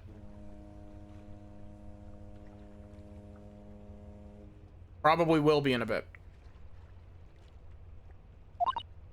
But you have to come back and visit. Say you will.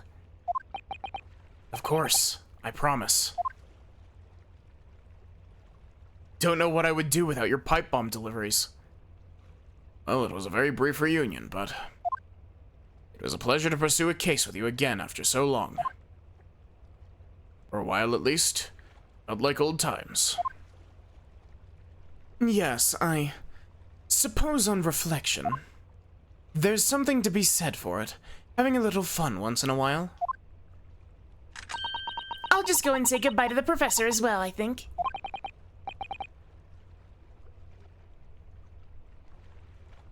All right, Iris, you do that.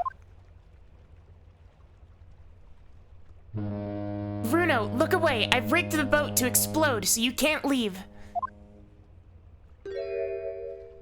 Susato-san. I've just checked, Naruhodo-san. Your luggage is already on board. Such a beautiful morning. Perfect for embarking on a journey, isn't it? Before I set off, I'd just like to say how thankful I am for everything you've done for me. And give my warmest regards to Kazuma, please.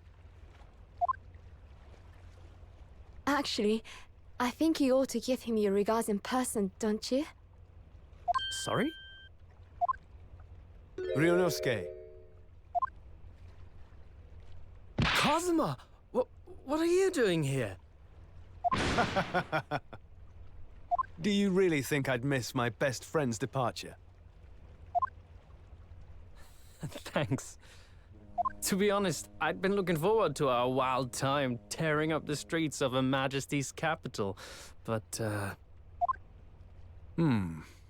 Well, we'll have to save that for another time. Personally, I'm looking forward to facing you in court again. Me too. But, we're both defense lawyers, so,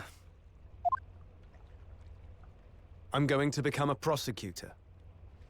I'll stay in Lord Van Zeek's tutelage for the time being, but before long, I intend to be just as formidable as the Reaper himself. Oh, I see. Actually, Ryunosuke, I have a favor to ask. Name it.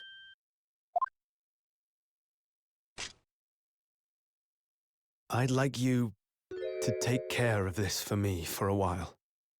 Karuma? Why? Because I've seen it now. I've seen what's inside me, the demon that reared its ugly head that day.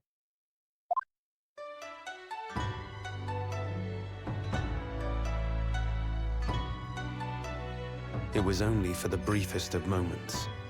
The last time I came face to face with that inspector. But it was unmistakable. I wanted to kill him. I've always known there are demons that live inside people. And now I know there is one in me. The fact that it very nearly consumed me is something I'll carry with me until the end of my days. While I devote my life to fighting those whose demons have got the better of them. As a prosecutor. So, That's what you've resolved to do, is it? Until I'm ready to face the demon within me, to slay it once and for all. I leave this in your care, if you'll take it. Of course I will. I'll keep it by my side, always.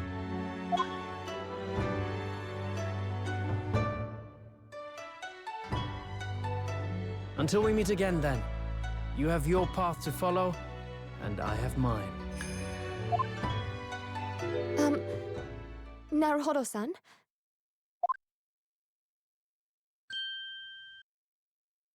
The path you're going to follow from now on, I wonder if I might follow it at your side, and unless I'd be a burden. What? I mean, I would very much like you to come with me. But aren't you... You're so predictable, Ryunosuke. I am? Honestly, you never change at all. But that's what I like about you. You mean you knew about this? It was the evening after Lord Van Zeek's trial came to an end. She came to see me at the prosecutor's office. Really? Oh, when I had that conversation with Professor Mikotoba.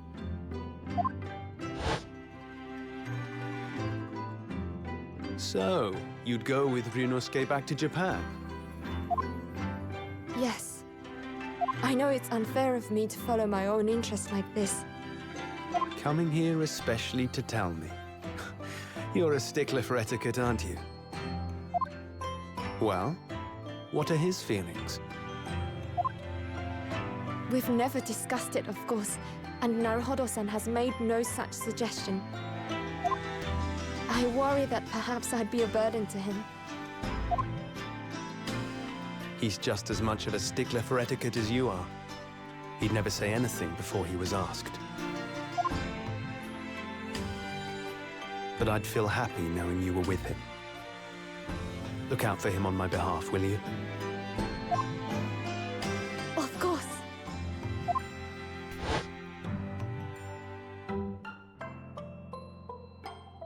Susato-san. What do you think, Naruhodo-san? With you by my side, no trial would seem too daunting. So if you're willing, I'd be honored if you'd come with me. Together we can take on the world.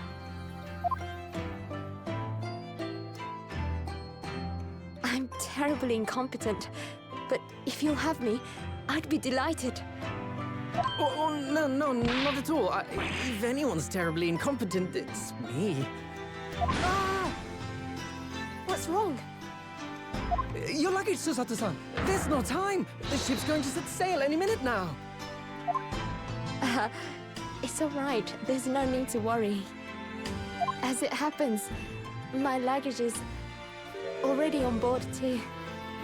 It is? Your fine judicial assistant has everything in hand as always, I see.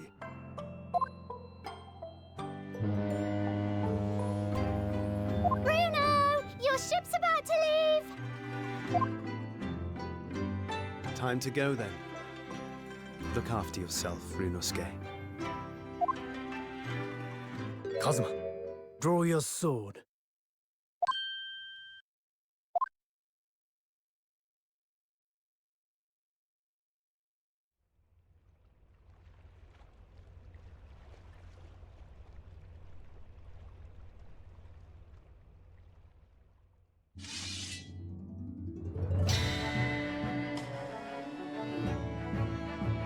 One day, when our paths cross, once more, we'll fight a duel of words across the courtroom. A day I eagerly await as a lawyer. I've been waiting to hear you say that, partner.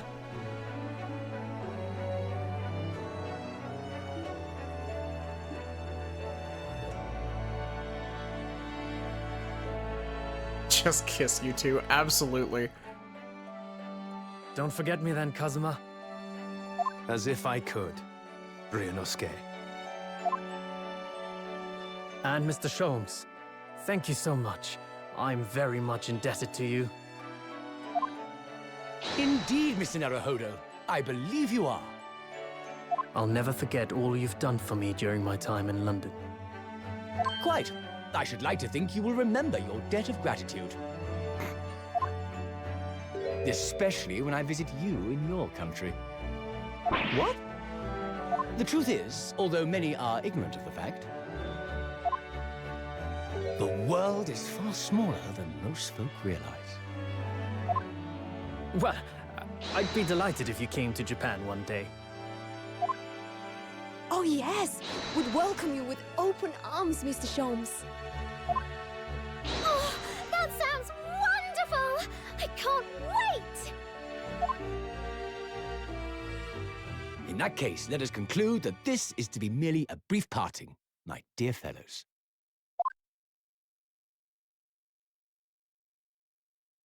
And that brings us to the end of my adventures in Great Britain.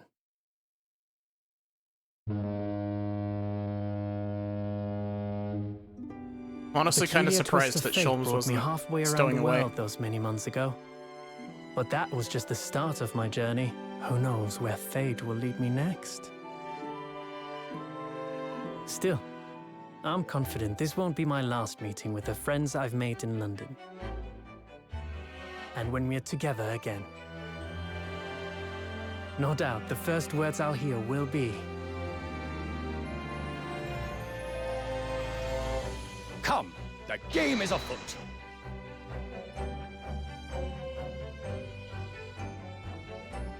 Before you see ship Maddie, the with our Sholmes you friends see from the before you is east merely light and sailed shadow. steadily towards the distant horizon.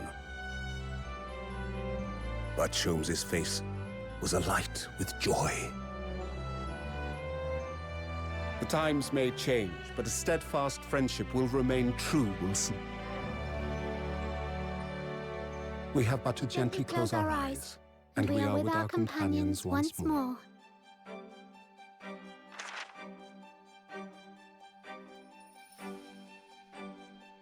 So, I do just that. And when I do, I can hear his strong, familiar voice ring out. Objection! Until we meet again, Bruno. Almost Christmas means it wasn't Christmas.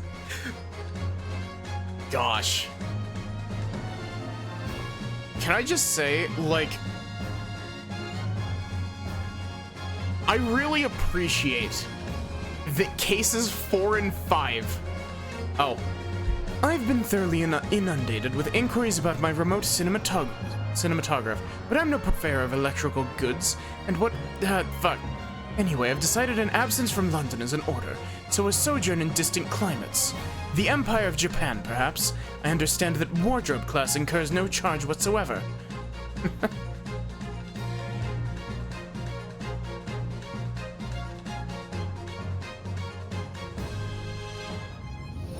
I gave a little note to Hurley the other day.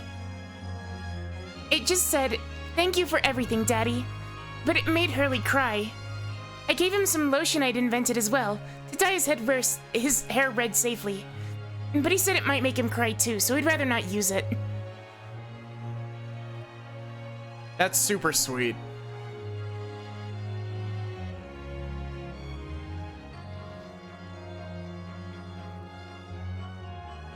Also, why is it always... In those days when I was known as the Reaper, I felt your presence at my side. Once unable to bear the burden of that grim pseudonym, I even retired from the courtroom.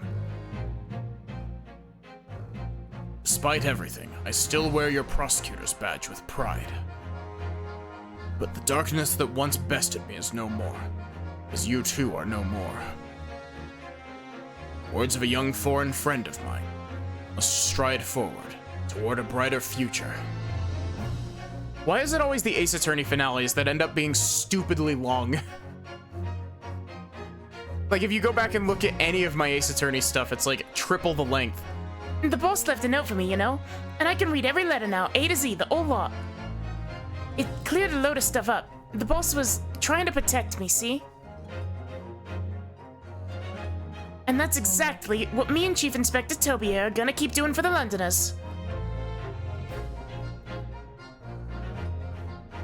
I only wish I could... Could have said how grateful I was before he died, I think. Gina's words trip me up. Before he, you know, that's what she said. Gina, the truth is, I'm not the upstanding fellow you think I am. I might be a diver at heart, but it's a good heart. It reminded me I need to be true to myself.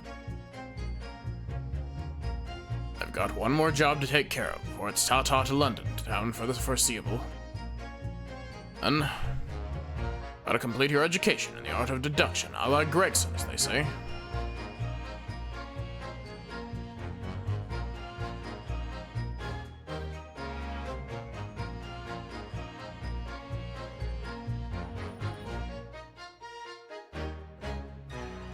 Your Excellency, this man is accused of illegal entry into the office of...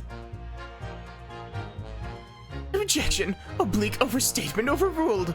The minister has been detained in What is this catfish counsel for the defense? Women in the courtroom.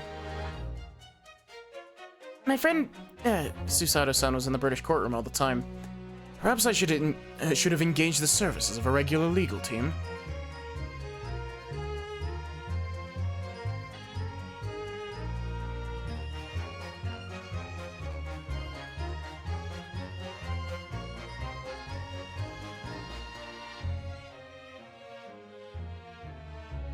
Mama, is it true about Japanese people?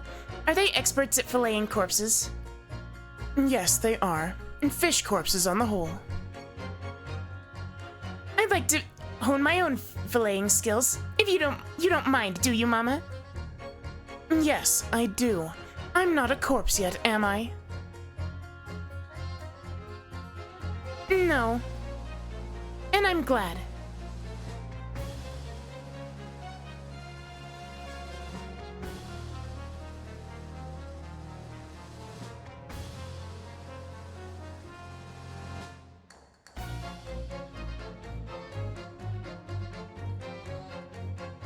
Here I am again in Great Britain on the invitation of my dear old university friend.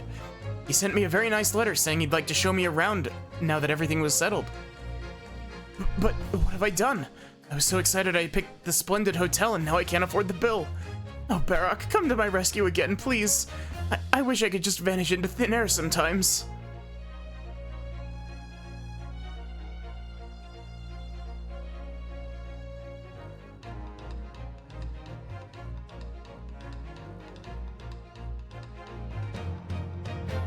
When I went to make the waxwork impression of the killer in the cemetery, I realized what had happened.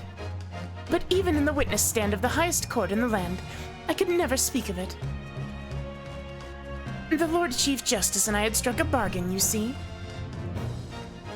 And for a faithful reproduction of the visage, there was nothing we two spells would not do.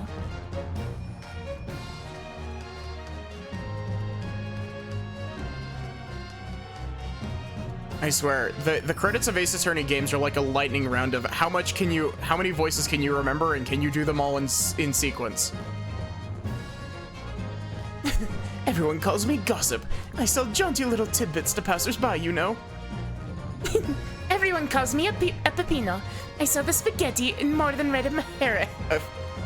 Everyone, they call me. No, I cannot do it. This is ridiculous. Oh, Dally. How charming. You've made lots of new friends here, I see. Yes, and when we're released, we're all going to strike it rich together.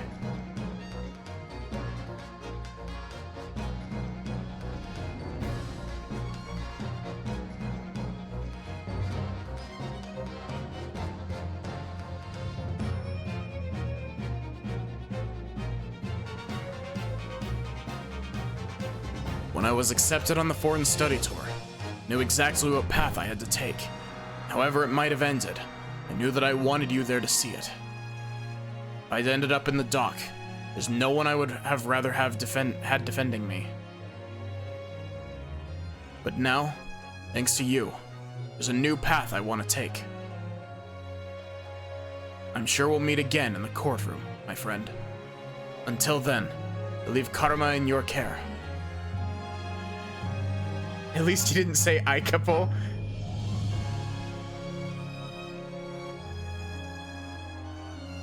I'm very glad that they decided to split this case across 2 cases. Like, cases 4 and 5 are one case, but... I've made some tea, Naruhodo-san. It's important that you rest while you can. Once we arrive in Japan, you shall be busy establishing your new office. I'm so delighted to be accompanying you. After all, your talents have been recognized by a great detective. Because you really are the greatest of lawyers. A great ace attorney. Chronicles, too, some might say. Great ace attorney 2, resolve. She said the thing.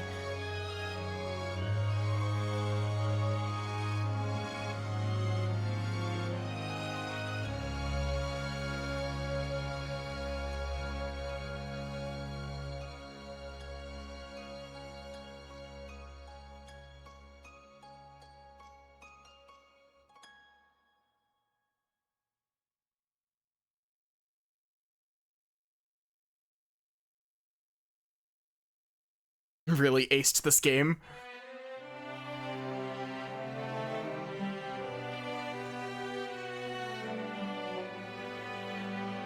Wagahai vibin' in the bottom corner of the picture. Oh. Look, they're being gay together.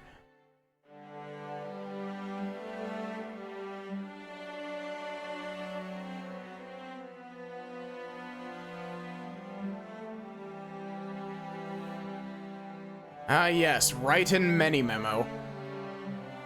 The only reason I remember that guy's name is because I had to look him up for thumbnails the other day. So many gay couples in this game. Yeah.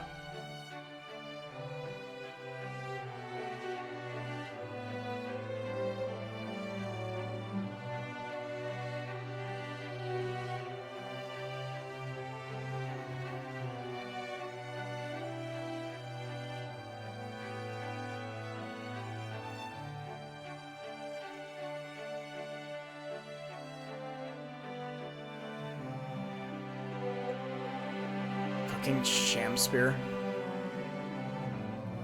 Wow. She looks even more like a bee when... These two, I swear.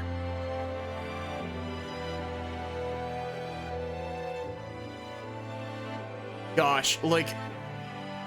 Can I just say, I think Drebber had my favorite villain design in this game. There's something about Drebber's design that just like,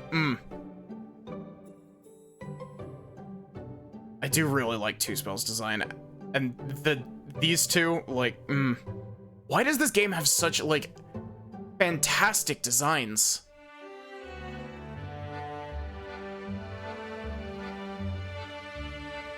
Why do Scythe and Gory have such good designs? Why does Venus have such a good design?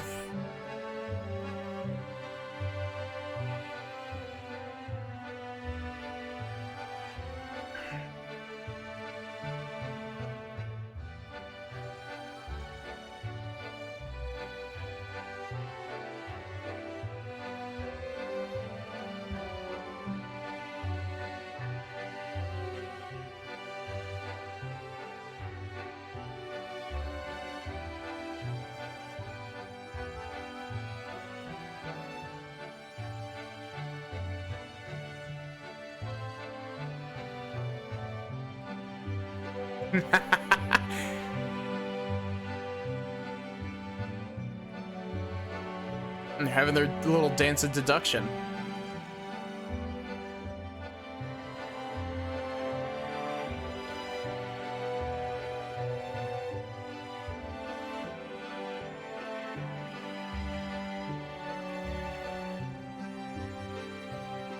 I can't get over how much, like, Lord Strongheart is literally just Damon Gant. Like, genuinely. He is so much like Damon Gant.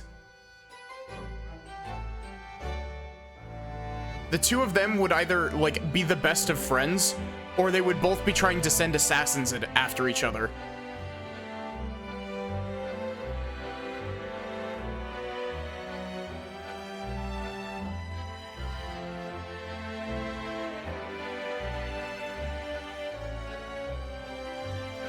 He's Damon Gant plus Von Karma tiled to 11. Yeah. He definitely does have a bit of that, Von Karma in him, doesn't he?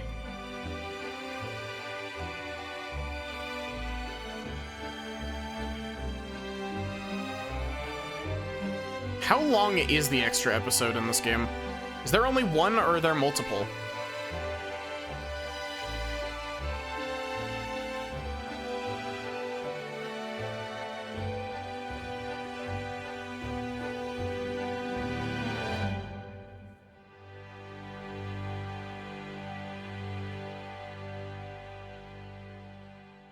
There's one for every case? Wow.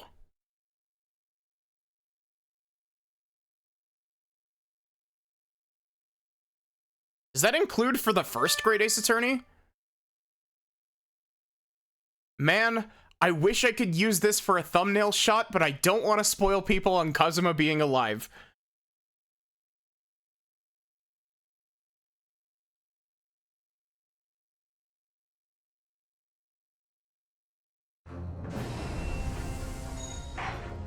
So,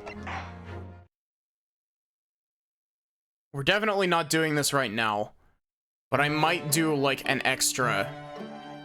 Oh yeah, I totally forgot about this. They've got different outfits. They've got a Ryunosuke outfit that's designed by Sholmes, or by Iris. Susato's Iris outfit is super cute.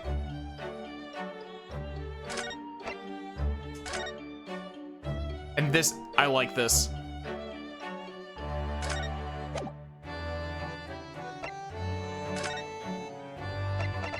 Gosh.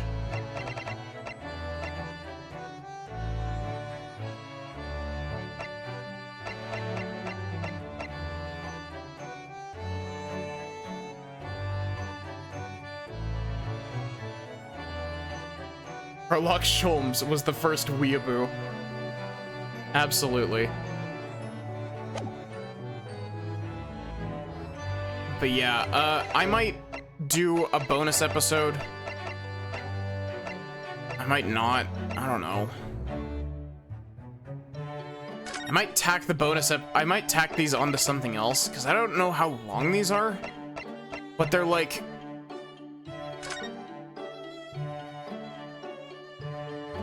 They're like mini... They're not actual court sections, they're like dialogue sections, aren't they? Not... Like, there's no actual, like, evidence presenting and all that. It's basically just dialogue.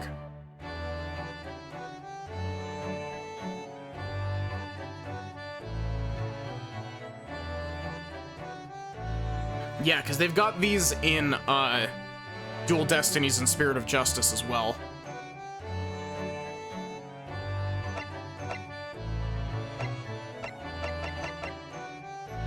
It's just funny dialogues and stuff. I might do a bonus episode for it. Maybe if I'm not working tomorrow, which is a big if, there is a small chance that I might get tomorrow off. Just due to them not having stuff for me to do. Maybe if tomorrow I'm not working, I might do these tomorrow because they're bonus. I don't know. But anyway, exclamation point Discord if you want to join the Discord, exclamation point socials if you want to follow the VODs channel, and my Blue Sky where I post art. Otherwise, give me just a moment and we'll find someone to raid.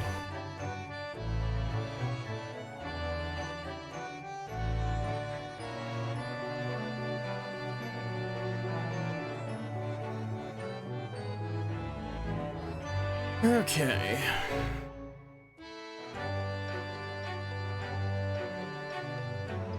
Who is streaming? So many people playing Persona 3.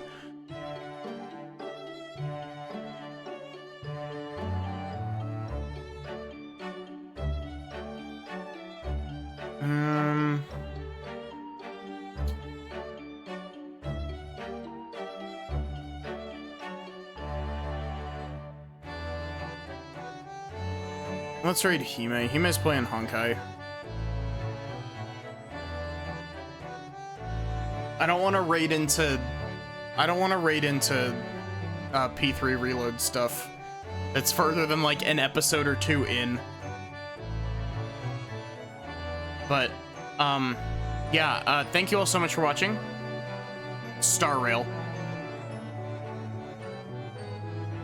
Not Honkai Impact 3rd, it's Star Rail. But yeah, thank you all so much for watching. I hope that you enjoyed. So normally I would not be streaming tomorrow, and there is still a chance that I will not be streaming tomorrow. Just keep an ear out in the Discord, or if I end up not having to work tomorrow, I might stream the escapades. I don't know how long these are, so I might not be able to cram them all into one stream, but we will see if it gets to that. Otherwise, have a good one, and take care.